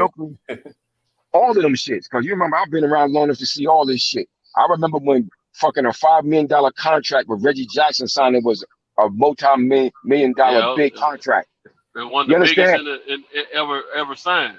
That's right. And that was for a superstar like him. Right. Shit, that's like a superstar. The average, come on, man, you got the average guys in like Major League Baseball is like a fucking getting $1 million salaries now. You don't even got to be a superstar. Man, my little homeboy Mookie Betts just last year pulled off about $427 million. Oh yeah, he got the bag. Him and what's his name? Tatis. Yeah, Tatis. But they stars though. But still, that money. I'm just saying, there's so much money out there though, man. And baseball's guaranteed money. That's guaranteed money too. Shit, what's his name? Bobby Bonilla is still getting paid. Oh yeah, he's talking about the guy from the Mets. Yeah, Bobby Bonilla is still getting paid. That motherfucker's still getting paid. Yo. He signed that contract 20 years ago and still getting paid. He's still getting paid.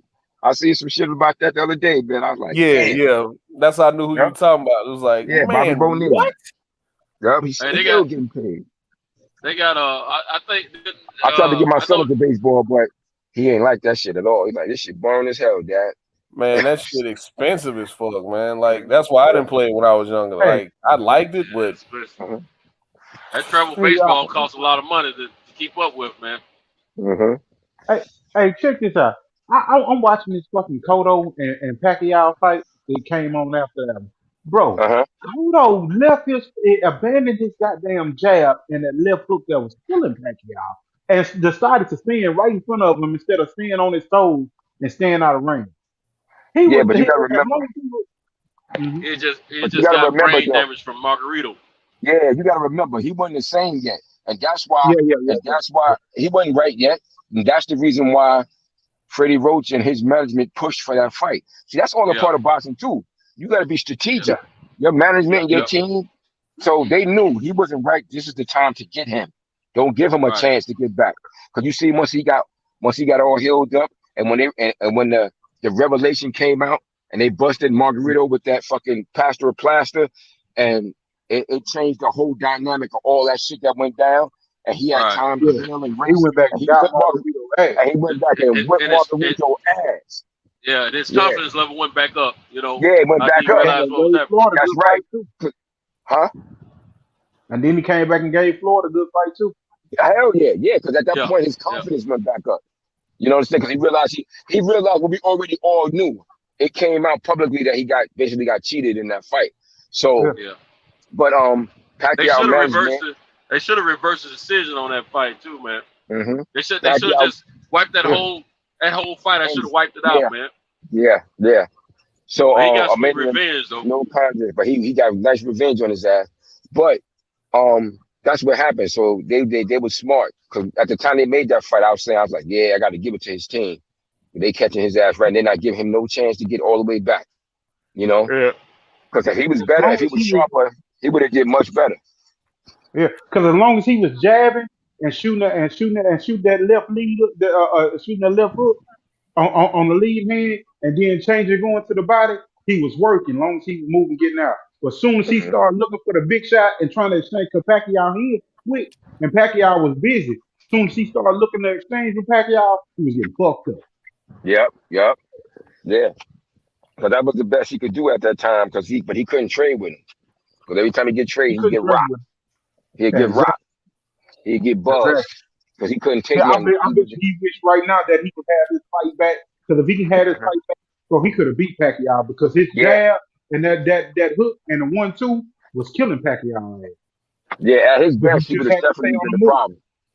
Yeah, at his best, he would have been a definite problem for Pac. You know, I'm in the third round right now, and as long as he getting back and working the jab and get back, he good. But as soon as he just touched the ground canvas right there in the third round. As soon as he fucking put his hands down, stop moving. Goddamn Pacquiao stunned his ass. Clipped him with that short little funny ass little punch he threw on the inside. Yeah. And they was turning or some shit like that. They was turning exactly. They was turning. He was getting out and turning, and Pacquiao the same shit that he hit Thurman with. The same. Yeah, I remember. I remember that shit like it was yesterday. Yeah. And then Pacquiao is like he fighting Pacquiao back to try to get the round back, and he want to be in Pacquiao's chest. Pacquiao just in high guard right now, circling out, circling out, and come back with a barrage of punches and chase him down.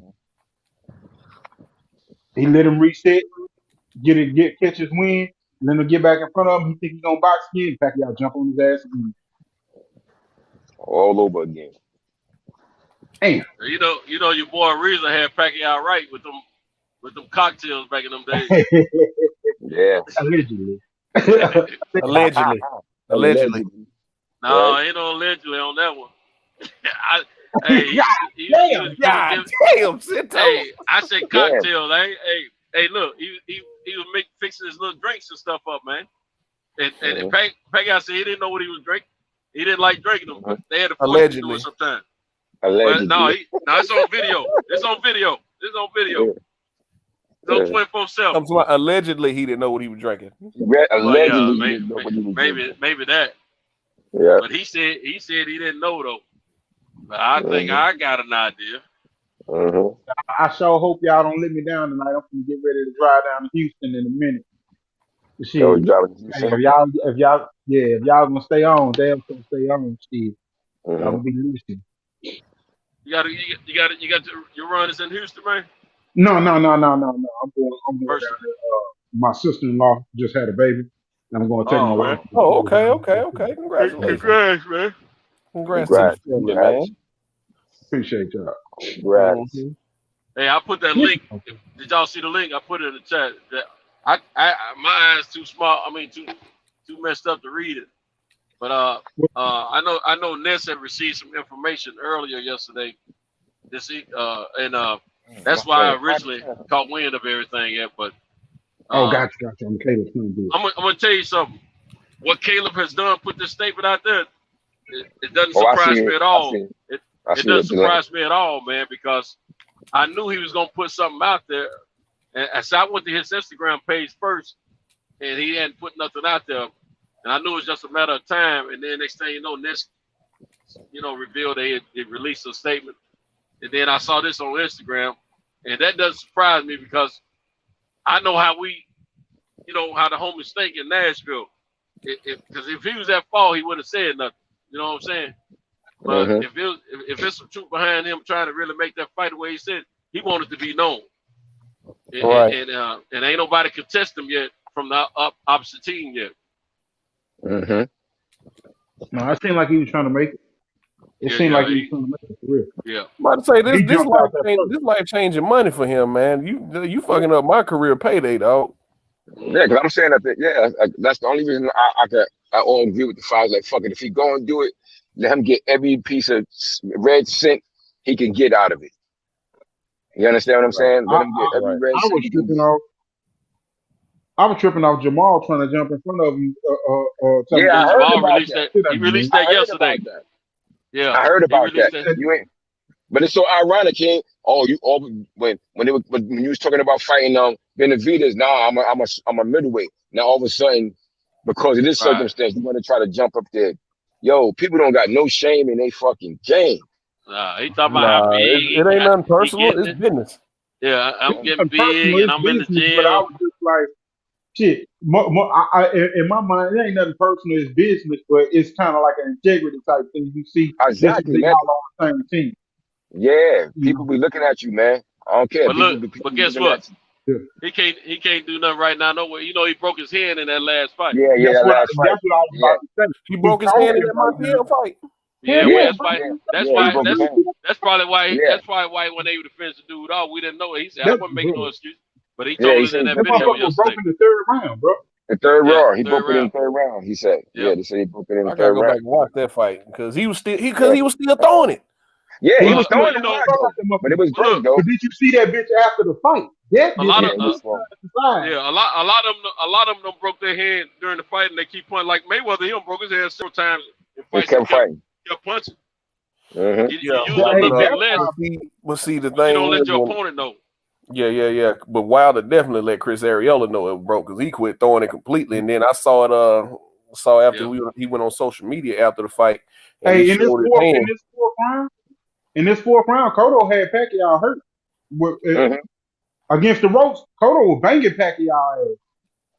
Yeah. Pacquiao, you gonna make me cue that up, man. Yeah, Pacquiao was trying. He was trying though. What was that fight? Like 2010, 2011, something like that? 2010 or 9 so fast on. Oh, and he put Pacquiao put his bitch ass down again. Yeah, man. Every time you get to the point, you tell us that shit. That's we know Cotto going down. God damn. Yeah. Every time he look good and come in with some good shit, Pacquiao hit him and set his ass down again. Pacquiao was coming so fast. Yeah. But yeah, the only reason why I was saying that about Jamal Charlo though is because I was thinking in my head, like, damn, that's some hell of a time for you to say something like that when you know your hand was hurt and shit, and you know he in negotiations for the fight. But then the thing about it is, I thought to myself, like, damn, Canelo may take this opportunity to jump on Jamal ass or make him look like a goddamn fool because he know your hand fucked up. How are you gonna get in camp right now with 2 months out? You got 8 weeks to get in camp right now, and you sitting up here talking. You should be on the sideline being quiet right now and let your hand heal up, and you go after Caleb. Or if Caleb wins, you go after Caleb. But right now, bro, you can't really just bro. That's 8 weeks. You just came. It's been a month now since his fight. His cash just came out. You can't go in there and really go squat right now, like talking about a guy all your working. Yeah. Facts. And Canelo is the type that will take your ass right now for that ride. You know what? This easy money. Let me go get this right now. He was already talking about he next ever since that Montreal fight. But you know what? Canelo ain't gonna fight because he ain't got nothing to fight him for. Ain't no belt. He ain't been wanting to fight him. Now he really ain't got no reason to fight him. Well, I mean, shit. He a name, bro. Regardless of what we say right now, Charlo's because if we see Charlo fighting Canelo, bro, we gonna watch Charlo fight Canelo. Even on no doubt about it. But you gotta remember, he don't avoid this guy. He don't went up in weight classes to avoid the guy. He don't drop belts. All this. He ain't get ready to take that danger. I mean, in his mind, see, Canelo is business first. He looking at, ain't no belt there. I'm taking this high risk. Even though his hand broke, what am I proving by fighting him? All I'm gonna do is get a payday and a Get name. him out the way That's right it. now before he get too dangerous. Yeah, I don't see him taking it. This is one of the fights he was trying to avoid, is what I'm getting at, and I don't see him just taking it without nothing to gain. You know what I'm saying? We're gonna gain a paycheck. Yeah, he always gonna gain a paycheck, but I'm just saying, ain't nothing he gonna get to, legend. Not so much legend, but it ain't gonna be nothing like it ain't no trophy at the end of the day. You know what I'm saying? It ain't put him no close to no undisputed or nothing like that. Which now he's acting like he don't care about undisputed. So I don't know. Bowser C, I think that's cap. I don't think he want no part of Bivol or Better BF going up to 175. I don't think he want no part of that. Yeah, he don't done all he could do is to avoid him in the past. Now all of a sudden he talking stuff about challenging. Either one of them gonna be a problem for him. And Caleb, I think I am one of those people that honestly think Caleb is gonna pose some problems for Canelo. I know people always say Caleb fool and all that, but I think Caleb's gonna pose some problems for Canelo. Now, will he make it through all around without getting caught with something big and slowing down? I don't know. That's been the talk. That's been the talk. A lot of people saying he gonna pose some problems and he gonna get at Canelo a few times, but can he do that for all 12 rounds? That's what everybody's don't think it can happen, but I don't know, man. Like I said, you know how I feel about it. I feel he got the talent and the style, but he don't got the seasoning. And that's why I'm picking. And after we talked this morning, what I did was I went and watched a couple of his best performances, and it solidified what I felt by watching him, even in his good performances. Because what really made me solidify that he won't do well against Canelo right now, because I don't think, because he don't have the seasoning, he got the style. He got the style that you see how we saw Floyd Mayweather go through what he went through tonight. We watched that shit that we watched with Floyd Mayweather tonight. You saw we watched Floyd Mayweather beat Castillo. Those fights seasoned him so that he could give the kind of performance he later gave against Canelo Alvarez. You understand what I'm saying? Like, he schooled him, like, because he went through the type of seasoning that Floyd Mayweather is like Sugar Ray Leonard. Like, they could do a disciplined fight and fight a certain style with that boxing shit the whole fight. Caleb got the talent. He got the talent, but he don't got the seasoning to do that yet. You know why? Because Caleb is kind of confrontational. That's what I noticed.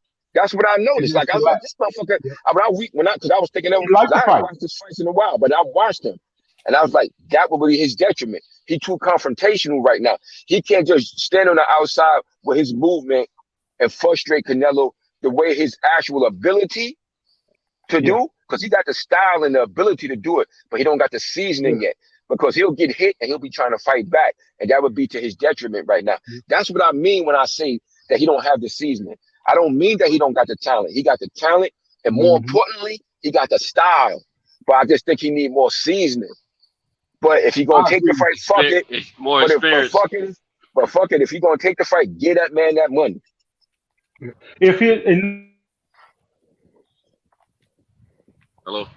Hello? Somebody broke up. Eli. Yeah, Eli. Well, he's about to cook on something. Is his thumbnail? He's still there. No, Eli, you're still in the house, but your audio's shot, bro.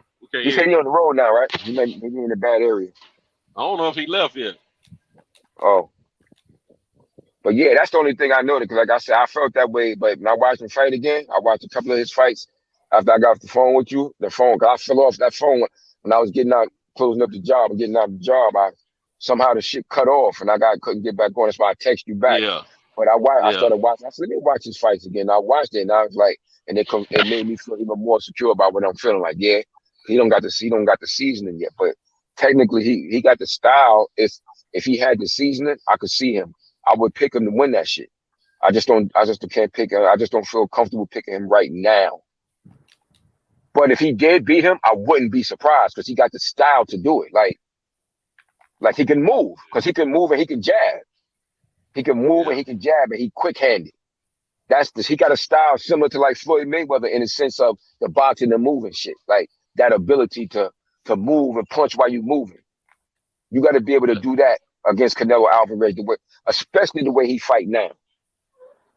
You understand? You got to be able to do that. That's what he has his most difficulty with.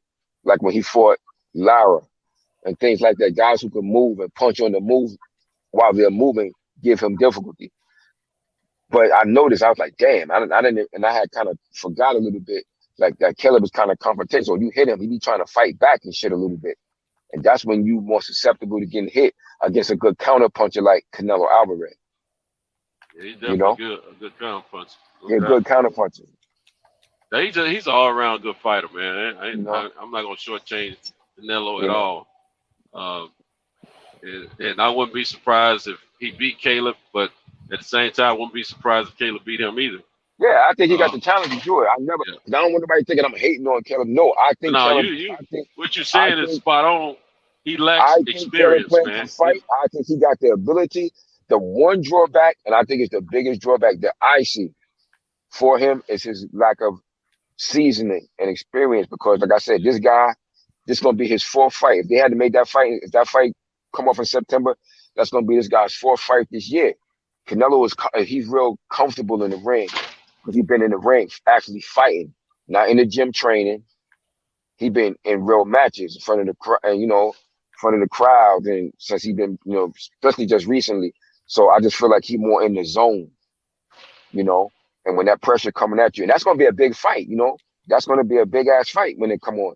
And when you get under the bright lights for a big fight, the biggest fight of your career against that level of opposition, that's a big thing. Stranger things have happened, and maybe Caleb could rise to the occasion and pull the shit off. He got the talent too, though. I just have to go with what history has shown me in the sport. That I'm always of the thought that boxers who fight a lot are just better than guys, no matter how talented you are, when you don't fight a lot. Right. Now, I don't care how talented you are. Activity makes you better. No yeah, doubt about that. Absolutely in any sport, and specifically boxing. That's why I brought up that example about Muhammad Ali and Frazier at that time. That's why I used that example, because I'm like, as talented as Ali was, he had only had those two comeback fights. One he did well in, one he struggled in. He really needed a little bit more. He needed a little bit more seasoning to get himself to the point where he could really deal with Joe Frazier at that point. Because Joe Frazier was sharp. Joe Frazier was sharp, and he was motivated like a motherfucker. But he was sharp. Joe Frazier was doing his goddamn thing. You remember, like I loved one of my favorite fights I love to watch with Joe Frazier is that fight he had he fought just before he fought Ali. He fought Bob Foster, the all-time great light heavyweight champion. Mm-hmm. Bob Foster was a bad boy. He just couldn't beat no heavyweights. And Bob Foster, he was throwing some shit at. He was throwing some shit at.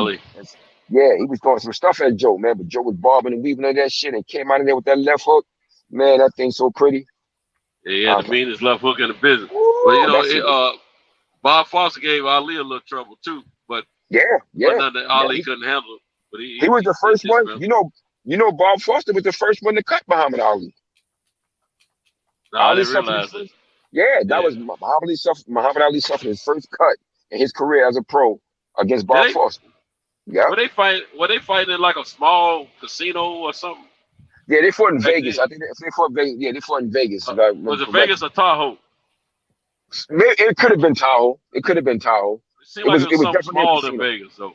It was definitely a casino that they fought in. It could have been Tahoe too. It was either Vegas or Tahoe at that time. Yeah. But yeah, he went like 7-8 rounds with Ali though. Yeah. He was putting a challenge to him too. Yeah, Ali didn't get that easy. He had to work for it. Hell no, he was nailing Ali with them right hands. Yes, sir.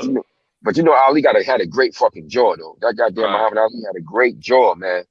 Because Bob Foster could punch, but Ali was eating them shots and playing his little buckling game, like acting like he hurt more than he is. But yeah. But he cut Ali in that fight. And but damn, Joe Frazier got his ass out of there in the second round. Yeah, styles make fights, man.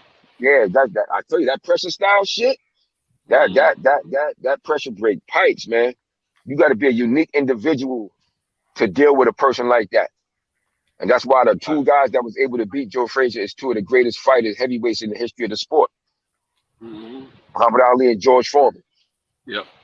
Cause that's why like when we was talking about that, and I told you I had looked at the Ring magazine ratings for that, and I was like, the only person that could have beat Ali at that time, and I said, yeah, he had been rusty, but Ali was 28 and a half when he came back.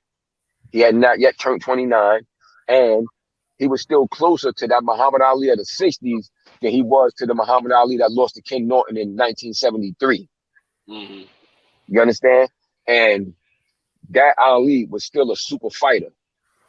And nobody else in the heavyweights could have beat him because he was the number one contender in 71. He beat the number two, which was Jerry Quarry. Now, George Foreman, who was 2 years away from being ready to fight for the title, was number three. But he wasn't ready, though, because George Foreman was 2 more years away from fighting for the title, so they're still developing him. Oscar Bonavena, who Ali beat. Jimmy Ellis, who Ali ended up beating. Floyd Patterson, who Ali beat. You know, none of them guys could beat him. The only person that was good enough to beat him was Joe Frazier at that point.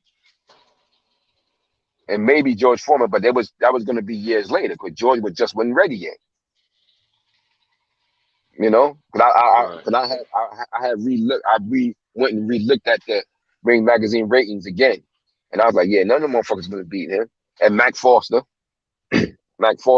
from LA, he was an undefeated prospect at the time because Mac Foster had the knockout streak record in heavyweight history up until Alex Stewart broke it. They thought Mike Tyson was going to break it. You know, Mike Tyson was 19-0, his first 19 knockouts. And they thought Mike was going to break it, but he got stopped at 19. But Mac Foster had it. It was 24. He started his career with 24 straight knockouts. And Ali beat him too. Alex Stewart came on and went away after that lawsuit with Evander Holyfield. Yeah, Evander was the first one. Beat him. Evander Holyfield was the first one to beat Alex. Yeah, he was hitting. He was knocking folks out left and right, man. Yeah, he was 26-0 with 26 knockouts. He had the heavyweight record, and Evander Holyfield beat him, and then Mike Tyson just humiliated his ass. That's my dude. So he a nice guy. I knew Alex Stewart. You know, he a real nice dude, man. I remember when I was a kid, I was training in Gleason. He was there. He fought my homie. He fought my big bro, Michael Bent, at in the finals of the 1980 Golden Gloves. That was a damn good fight, boy. I remember that shit. I was in the back. I was in the dressing room.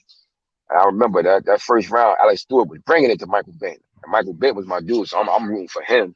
Although I was cool with Alex, I'm rooting for Michael Bent. He was giving his business to Mike in that first round. But then Michael Bent started shoe shining on his ass. And that second and third round, opening up on him, and came back and won that shit. That was a great fight, man. Now, Wilder ought to have that knockout deal now, shouldn't he? Streak. Yeah, he broke it. Yeah. He took it. He took it. Yeah, he took it. Yeah, he ended up taking over it. Yep, he ended up taking over that. That's what I said, man. So I looked at that again. I checked it again today. I was like, yeah, I was right. I said, ain't none of them other guys would have been able to beat him because ended up, like I said, he beat the number 2 when he came back, and he beat the number 4. George wasn't ready. Floyd Patterson, he had already beat in the 60s. He ended up fighting to his first comeback fight. I think his first comeback fight, he ended up fighting Jimmy Ellis, who was his homeboy and stablemate from Louisville, Kentucky. Right. So he knew damn well he couldn't beat him. Like what Ali said, he said, if Jimmy Ellis dreamed he beat me, he better wake up and apologize. Ali talks stuff to all of them. He didn't care how cool he was with it. He talks stuff to all of them, man. Everybody could get it. And that was his homie. You know, they from Louisville together. They grew up. Yeah, they grew up. They grew up together, training in the same gyms and everything. yeah, everything. So he, he wasn't gonna beat him. And then, like I said, Mac Foster and him. I watched that fight. I watched that fight again today. That With Foster him fight. and Mac Foster. Yeah, I watched that fight. Yeah, I watched that fight again. They fought like in Japan or some fucking way. It was an Asian place. Man, that Muhammad Ali was a fucking superstar. Yo, Yes, it was so many damn. indeed. Yo, when he got to that airport or whatever this place that he went, it was so many goddamn people in there. They was Everywhere he went, it was like that. Especially England was crazy, man. There was so many people there. It was some Asians. It was a bunch of Asians, yo. Yeah. That shit was packed. He was going down the escalator. They was all on the escalator with him. They had flowers for him. The ladies was all googly eyed on with him. I was They like, ready to put that sake on him, man. yeah, I was like, yo, this man, he was an abs. I got to agree. You ever seen the documentary, The Fight of the Century? It seemed like I have. It's for the first fight with him and Joe Frazier. It was called The Fight of the Century. They did a documentary, right? Yeah. And that shit probably was kind of true. Remember, they was arguing. You had the Joe Frazier fans was arguing with the Ali fans, right? Yeah. And you remember, like when I was showing in that little clips they were showing, or he was going around that place, and even when he was in training camp, like they had their little training camp, it was people there paid to watch him. Right. They paid to come watch him train. Mm-hmm. And I remember one of them guys, they was arguing, one of the Ali fans, and with the Frazier fans, and one of them Ali fans said, he said, shit, Muhammad Ali, the most famous. He said Muhammad Ali more famous than Jesus Christ. I was like, when I seen that shit, like looking at that clip, I saw that, I was like, damn, that shit might be true. That motherfucker was really famous. Like he was, man. Like I'm like to go to another country like that and have people like so in awe. I only know of 2 Americans that happened it was on a consistent basis. Like we'll say 2 Black Americans. That was Muhammad Ali and Michael Jackson. Yeah, like now Elvis used to get treatment like that, but I just don't think his was as strong as those 2. But I'm talking about other countries, like to that extent. That's what I'm saying. That's what I'm talking about. Them going to other countries.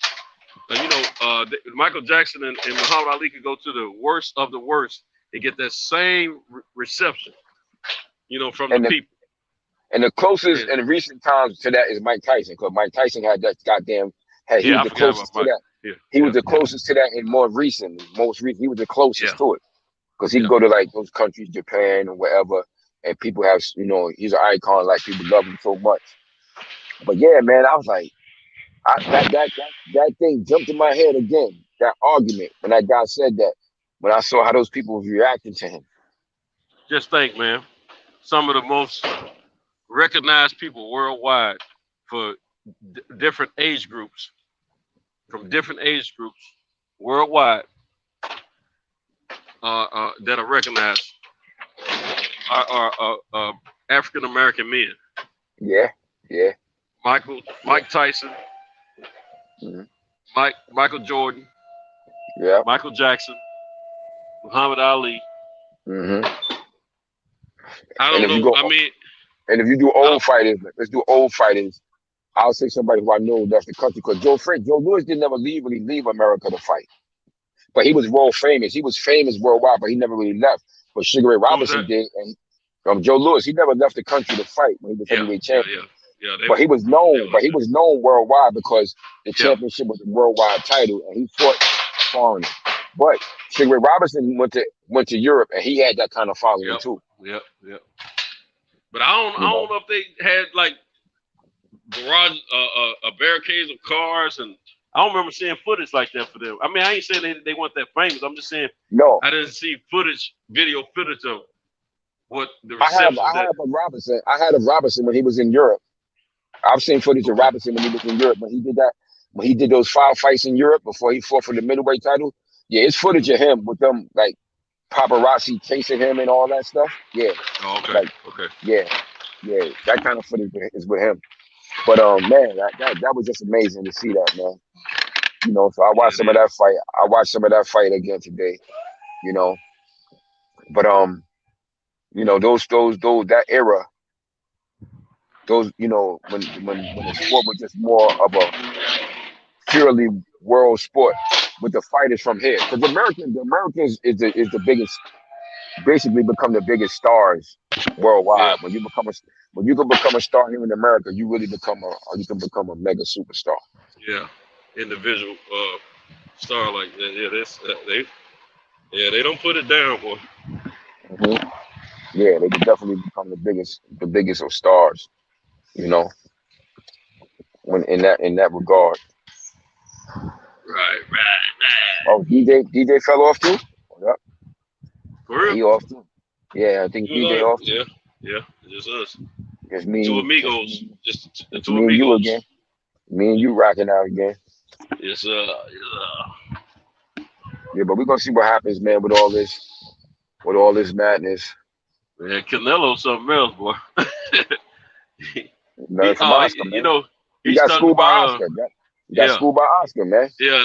That's who gave him the gift for that. Gave him the Yeah, game. Gave him the he's game. talking about something about a replacement fighter and all this old kind of stuff. Still want the 40 billion, and I mean it's all kind of crazy stuff in there. Yeah, but if you're gonna replace me, who you gonna replace with to get you that 40 million? Exactly. It can't be no run of the mill cab driver. I think that's where the promoters, well, not so much the promoter. You know, Al Heyman and the rest of them have a problem with that part because you know you got to fight somebody worthy in order to get 40 million. Exactly.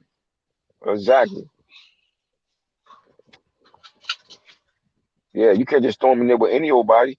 You gotta put him in there with some name recognition.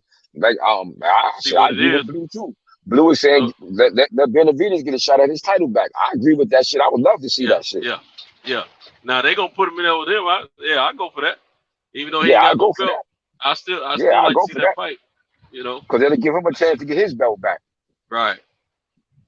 Damn, is that a bird? Benavidez take half the money to fight. Mm-hmm. But he ain't gonna fight Benavidez. He ain't got nothing to gain, everything to lose. Too risky. Yeah, And, Benavidez is gonna have a fight. He ain't yeah. afraid of him. Hell yeah. Yeah. Yeah, He ain't afraid. Benavidez Ain't gonna be no get a punking chance in at his that fight. title. He'll get a chance at his fight, and that fight can definitely Nigga be built that way. And that fight can garner something big. Like even with boxing in the state that it is now. You understand? Benavidez so many eyes on that fight, man. Yeah, that can garner enough. That kind of fight could even pull some casuals to it. You know? I'm gonna tell you what Canelo better not do. He better not mess around and let Benavidez get past Uzataki and then him and Caleb fight. Because either way, whoever wins between them two, it's gonna be a tough fight for Canelo. He better not let. And then I'm gonna tell you something. If Plant and Benavidez were to fight, and Plant were to beat him, I would ask for $2 more billion. Yeah. Because you got a name fight on your resume that's got a little boogeyman attached to it. If he beat Benavidez, I'll pick him to beat Benavidez. Yeah, but I'm gonna tell you what'll happen. Canelo won't fight. Oh yeah, because then he gonna be too dangerous. Because he gonna be too damn dangerous then. Exactly. By proving himself, having beaten somebody like that. Yeah. Exactly. Because he feels like right now that he ain't beat nobody worth him to be fearing. Right. Because they won't look at somebody like Uzataki. Uzataki is good. He ain't nothing special though. He just good. Right. Because I watching that shit today. That's one of the fights I watched. Killer Plant was fucking him up. Yeah, he was. He handled him easy. I was like, damn, I forgot he handled him that easy. They expected it to be the other way around because they thought it was gonna be the other way around. It's supposed to have more power and everything. Yeah, nah. And then he ended up being the one getting hurt a few times. Totally outclassed. He totally outclassed him. Uzataki respected Caleb at the end of that fight too, man. He didn't even look like it looked like Caleb was the champ. The whole fight. Exactly. The whole fight. That dropped him a couple of times. Dropped him a few times. Right. Yeah, he handled them really easy. I was like, okay. But that's when I realized, again, like I said, I was like, damn, he real confrontation because he was fighting, man. He was letting his joints go. Mm-hmm. You know, he was definitely letting his joints go. But if he get that kind of fight, and win, I will pick him because I feel like that's the kind of fight that'll give him that seasoning you keep hearing me talk about with him.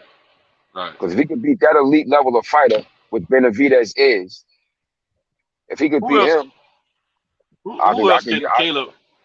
I can't think of who else out there that Caleb can fight right now before Canelo that would help his legacy out, his body of work, you know, and give him that experience you need to put a little bit more at 168 depth in his a little bit more depth in 168. Let's see. He ain't really too much there. Now I'm gonna tell you if he ain't gonna do it though, but if Triple G he wasn't to fight Caleb, that'd be a good, even though with that 160 versus 168, that would be good. Would be a good name. Yeah, that would be a good name. Good experience. Yeah, that would be a good name, and stylistically it would be good for him. Like if they could get that fight, like if his people could talk them, if they could pull some magic off, that would be good for him because stylistically it would be good. You know what? Caleb could still get a little money behind that fight too. He won't be able to get as much, but he probably get about 4, 5, 6 million or something like that. Yes, yeah. Now that would be a good matchup if Triple G would be willing to do something like that. Yeah. Now if Triple G were willing to do something like that because he want to fight Canelo again, right? So bad, he claimed he wanted to fight Canelo so bad again, and they could lure him with that. Look, if you fight us. If you could win the title at 168, then you could make that fight with Canelo again. Right, you know, that could be a possible lure. Mm-hmm. You know. See, if he were to get 6 million, he could easily ask for 12 million behind that because that's doubling the purse. Yep. And after a victory like that, that should be something that they could easily make happen because you can sell it. You can market that and sell it easily. Especially if he was able to beat Triple G a little bit easier. Exactly. Mm-hmm. Yeah. Not saying that he can, but if he could, that'd play more in the Caleb's role too. I mean, I would like that fight for him, man. Like Caleb, I think that would be a good fight pre Canelo. That's another good fight. I actually like that fight more for him than the Benavidez fight. Yeah. Style wise. To get him ready for. Well, it's a bigger name. It's a bigger name than Benavidez right now too. Also too, yeah. The Benavidez fight is more personal than anything, but it's also proving the ground for both of them. Mm-hmm. See who's a better fighter out of the two. But I'm gonna tell you something else though. That will build that fight for them two to fight in the future even more. Caleb went in there and fought, old boy, and it worked out, good for him. Shoot, man. Hey, let me tell you something. That would be a heck of a fight. Build up for him and Benavidez. Absolutely. Because I mean, people don't question the fact that Benavidez, just ain't seen enough from Caleb, and I understand that totally. He's my homie, but I understand that totally. There ain't no fool now, but at the same time, I told you I got one. I have one problem with Caleb Plant when it comes to fighting Canelo, and this don't apply to everybody else. Because I don't feel that the way I feel about this fight against Canelo, I don't feel the same way if he fought Benavidez. No, because I mean Benavidez, he don't have some tough fight. That's a toss-up match to me. Yeah. But Canelo looking at it, he ain't gonna be able to do nothing with because I mean Benavidez is taller than him, and he ain't no punk. He can fight. Exactly. So I think that's a better matchup for him. But I would give him a much better chance. But I just feel like I see what they doing with Canelo. I see what he's doing. He going after targets he think that he could take. That he think that he could take. That's why he ducking. That's why he ducking Benavidez. That's why he ran away from Benavidez, ran away from Charlo, and ran away from Andre. Because those are 3 fights that he could have made relatively easily had he actually wanted to make them. Right. Could have made those fights. It wouldn't have been hard at all. Right. So, him going that route that he did showed me. I was like, okay, but I see what you did. You learned from your boy. You learned from Oscar. Yeah, he playing chess, no doubt about it. Yeah, you learned from Oscar. And I am, and in one sense, I understand that's the nature of the sport, man. Especially at this stage in his career that he done got to. He want to make as much money as he can, solidify his legacy some more, and walk away with a bag of money. Mm-hmm. But as a fight fan, you want to see the best fight each other. Exactly. I tell you what, he been more careful with Caleb than he was with Billy Joe. That's no doubt about it. Yeah. I think he has a better level of respect for the abilities of Caleb versus Billy Joe. And he talked funky to Billy Joe the whole time.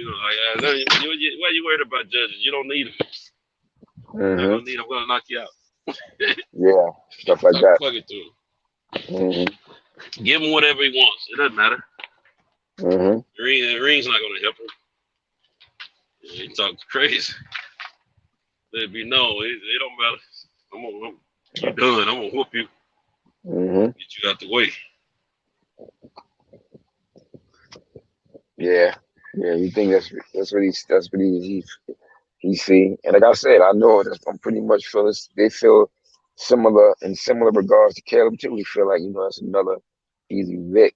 I think, like I said, I just think that stylistically, we just need a touch of more seasoning, and I think he could actually be able to handle him with a little bit more seasoning, stylistically. But he could just stay behind that jab and just step around him, step out of the way, step around him, keep him at bay, like how Floyd did, which he has some similar capabilities in the fact that he can box on the move if he needs to. He's not a stationary target. But right now he's still a little bit too confrontational. Right now. Yeah, he's still in the early part of his career. And even as a champion, Yeah, because matter of fact, that's what me and Kyle talked about that earlier today. Because he was like, "Yo, man, he ain't young like that." But yeah, but he's a young fighter. So there's a difference.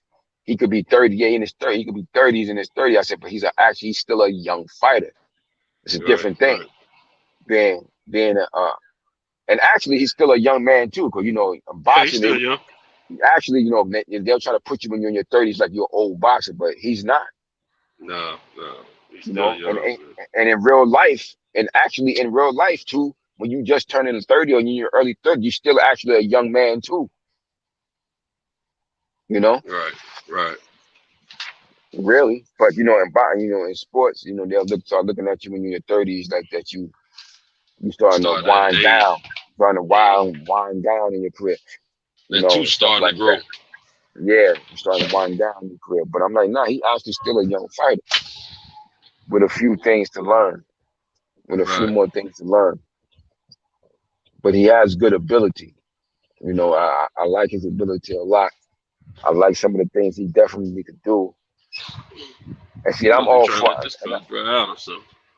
and I'm all for, you can get the bag, it's great. But like I said, I think he could have a more successful, longer career without being set up for the wet up by Canelo and his crew. But I definitely would be. I'm definitely, if he do fight Canelo, I'm definitely gonna be rooting for him. But I feel like if he had one or two or more of the proper fights to get him prepared for that shit, I think he could pull it off. But as it stands right now, I really don't feel that shit in my heart. Just saying what I'm saying. The fact that this will be Canelo's 4th fight this year. He's sharp. He in the zone. He's training. So he's still keeping himself relatively sharp. So he's ready. He's ready to go. Now Caleb gonna be only fought once, and then he coming off an injury. So like I was saying to you, you gotta get back into training. You gotta see what your hand can withstand. You know, when you start hitting that damn heavy bag and shit again, you know, that shit is rough on you. He can withstand. Can he punch with the same velocity? He's a fast-handed fighter. Can he punch with the same velocity and snap without having to worry about hurting it again and all these things? So I would have liked to see him at least get a tune-up first and then go into the fight or something. But I understand, you know, with the money involved. Hey, let me hit Lynn Ray up right quick. Hey, Lynn Ray. Now Caleb Plant didn't mess the fight up, bro. Canelo's messed the fight up. Caleb did release a statement about what was happening. I put a link in the chat earlier. You can check it out. I'll put it in the chat again for you. Okay. He said facts is Plant the same. Yeah, Plant was trying to make the fight, him and his team. Canelo one being so super difficult. Let me put this. Do you have access to Instagram? Because that's where this link is coming from. Yeah, I'm gonna take that. Matter of fact, you know what I'm gonna do with my phone?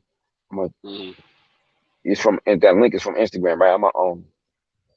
If I got my phone, I could cut it out. I could cut it out with my phone. You probably can get it from. You probably can get it from some. It's on the guy from ESPN. ESPN is the one that released the. It was a conversation that Caleb had with the guy from ESPN. So I got it from Instagram, but I think ESPN has all right. the information. So I just put it back out there. But yeah, man. No, it ain't bad advisement this time. It's I thought the same thing, but no, this is on Canelo on this.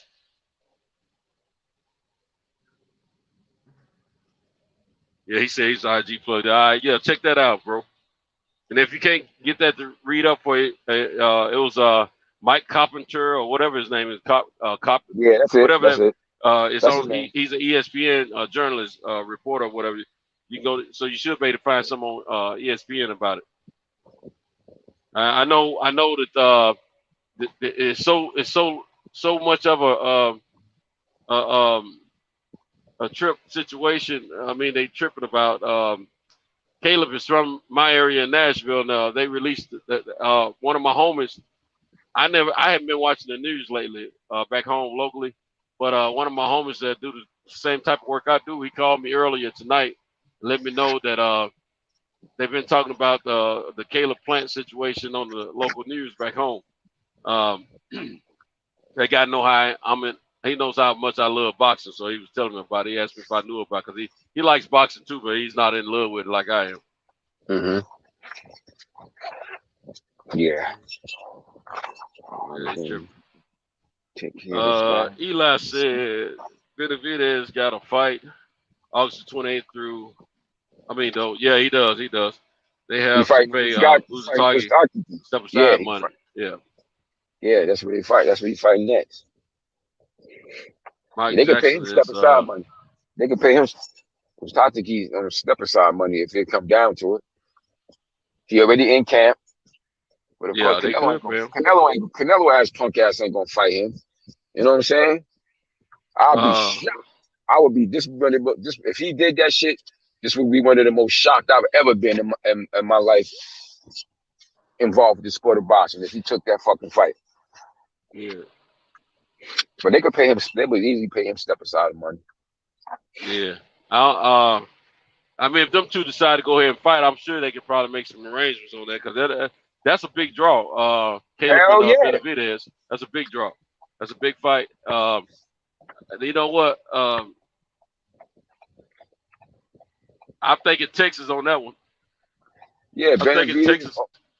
Yeah, you know he's from.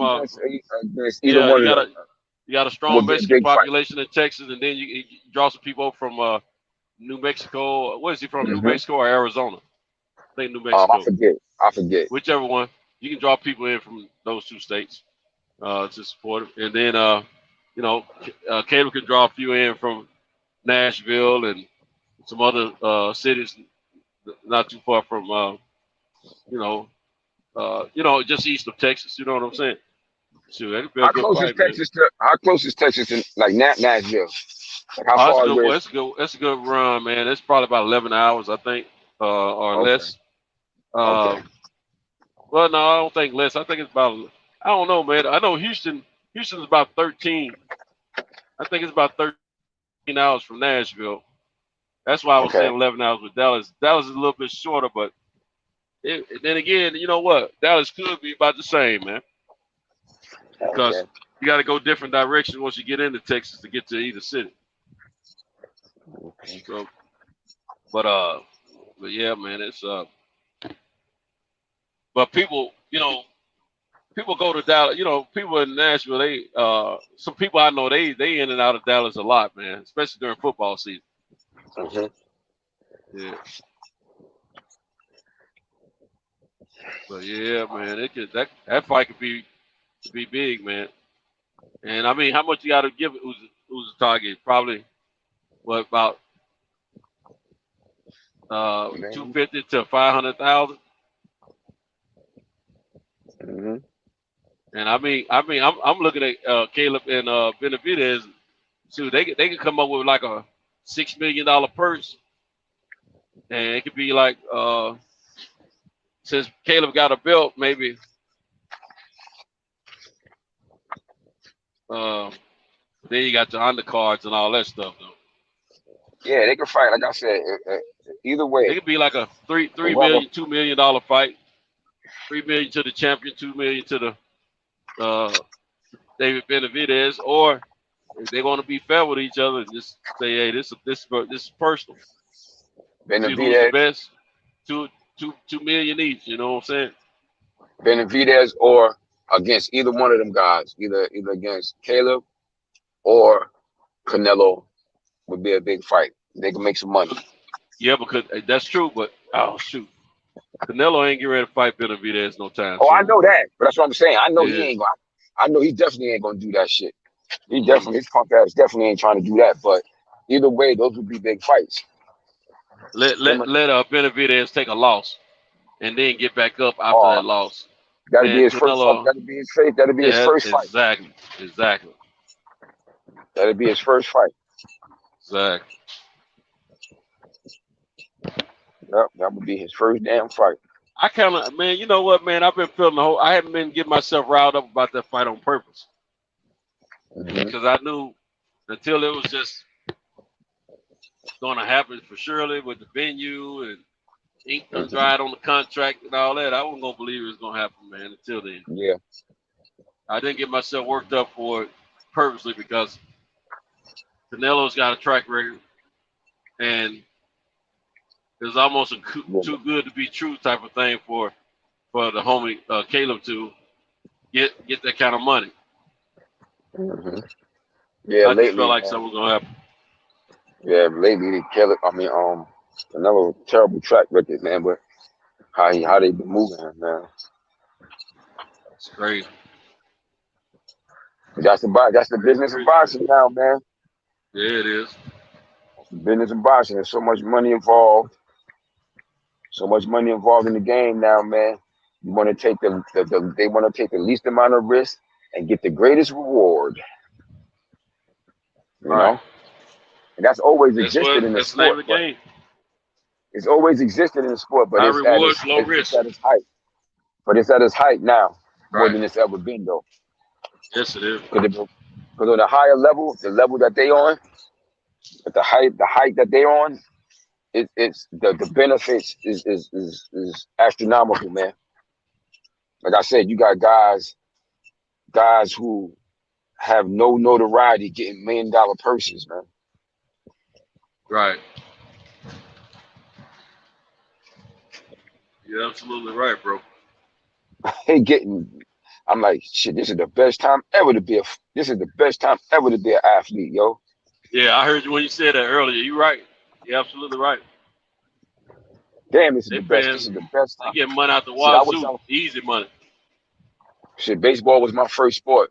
Shit, I wish I was young again. I wish I was young again. I'd be back in high school. And knowing what we know now, shit, knowing what we know now, shit, I'll be right back on that base. I wouldn't even box. I'll be right back on that goddamn baseball and field. I'd concentrate full on baseball. Let me tell you something. The Yeah. crazy thing, what's so great about baseball, man? You don't come into that physical contact like you do with football, basketball, hockey, and all that. In boxing, you can stand in the field or the infield. You can have a 25-year career, man. Yeah. If you get hurt, it's gonna be a freak accident. Yeah. Maybe right. If you depending on what position you play, like if you playing out in the field and you run into the wall, dislocate your arm or some shit like that. Yeah. Or get hit with a pitch. But it ain't like you going into danger every game knowingly, like a boxer or a football player or a hockey player. Right. Like you're going into danger. Yep, I swear. I sure as hell, boy. I sure as hell would have been going right for that motherfucking baseball. Get that guaranteed contract. Bat 270. I've got 270. Shit, I could do 270. Still, shit, I was good at fucking baseball too. I just got, once I fell in love with boxing, that shit just left me like, I don't want to play that shit. I didn't have nobody tell me, I mean, we learned to play all those sports. Mm-hmm. Yeah, I grew up. That's how I didn't have nobody to tell me which sport was more lucrative at the time. You know what I'm saying? Mm-hmm. But it was different though, because like we talked about, the biggest stars back then, like Reggie Jackson and them, he signed a $5 million contract. That was the biggest thing in sports history at the time for the sport. But shit, compared to now though, woo, you got guys getting $100 million multi-million $100 contracts. You could be, like I said, a batting 270, man, and be a damn making over $1 million. Yep. Exactly. Yep, this is the greatest time ever to be an athlete. When it comes to the financial side of the game, all you got to do is be average. That's it. Average will get you paid. Okay. If you can make a roster, you get paid. You getting paid. Mm-hmm. Yep. Baseball guaranteed money too, man. Yep. That shit guaranteed. I don't give a fuck what you do. I ain't gonna even front, man. I ain't gonna even lie up front, man. And my man Bobby Bonilla still getting paid. Because of the level of excitement in football, basketball, and how they compare to baseball, I used to think that you made more money in those two sports versus baseball for a long time. Yeah, when I found out how much money, when they start getting that big money in baseball, when I found out the money was guaranteed, I said, what? Yep. So you remember when Alex Rodriguez signed that contract with with Texas? Yeah. Yeah. Shit. Mm-hmm. When he got traded, he still was getting that contract when at the end of his career. Yeah. From the Yankees. They took it over. He signed a $275 million contract. Right. And still was getting paid from the Rangers. And still was getting paid from the Rangers. That was straight pimping right there, boy. Straight pimping. Damn. Yeah, so they tried to negotiate with him about between the two contracts, try to get him to take less money or something like that. I think they tried some nonsense like that, but him and his own agent wasn't having that nonsense. Yeah. You giving us every red cent. I think he's still getting a check, ain't he? I think he might be. I would not be surprised. I know Bobby Bonilla is still getting paid. Something. That's crazy. I saw that not too long ago. Mm-hmm. I'm like, wow. But yeah, that's just how the game is, like on all sports. Like I said, with the fight, like y'all was saying, that kid Udrum, that kid that fought Canelo, got a couple of $1 million. That's crazy to me. That is like unbelievable to me. You could be that unknown to the general public and get that much pay. Show how much the game done changed. Mm-hmm. I remember years ago when I remember years ago when I had my gym. I had some girls, a couple of girls in there that was training. They wanted to lose weight, and I remember this one particular young lady I had mentioned. We was talking about boxing, man. Some of the fellas in there, and I had mentioned Roy Jones, and she didn't know who Roy Jones was. She really didn't know who Roy Jones was. But when I mentioned Sugar Ray Leonard, she knew who he was, though. You know, and that shit was bugging me out at the time. I'm like, how the hell you don't know what Jones doing? But that was when things were starting to change a little bit. Like, you know, that era that we grew up in, that me and you really grew up in, that free era of sports. Everybody was always on TV all the time. Like you would see the stars on TV all the time. But then when that money started going up, and then that pay-per-view stuff started happening more, and you had to pay for TV, cable, and all this and that. Them guys not being seen quite as much as they used to be. That, like we just talked about Muhammad Ali and why he was so famous. Part of the reason why he was so damn famous because he was on free TV all the damn time. Any little thing he did, he was on TV. If he went anywhere, it was going to be news. You know, but it hasn't been like that probably for the past 30 years where our athletes are today. You know, only the most unique dudes get that type of publicity nowadays. Yeah. You know, Big Dog Willis said baseball is the hardest sport to excel in. And Lynn Ray was saying that he tried boxing for a minute.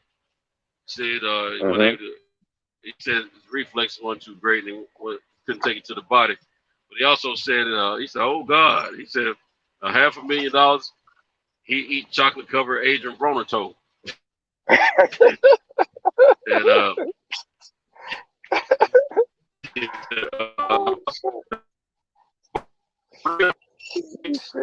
want my son to be Al Heyman and not Floyd. Am I wrong? I guess what he said what? His son, if he box, I think what he's saying is if his son chooses to box, okay, I'm in a bad area. Oh, now you sound good again. You sound good again. Chat out. No, you sound good. You sound good again. Go ahead. Hello? How I sound? You started sounding good again. No, you sound good. You sound good. Go ahead. All right, Boss Red 357 said he wanted his son to be with Al Heyman and not Floyd. And he said, "Am I wrong?"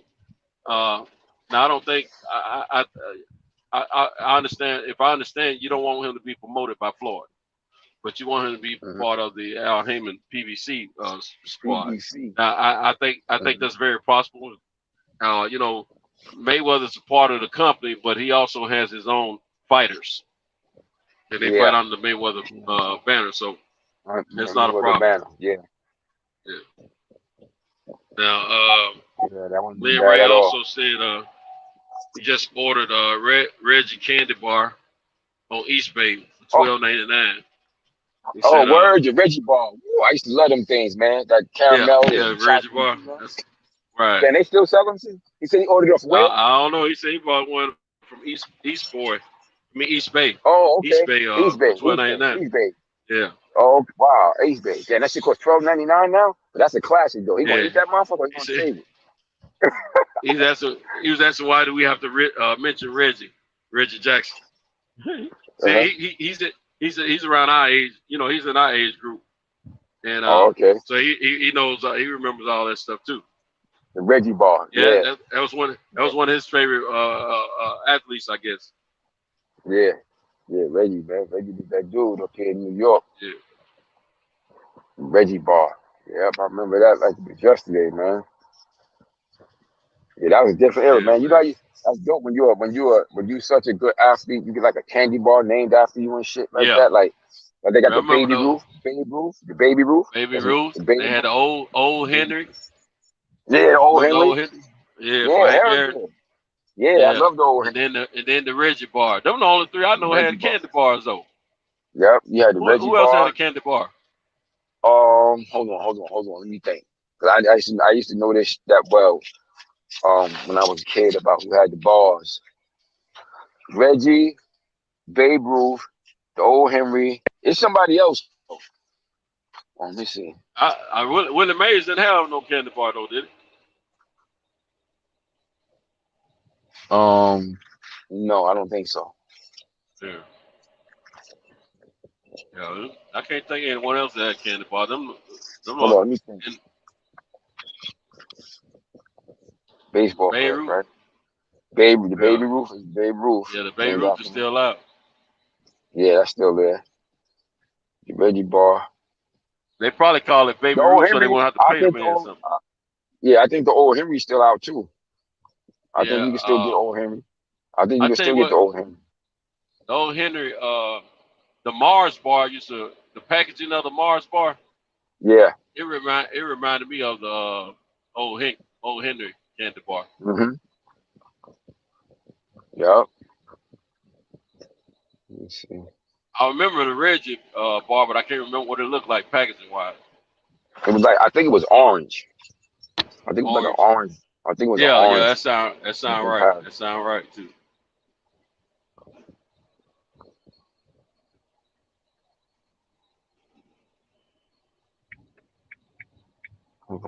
Yeah, man. Back in the day, man. I remember that commercial for the Hank Aaron bar, the old Henry. Oh, Henry. Oh, Henry. Yeah. Oh, Henry. Man, back in the day, man. Man, I remember pictures, man. I can get them. Now I know they were cheap before, but I remember, the most distinctive price I remember was paying like 15. The sneaker, all them candy bars like 15 cents, man. And the tax in my area was only an additional penny on top of that, so we had to pay 16 cents to get those candy bars and certain cakes and stuff like that, man. Mm-hmm. Shoot, same candy bars, man, gonna cost you $2 or more now. Oh yeah, it's expensive now. It's different. Like it was so cheap back when we was kids. Yep. Back in the day. Yeah, it's different, totally different. You had 25 cents, man. You were sitting on a little piece of corn or two. You're able to at least get you 2 snacks with 25 cents. Mm-hmm. Probably get you like a cake or some candy bar or something like that, and then you get you a pack of Now Laters or something. Yeah. Shit, 25 cents. You better go get something to go with it. Oh, here go another one I forgot. I remember. I'm reading it now. Yo, the Reese peanut butter cup is named after Pee Wee Reese. Oh, I didn't realize that. I never knew that. That's what they said. I remember I used to know this stuff because this was like a fun trivia thing to me, man. Because I love that goddamn candy. Reese peanut butter cup named after the sweet filled-in Dodgers shortstop Pee Wee Reese. Oh, I thought Lynn Ray was closer to our age. I thought you told me the other day you about 52. You talking about 37 years old. Are you talking about Lynn? Young. Yeah. Nah, young. Lynn lying, man. Lynn 52, man. Mm-hmm. At least that's what I thought he was saying the other day. How old are you, Lynn? What's up, Reggie Owens? He's talking about Babe Ruth. Yeah. Just ordered a Reggie candy bar. Oh, yeah, I already read it. Yeah, I'm reading that. Yep. Baby Ruth. The old Henry. Oh, wait a minute. Lynn is talking. I think he's talking about the Reggie candy bar is 37 years old. I think that's what he said. Okay. I'm assuming. I don't know. Hey, let me know what you're saying, Lynn Ruth. Lynn Ruth. Lynn Ray. Big Dog Willis said, I remember when I hooked with Cleopatra. Hey, man. The baddest Cleopatra I knew of was the sister that played Cleopatra Jones. Mm-hmm. Cleopatra Jones, man. I love that movie, man. Yeah, I love that sister. That was a joint. Yeah, that was a classic movie when I was a Yes, youngster, sir. trying to sneak to see that They, shit. they were good at putting them black them sisters. They were supermodel. They put them in the movies, man. Look at all good and chocolate. Oh man, you remember the chick that played Christy Love? Yeah, Christy Love. Yeah, she was bad. She was gorgeous. Playing damn Christy Love, boy. That's a blast from the past right there. That's a blast Yes, from the past. sir, I was man. just trying to think about her. Cleopatra Jones, Christy Love. You had, of course, you had Pam Grier, Coffee, Yeah. Sheba Baby, Somebody, it wasn't Pam Grier Friday that played Foster, Cleopatra though, Friday but Foster. Pam Grier was Nah, was nah, on nah, board. nah. Cleopatra Jones was what's her name? I think her last name is was it Wilson Dawson. or Washington or something like that? I just watched that movie last year too. I can't think. I gotta go look it up. Yeah, I ain't seen that in a while. Cleopatra Jones. Yeah, she was I'm gonna tell bad you too. right. Yo, you know another candy bar that's a baseball player? Another candy bar that's a baseball player is a Heath bar. Named from who else? Named for it said the Heath bar, who else but former Padres closer Heath Bell. Yeah, I Wow. still love Heath bars, man. I still love them, but I never knew it was named after them. Heath bar. Wow. It's kind of hard to find them joints nowadays too, man. Yeah. Ray said I just want It's at to the Clark bar. score a The period, Clark bar for Jack Clark. and if it's That's crazy. out there, then start upgrading. Tamara Dobson. Hey, Rich One said Tamara Dobson. Yeah. That's Cleopatra Jones. Yeah. Yeah. That's Cleopatra Jones. Yeah, Yep, that's Cleopatra Jones. Yep. Dobson. Yeah, she was no joke. Yeah, she was bad. That was the so-called black with my mother so-called so-called black exploitation films, as they call them shits. I should let them movies, man. Yeah, they call them black exploitation yeah, that's films. what they call Man, them. those films. I got a little small collection at the house, man. I got a small collection of them at the house on DVDs. Yeah, I don't know. I got some stuff at the house. But I got a couple of old things at the house. I think I got JD's Revenge. I got JD's Revenge. I pull a lot of my stuff up on I pull my stuff up on these movie apps or I used to pull up stuff on YouTube. YouTube, you know what got a lot of them? Stuff free, man, but they what got up a lot is what's this app I got? One of these apps I got, it got a lot of them. It got a whole like section of them shits. What's the name of that app? It's on my Android box. I'll be watching them on there. They got all of them. They got all of them. They got some stuff from the 70s I never even saw. Yeah. I watched this one about this called this. I watched this one called what was it called? The something hair hair salon. Something. This shit was good. Like I never saw it, but the lady who played the lead actress, I remember her from the 70s. But the guy who was the lead guy, you know, the guy who was the lead guy, he looked like one of them guys from the era, but I never seen him before. Like it was, they made so many of those movies, man. Like that, even more that we don't even know about. Cause that movie, I never heard of that shit before. Like I never even knew that shit existed. I just happened to come across it, and the title caught my interest. Like, damn. And I saw the time it came out, like 70, 74, 75. And I said, watch this shit. That shit was good too. And all they had to do is have one of them sexy sisters on the cover. Yeah. And I wanted to watch it. You know this girl. I wish I could think of her name. I'm sure you know the actress I'm talking about. She was like kind of well known from that era. If I wish I could do a Vulcan mind belt and show you her face in my mind. You would know who I'm talking about. I'm gonna tell you another cutie pie. I don't think she I don't think she was I don't think she ever starred in the movie. But then again, I could be wrong. But I'm gonna tell you the woman that played opposite of my man Ron Neal in Superfly. Oh The sister, yeah. his main lady. Oh, she was a bad gal, man. Yeah, she was in a lot of those movies. She was in a lot of those movies in the early 70s. Yeah, she was in a lot of them. I just don't remember if they ever gave her a real starting role, you know. Mm-hmm. Yeah, she used to get some gold. Yeah, I remember that. Big Dog Willis said Tammy Terrell was more talented than Diana Ross. And She was good. Said double S, double B, W, supersized, big beautiful women. Santos. I hear you, bro. You know, Lynn Ray, there was a time in my life where I was real particular.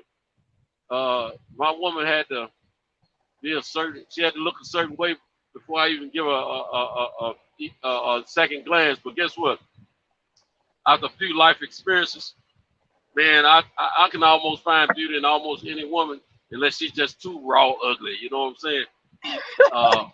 But if she, I tell you, man, they just too raw ugly. Hey, I'm gonna go back to the country slang I hit you with last week. If she just pure D ugly, I can't do nothing with her. You know what I'm saying? but if I can find, if they got any kind of potential to them, you know, they can be a little chunky. Sometimes they cute. They might smell good. You know what I'm saying? Might have a beautiful personality. And they, you know, sometimes these little cute, these little chunky chicks got a little sex appeal about them, man. They bubbly. But, shit, my that ain't Pure exactly what I'm D looking ugly. for, though.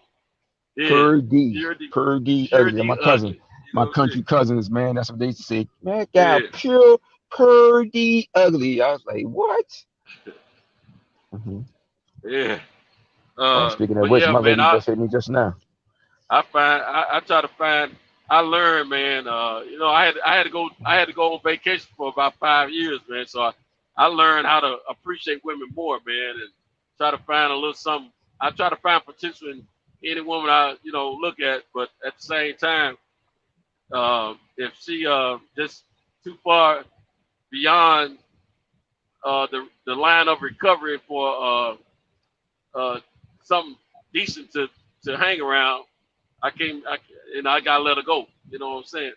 Yeah. But yeah, I don't discriminate a whole lot, but if they just super toe up, super bad looking, how you say toe up from the floor ugly, yeah, toe up from the floor up, purity ugly, all them adjectives. I can't do nothing with it, you know. You know, if they got one of them bodies, man, that where their booty is all smushed in at the bottom like the cartoon character. That's disgusting. I hate that shit. I call that the big little body. You know, they big on top, little on the bottom. I can't do nothing with that. I can't do nothing with that. You know what I'm saying? Looking like a damn tooth, a whole tooth ain't nothing pulled sexy out. about that. Yes, nothing. Nothing at all. Yeah, awesome. Hey, we got Lee Ray says Cinto. Let me increase. Says Cinto, your co-host is good money. Ain't caught brothers name. Oh, that's the legendary best pugilist, man. One of the best boxing minds in YouTube. You did? Yeah, I appreciate it, bro. Appreciate it. I do my best. You know, do my best. Oh, my man Reggie, I can't see the chat. I can't see the chat. Reggie on there? Yeah, my man Reggie Odin. For a minute now. Yeah. The icon, Reggie Owens. Yeah. That's my man right there. Reggie's our news journalist. He's our news journalist also. Word, that's my man right there. That's the icon of the YouTube screens right there. Reg covered the gamut. Reg covered the gamut from sports to news. I told you he was a journalist. Look, he said the Black Power moment gave life to the Black exploitation movies. Yeah. I mean films. Right. And he's absolutely right. And White Hollywood opened the door to to black actors and directors, etc. Yep. Yeah. A lot D. Hodges of just popped in. yeah, a lot of our people that became iconic in our community got a lot of Hey, opportunities during that time period. Reggie said she's beyond the line of recovery. Yeah, man, some of them are, man. You can't even dress them up. You know what I'm saying?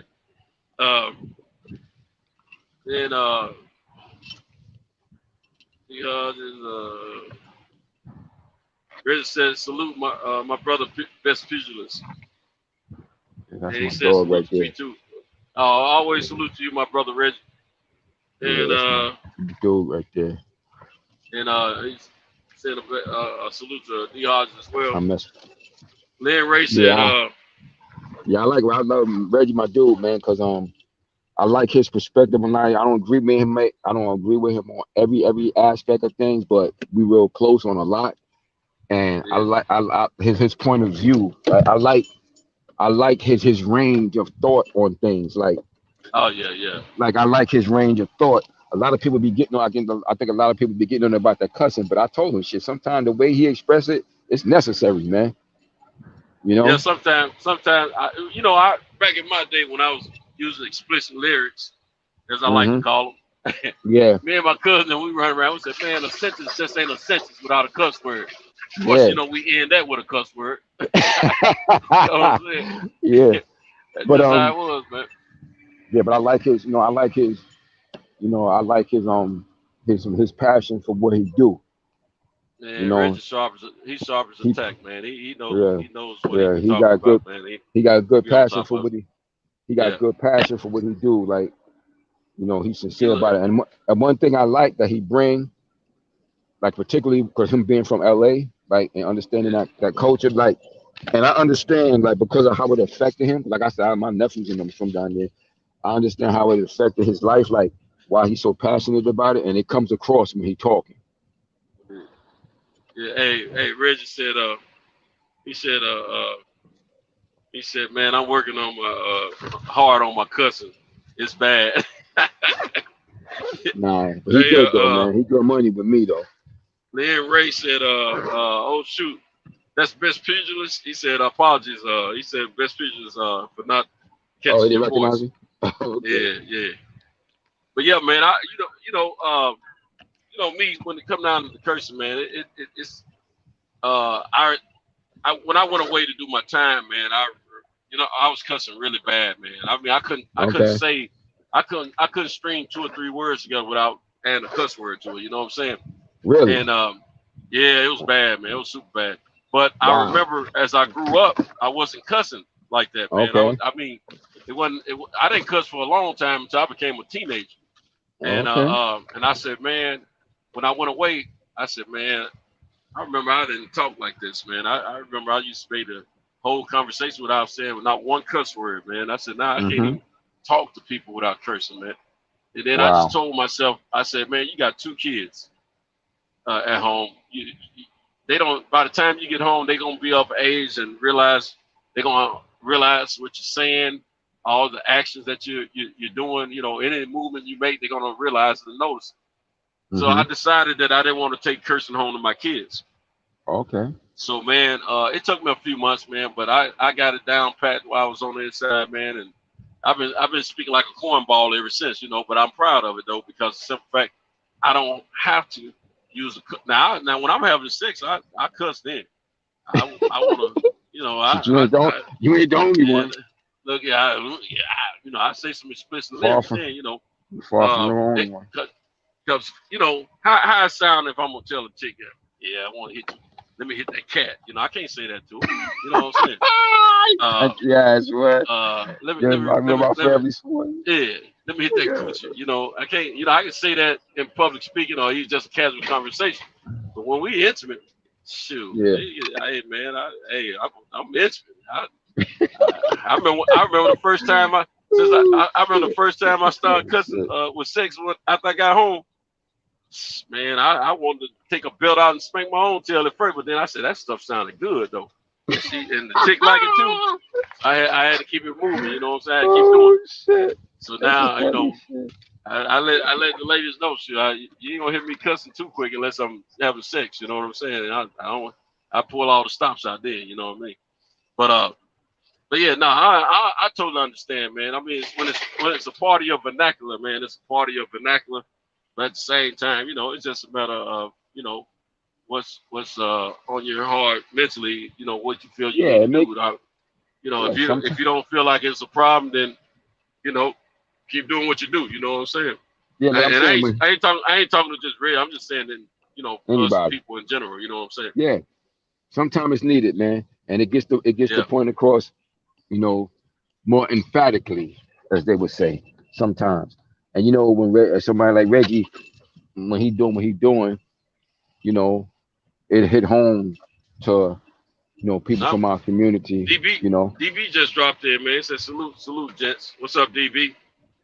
Peace to the good brother DB. Yeah, that's a wise brother right there too. That's another one that I'm glad that I came across on right. on the networks we're here. On I'm gonna tell you, man. Very wise brother, man. I like his thought We're process fortunate. as well. If you think about it, man, we're fortunate, man. All of us, man. We have all, got out here. Some of us hadn't seen one another face to face just yet. You know what I'm saying? But we still have formed a kindredship through these airways, man. And we feel it's family. You know what I'm saying? And we feel like we know each other. And it's some intelligent brothers out here. Yeah, absolutely.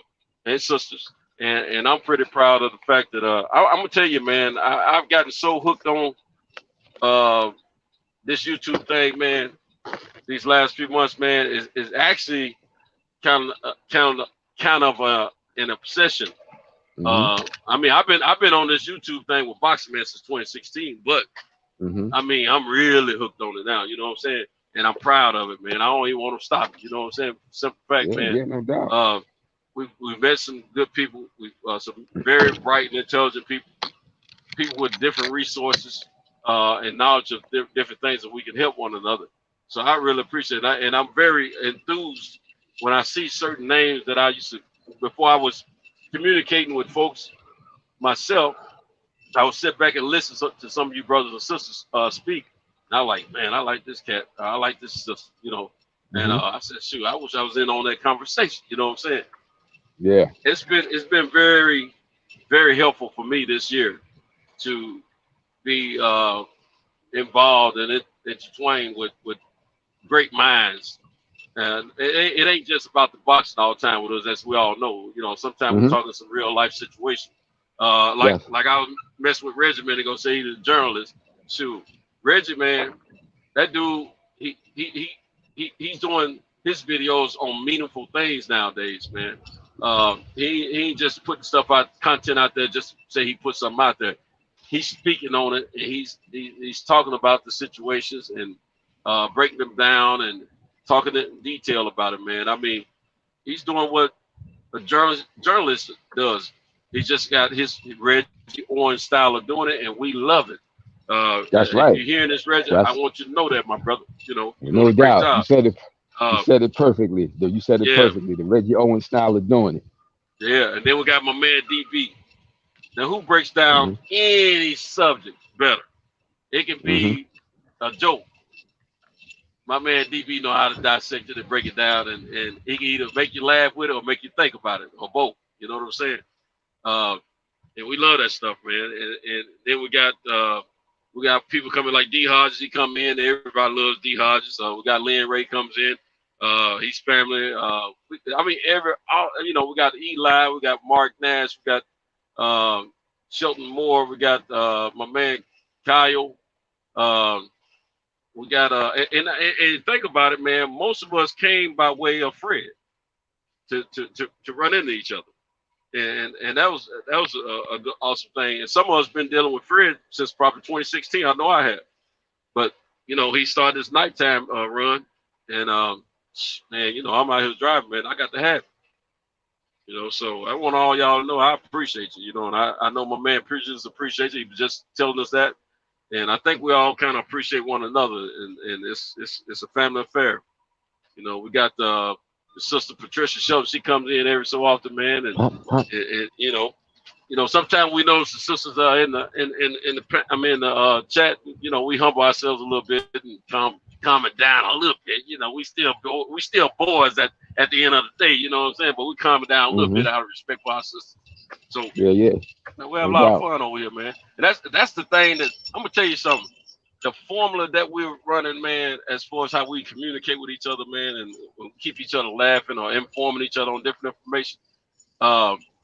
When somebody from that don't normally hang out with us come through and want to break all the juices up that we've formulated, man, it just really irritates me, man, because I'm like, man, we don't flow like that over here. Like some people don't want to, they want to come over and start trouble, or they want to come over and out talk to everybody, Now we all stumble on one another's tongue every now and then, but we'll get up off of it and say, my bad, bro, you got it. Yeah, we got respect though. Exactly. Yeah, we got respect. Total respect, man. Total respect. And it's a mature situation, man. That's where it should be. They got my man Big Dog Willie. Big Dog been around for forever, Got let's see. Big Dog said, "What's up, DB?" Yeah, what's up? You see that kid? Now you see that's funny. The kid that Kyle had on tonight. Now he working with my bro. Oh yeah. Andre Rozier. Yeah. Now that's why I brung up. You see, at the end of the thing when we was talking, I asked him about the kid Mac. Now Mac is the kid, one of my kids. He's former Golden Glove champion up here. I brung him into boxing and shit. He's from my hood, and good kid, but he was getting in trouble a lot out there in them streets. And he was always telling me he wanted to box. So I was like, finally, when I had the gym, I finally brought him to the gym, got him going, man. And he turned out to be damn good. That boy won the gloves. He won the New York Golden Gloves up here 3 times. Yeah, Lynn Ray just mentioned Trey. He's right. We got to remember Trey. Trey is bringing extra dynamic to the conversation as well. Yeah. And he in Japan right now, right? And he in Japan right now? He's in Japan right now, right? Yeah, Trey in Japan. Trey is gonna step on your tongue, and she gonna when she tired of listening to what you about to say, she gonna tell you what's on her mind. No. That's not who I'm talking about. That's not who I'm thinking about. Yeah. But we Trey and she's in Japan though. But yeah, Trey cool as a fan though. That's my girl. I love speaking with her. I love when she's on here, man. I tell you, man, when she's not on here, I'll be looking for her. She peeped her head through the door and said hello earlier, but then she closed the door and said, "I'll holler at y'all later." That's what I'm talking about. Yeah, that's what I'm talking about. Yeah, in Japan. Yeah. But yeah, you saw good, man. Like I said, boxing, it brought us all together. By way of the game. And just extended the community, the boxing community. I got into onto the YouTube community with boxing years back, but I got on through I got a page. I just don't. I created it to actually supposedly do my thing with the sport of boxing, but I just didn't really use it. But I got on through like my boy Dante from Dante's Boxing Nation. That's my dude. Yeah. That's what I got on with. I used to be on Dante's show. Yeah, Dante had over 100,000 subs years ago. I was one of them. Yeah, I was one of them. And I used to go on his show. He used to let me come on the show. I started going on his show, speaking the fight game, stuff like that. And you used to be there when he used to do that. He used to have that call in. Yeah. Yep. Because he was one of the first ones to doing that call in thing, I think. Yep. Yeah. Yep, that's my dude. It used to be another brother he used to let set in on like some Sunday nights or something like that. Yep. That was a few years ago. So he came up here, he came up to New York a couple of times, man, for the fights and stuff. Good brother, man. Dante went over to Thailand. Yeah, don't set up camp over there. He got married too, didn't he? Got a lady over there or I something. know he got a lady over there. Yeah. Yeah, he over there eating Dante. You got Dante's you got Cooking Nation. You got the Dante Cooking Nation now too. Yeah. Hey, he over there eating crickets and stuff like that. You know what I'm saying? Yeah, my nigga Dante. He set up a hotel, man. Yeah, I heard. He's doing his thing.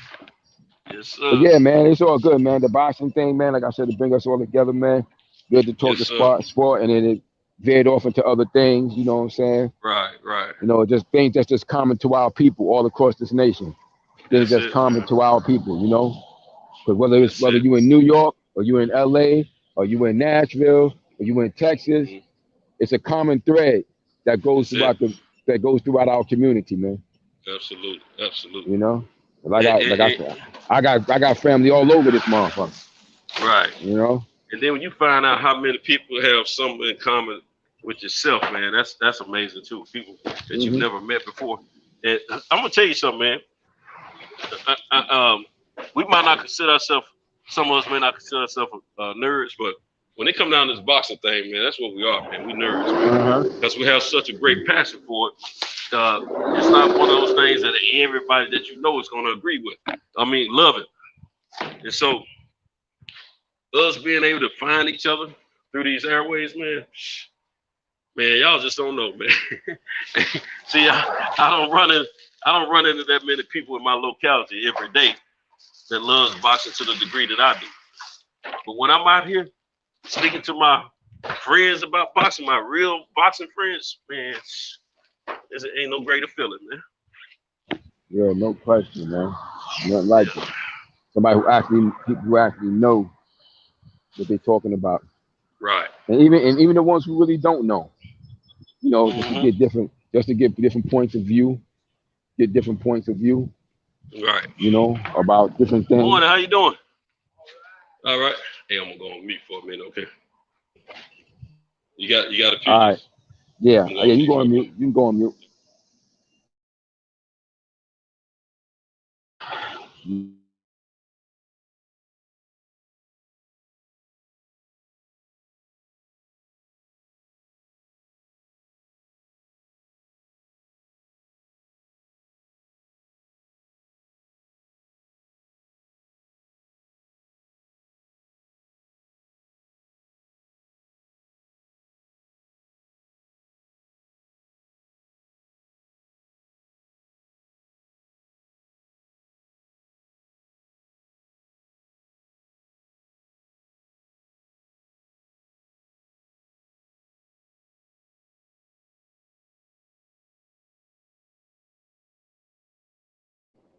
Let me get into the chat.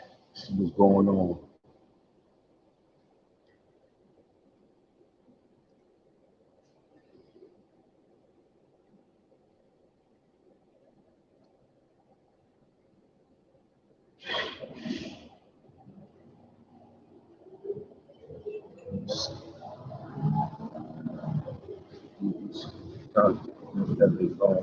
Brother, no doubt. My man DB said salute to Dante, another LA Long Beach brother.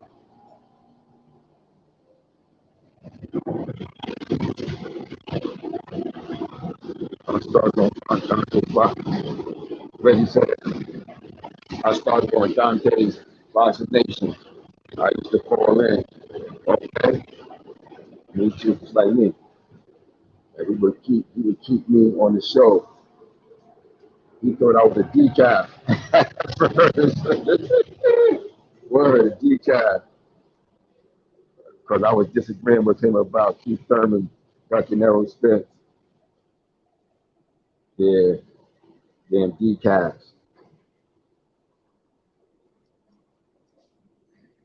I said, my man Reggie said he take pride in being a nerd. I hear that. Yeah, when you come from, when you have to live through the environments like that, so you appreciate being a nerd.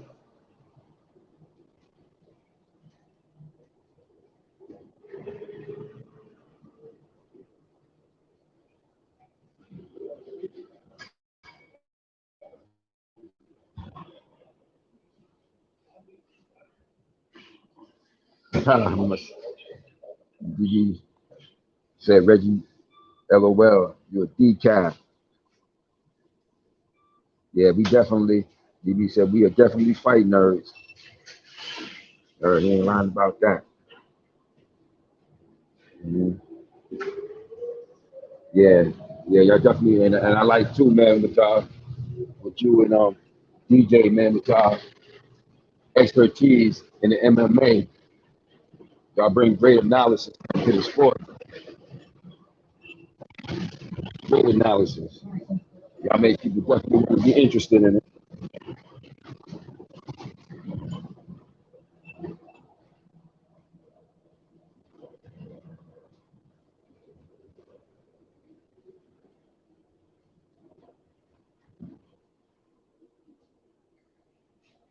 I hear that. That's me too.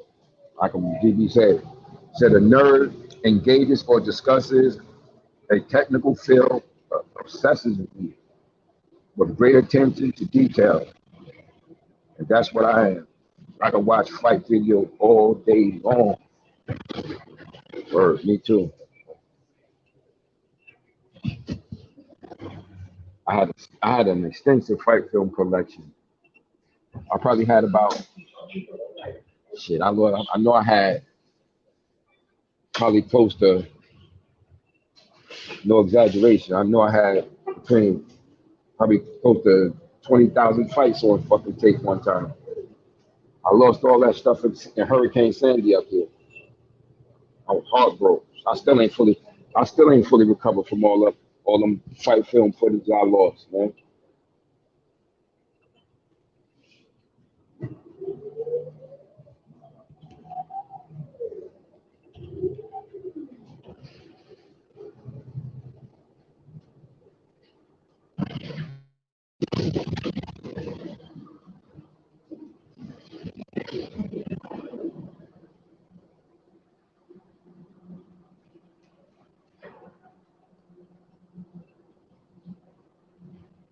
Yep. Yep. I had the majority on VHS. You know, with them VHSs, you could put a lot of fights. You could put a lot of fights in those tapes, man. Yeah, I had a lot of classic stuff, man.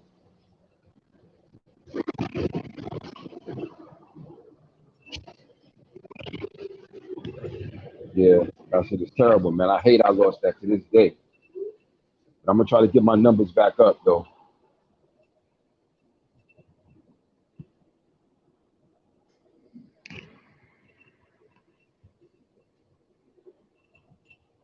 Great classic fights, man.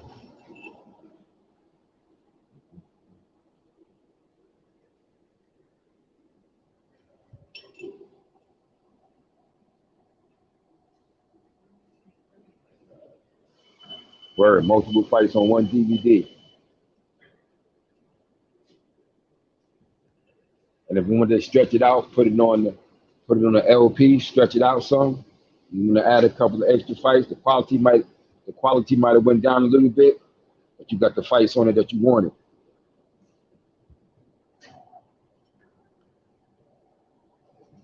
Or EP, when you really wanted to get every fight in that you wanted on there.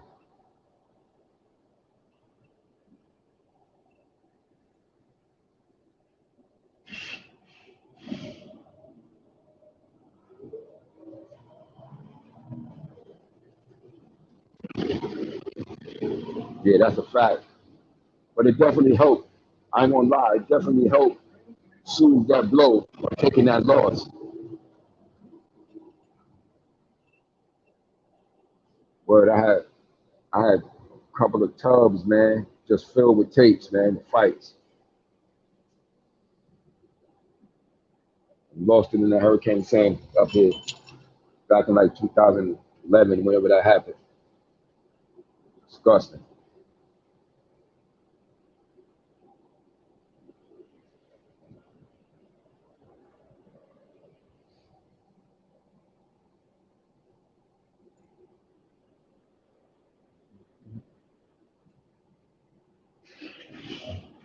Yeah, I'm looking forward to this fight, DB, on this fight on Bellator for that championship with Pitbull and the brother what's his name? I forget his name right now. It's gonna be a classic matchup, man. I'm looking forward to that.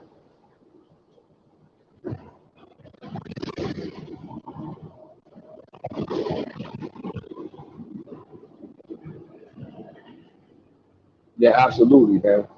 Yeah, you do have sentimental value to them things. They become they become like your jewelry or something, man. You know, and some of them, and most and majority of those things I made myself, and a few I got from like family members that was close to me that had gave me some tape. Like my uncles, he was a big fight fan, and when he transitioned, yeah, AJ McKee, yeah, and when he transitioned, they gave all the fight tapes to me, you know.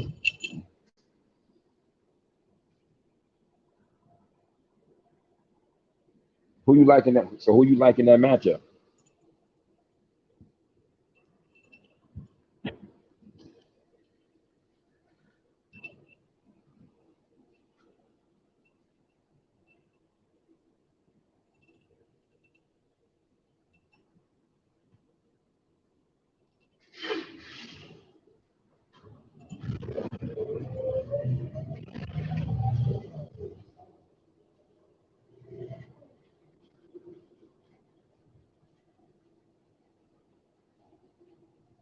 Yeah, who you got in that matchup though? Which one?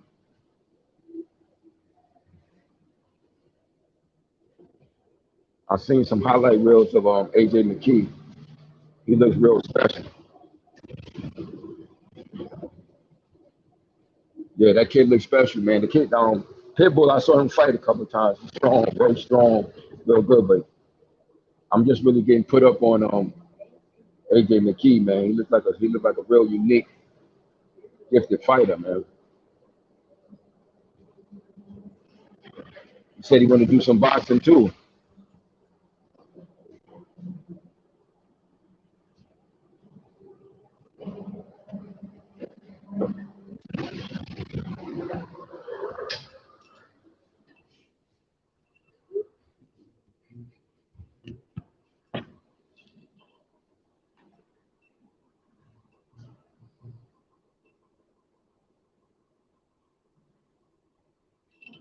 No doubt, my man. Got the AJ, got California love. I hear you, man. You repping your region to the fullest.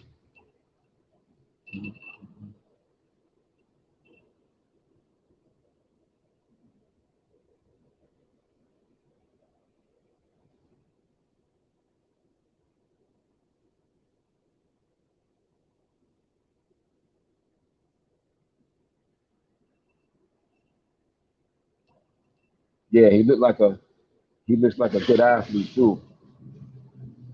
He looks like he's a super good athlete too. On top of that,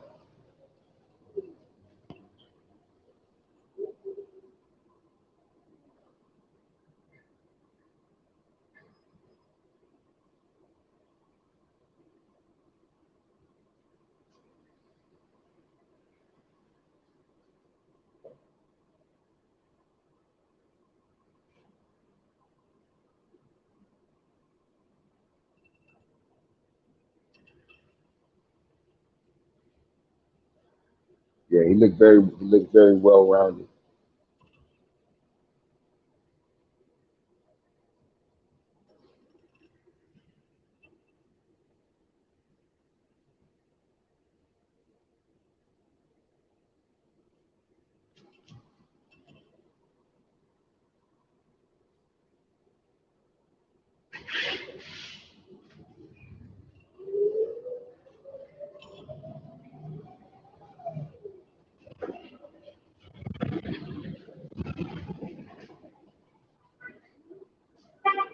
So, yeah, great fighter, great fighter. We got a lot of talent, man.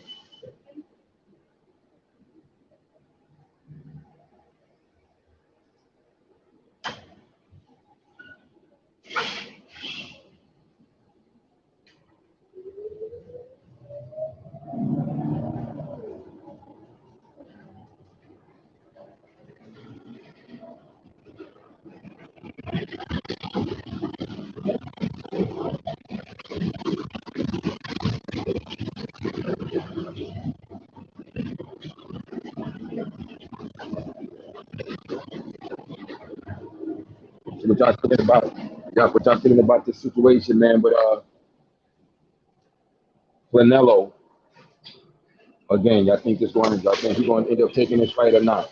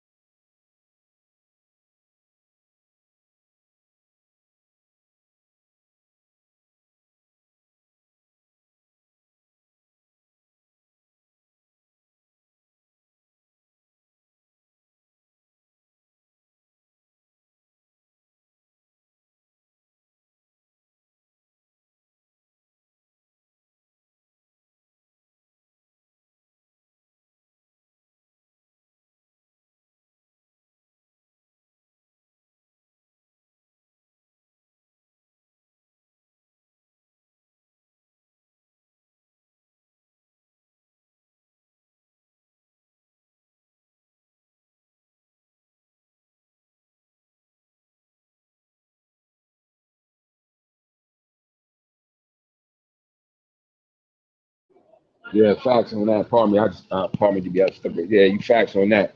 You always seem to trying to find a way to get out of these real matches. Try to fight somebody that's a compromise or not at their best. You think this?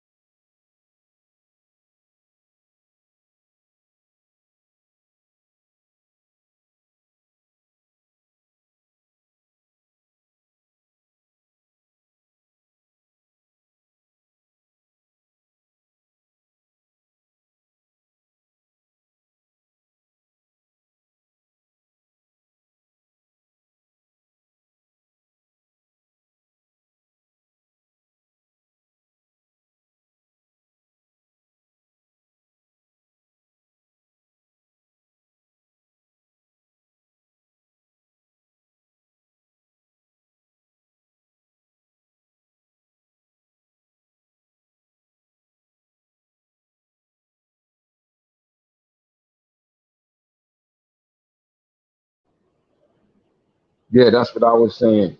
That's what I was saying. Why he pushing for this fight so hard against Plant? They know Plant ain't really ready for that level of opposition yet. So that's why he pushing so hard. I was trying to tell everybody, Like everybody trying to, I'm not taking that away from Caleb. He got talent, but the reason why they going so hard because they know he's not up to the standard just yet to beat him.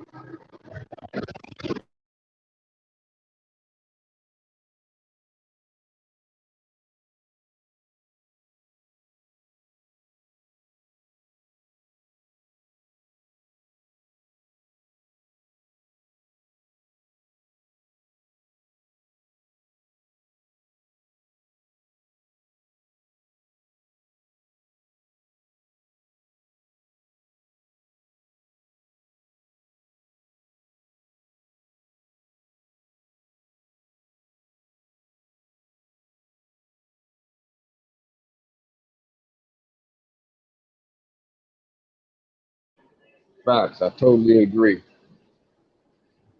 Totally agree.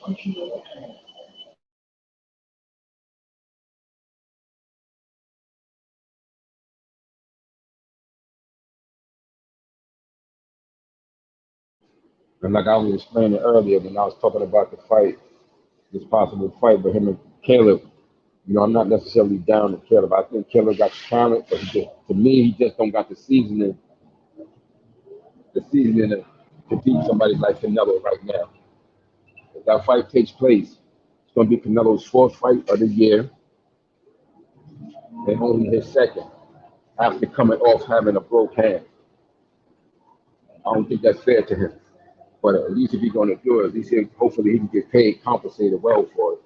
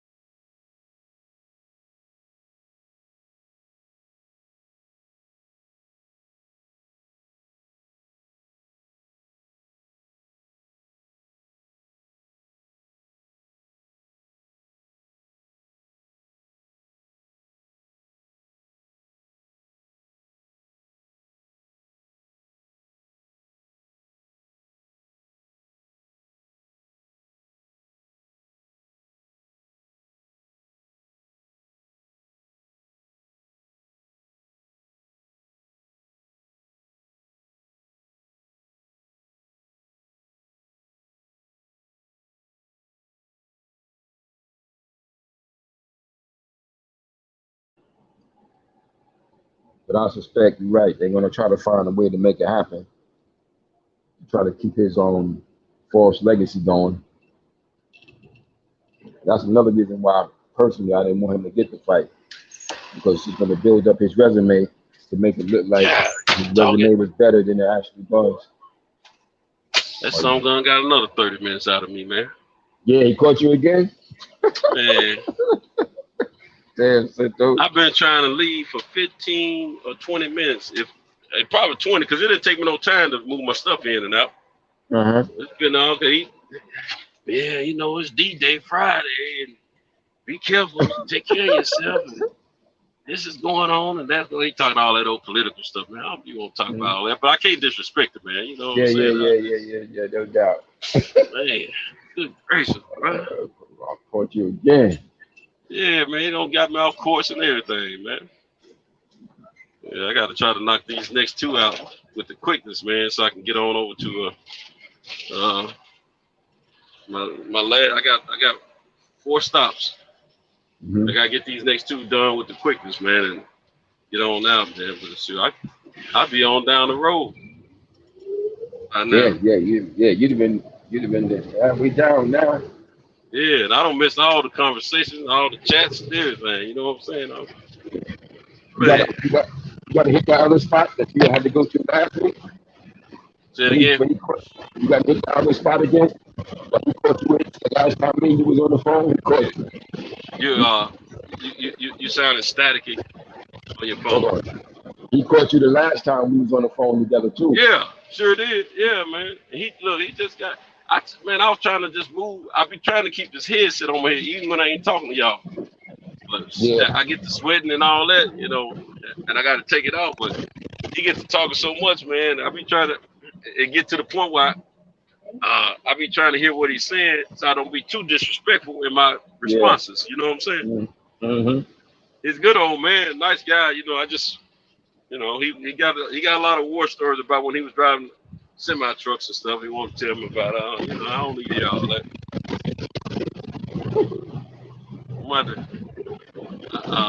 I'm gonna have to pretend I'm talking to somebody on the phone next time. Yeah. I'm about to give him that finger, like, hold on, sir. Yeah. I got my lady. I got my wife on the phone. Man. Hold on. Yeah, this dispatch or something. I might tell him something. Mm-hmm. Yeah. My wife used to tell me all the time. She said, "You need to tell him you got work to do. You ain't got time for all that." I said, "Yeah, it's easier said than done." I said, "I was raised a certain way, man. I just can't be disrespectful to older people. He's an elder, man. 82 years old. I mean, older people, they love to talk, man. I love to talk too, but not when I'm busy. If I got something to do, I'm ready to go. You know what I'm saying? But yeah, man, that's I'm one of the worst. I'm one of the worst persons to. I don't know how to pull away, man. From my elders especially. You know what I'm saying? I don't want to be disrespectful and all that kind of stuff. Now I was just looking at DB put in the chat. He said the firefights he wanted to see Canelo and Puerto Diaz, Vivo, Bubu, Benavidez, and Gilberto Ramirez. Oh no. Canelo ain't going nowhere near Ramirez. You talking about 5 fights for Canelo to make? Yeah, that's what DB put in the chat. He said the 5 fights he want to see Canelo and Now, what is he Better supposed to do? He gonna BF, park this car all out the way, man. Better BF, Vivo, Bubu, Benavidez, and Ramirez. No, he ain't gonna Yeah, he fight don't them. want none of that smoke. He don't want No, none of he that ain't. smoke. None of that. Trust Every me. one of them is capable, especially giving them problems. Yeah, he ain't trying to catch none of that. Shoot.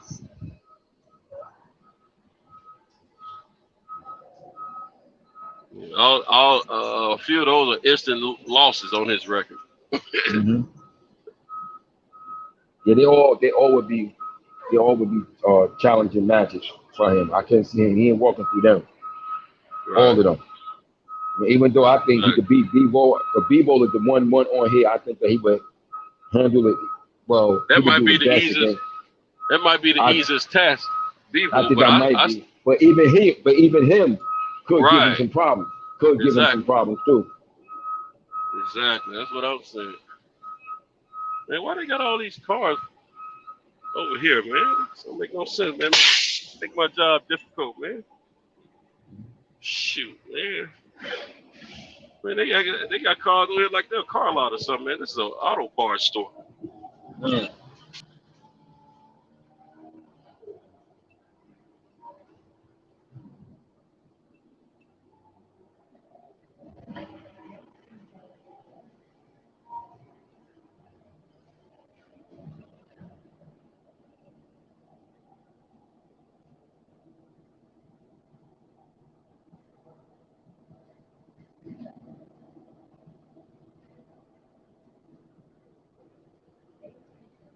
No doubt, DB. I agree with you. I respect you. I respect anybody that take on any real challenge. You don't lose no respect for me for taking on challenges. But you will lose respect for me if you don't. If you ducking and then fronting like you really doing something.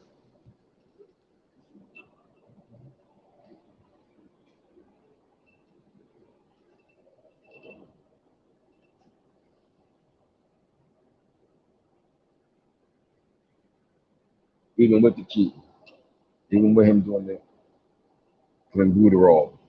If he had the guts to do that.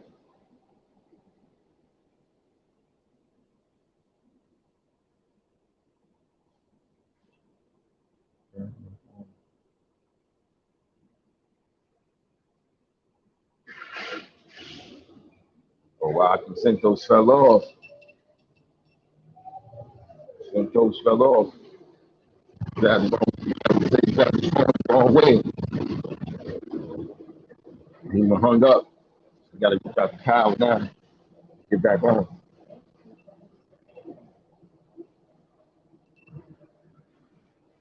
But yeah, man, he needs to make these fights, man, and stop all this nonsense, man, with the game. Make these fights. You want to really create a real legacy and can make some big money in the process.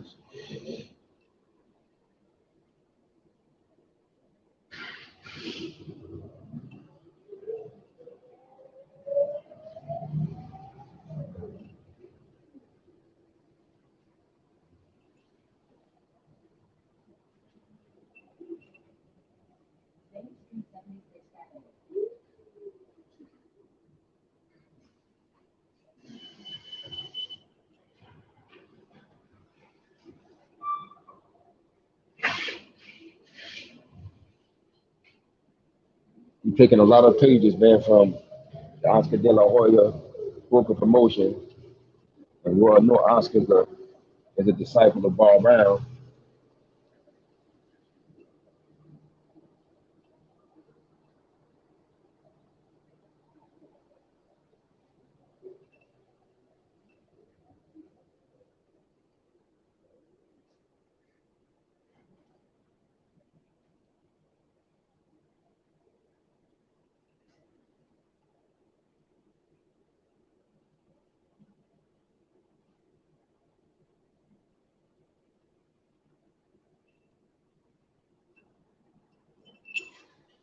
Where just trying to siphon off money from people, make it seem like you're doing something. So in history, we look at his record, it looked like he did a lot, but in actuality, he was fighting lower level fighters.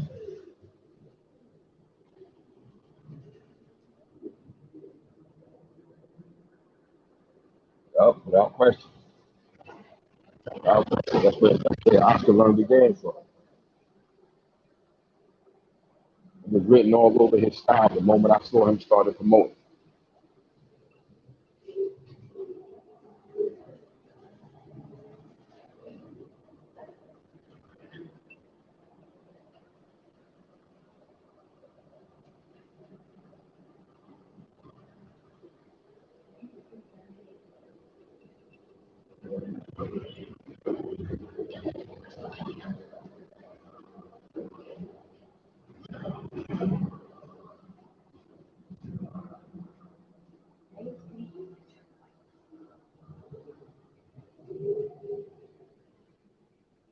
Mark Nash says support the show, Cash App, Cool Kyle, Cash App, Cool Kyle, Cash App, Cool Kyle.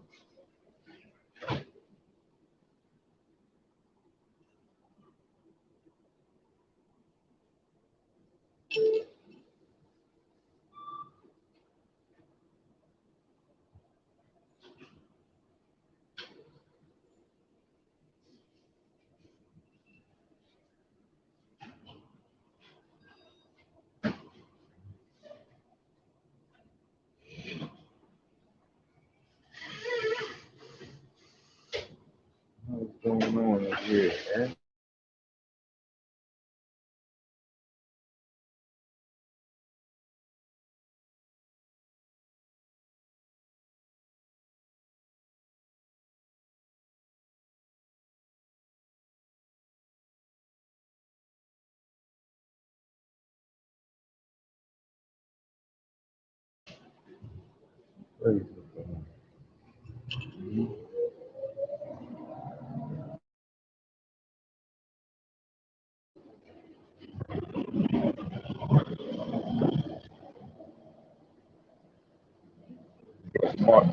Mark Nash, gonna check that young kid out. Get some footage of him. Get some footage of him, and I guess y'all can use that for the documentary. Kyle.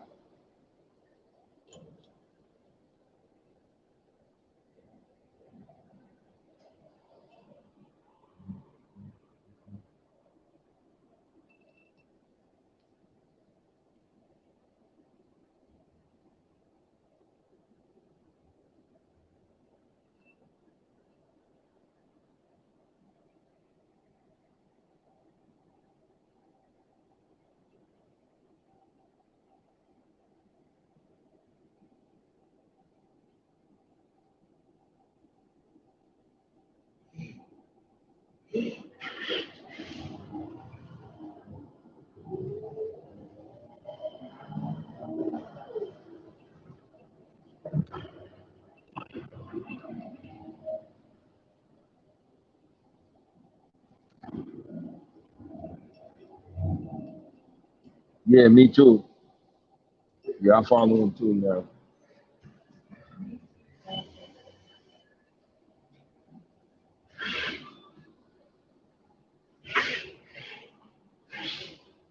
Yeah, I'm gonna check him out. I'm gonna check him out in the gym when he gets back. I told him I'm gonna check him out.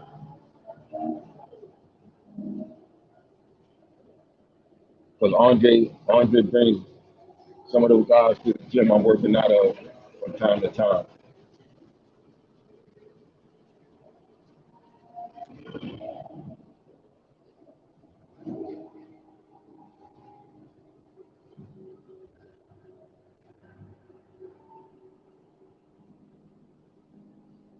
Not sure. I haven't heard any definite. I haven't heard anything definite about that yet. But I hope so. That's a good fight. I want to see Devin keep fighting the opposition.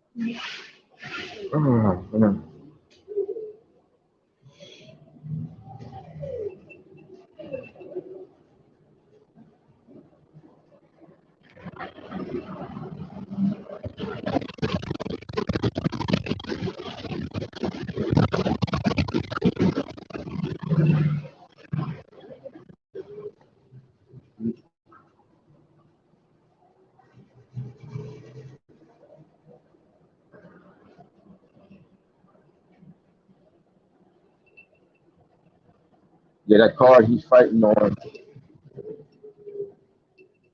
That card he's fighting on.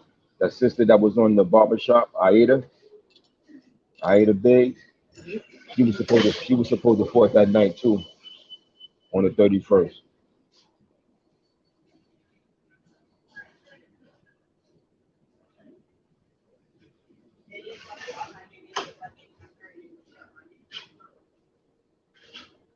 Yeah, Jojo Diaz is not no. He ain't no slouch, man. He ain't no slouch.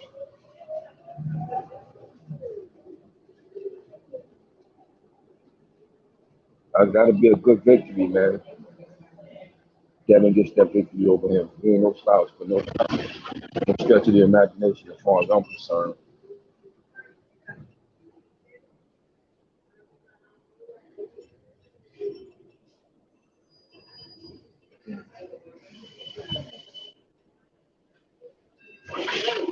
Become the fight.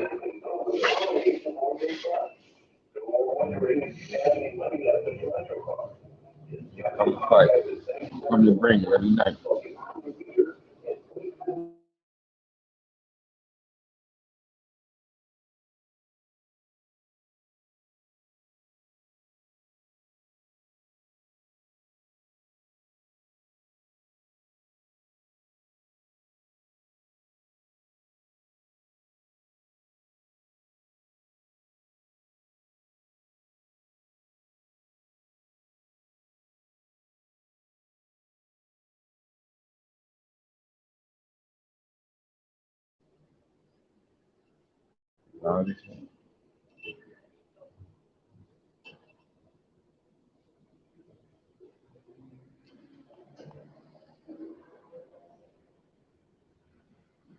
Yeah, her fight got pushed back.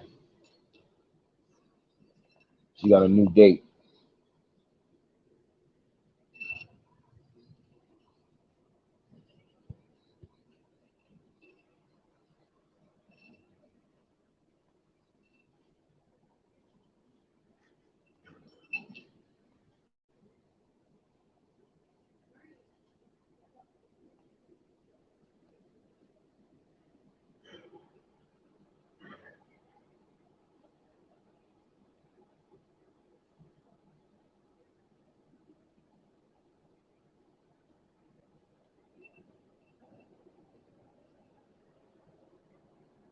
Yeah, that'll be a real good matchup.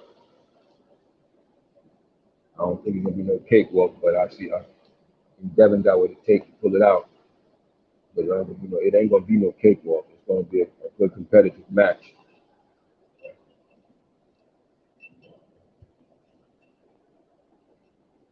Diaz gonna try hard.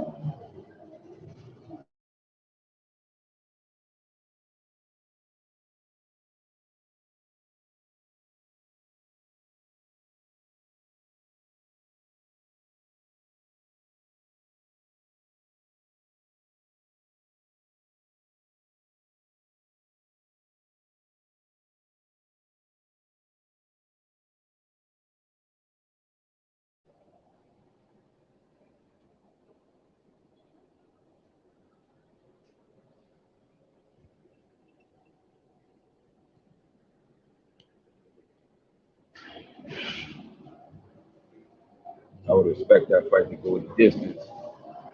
Definitely a close fought decision.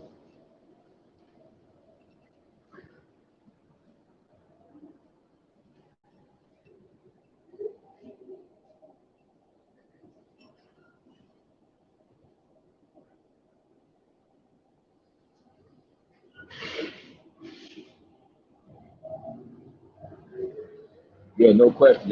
That would do well down there.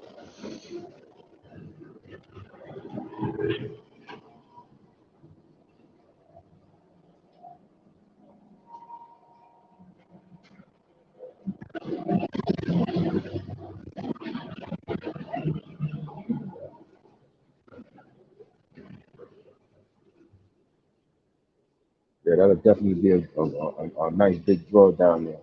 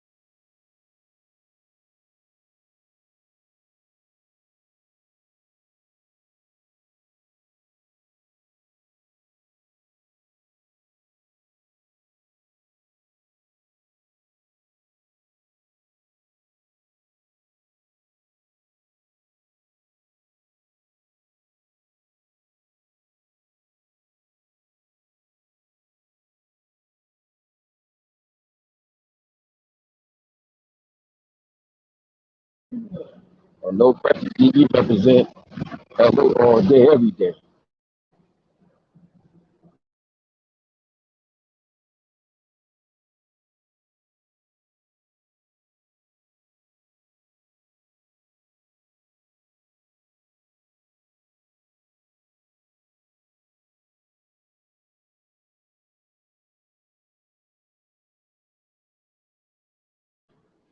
He's definitely the LA ambassador of hard bodies.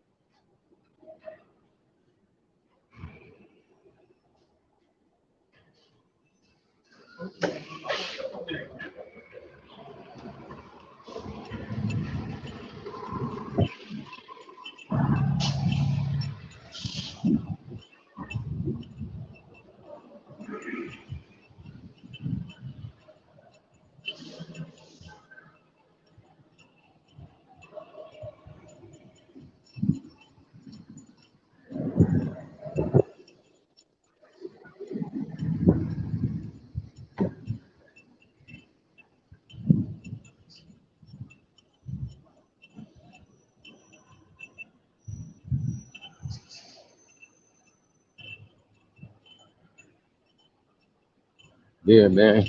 So hopefully, man, get the rest of these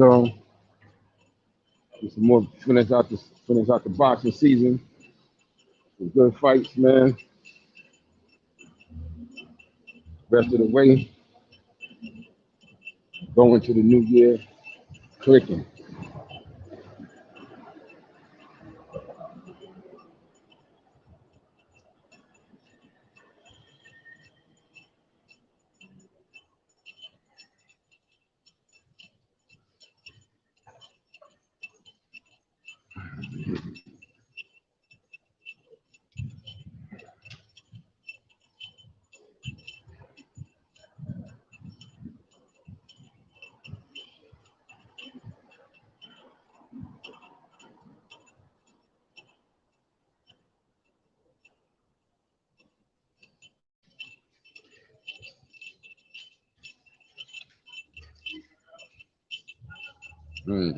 That's a good question.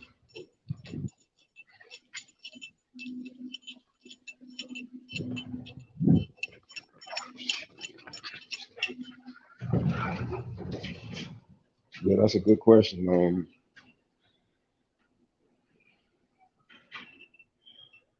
I guess I would probably have to say,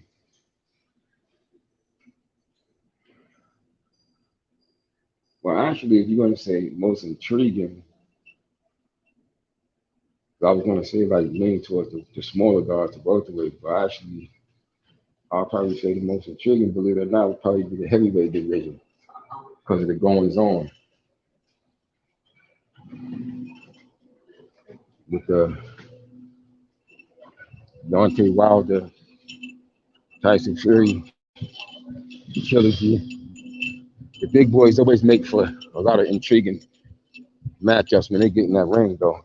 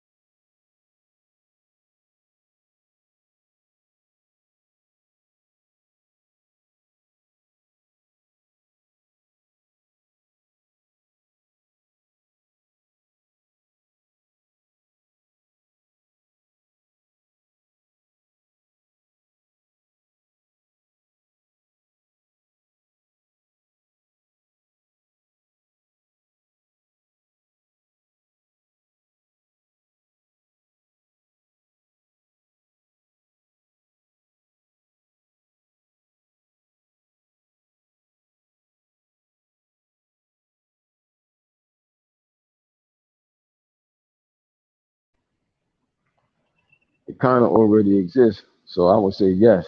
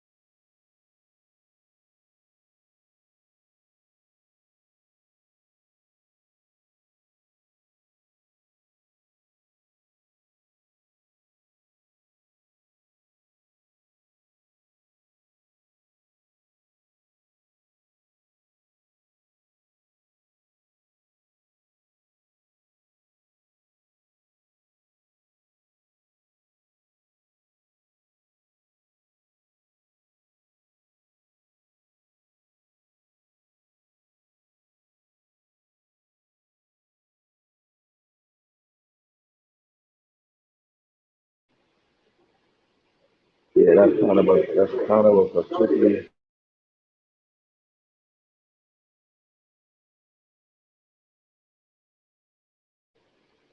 That's an interesting, good question. I always look at that question a little bit of a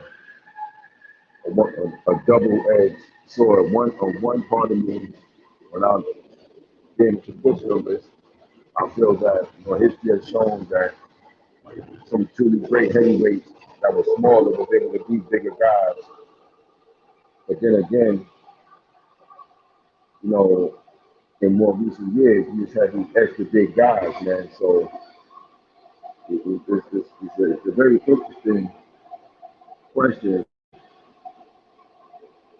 to say the least.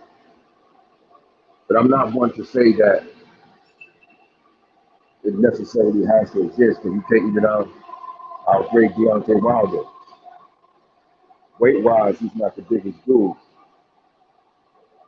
but without question, he packed one of the greatest heavyweight punches in the history of the sport.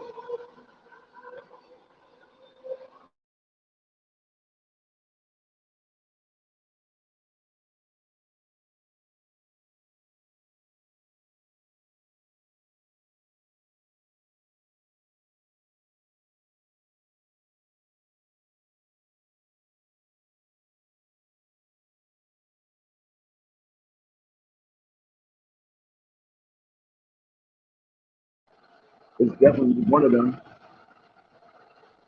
One of the ones you hear the least about.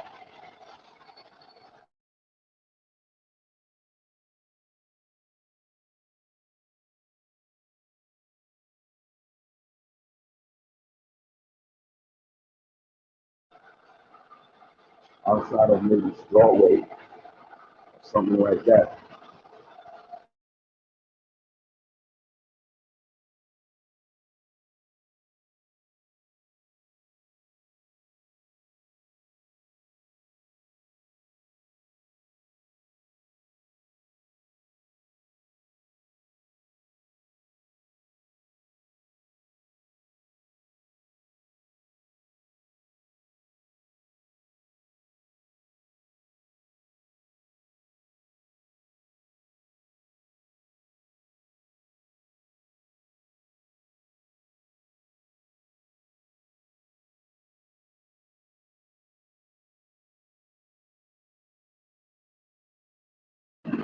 Yeah, because that question you posed about the heavyweights and the super heavyweights, just when I'm ready to concede 100% to the fact that there should be a separation based on those weights, somebody like Deontay Wilder comes along and proves me wrong, like proves that thought null and void. Like, you can't have a guy that's 200, who can be as low as 209 or 211 pounds, being able to drop somebody with one or two shots that's 260 pounds or more.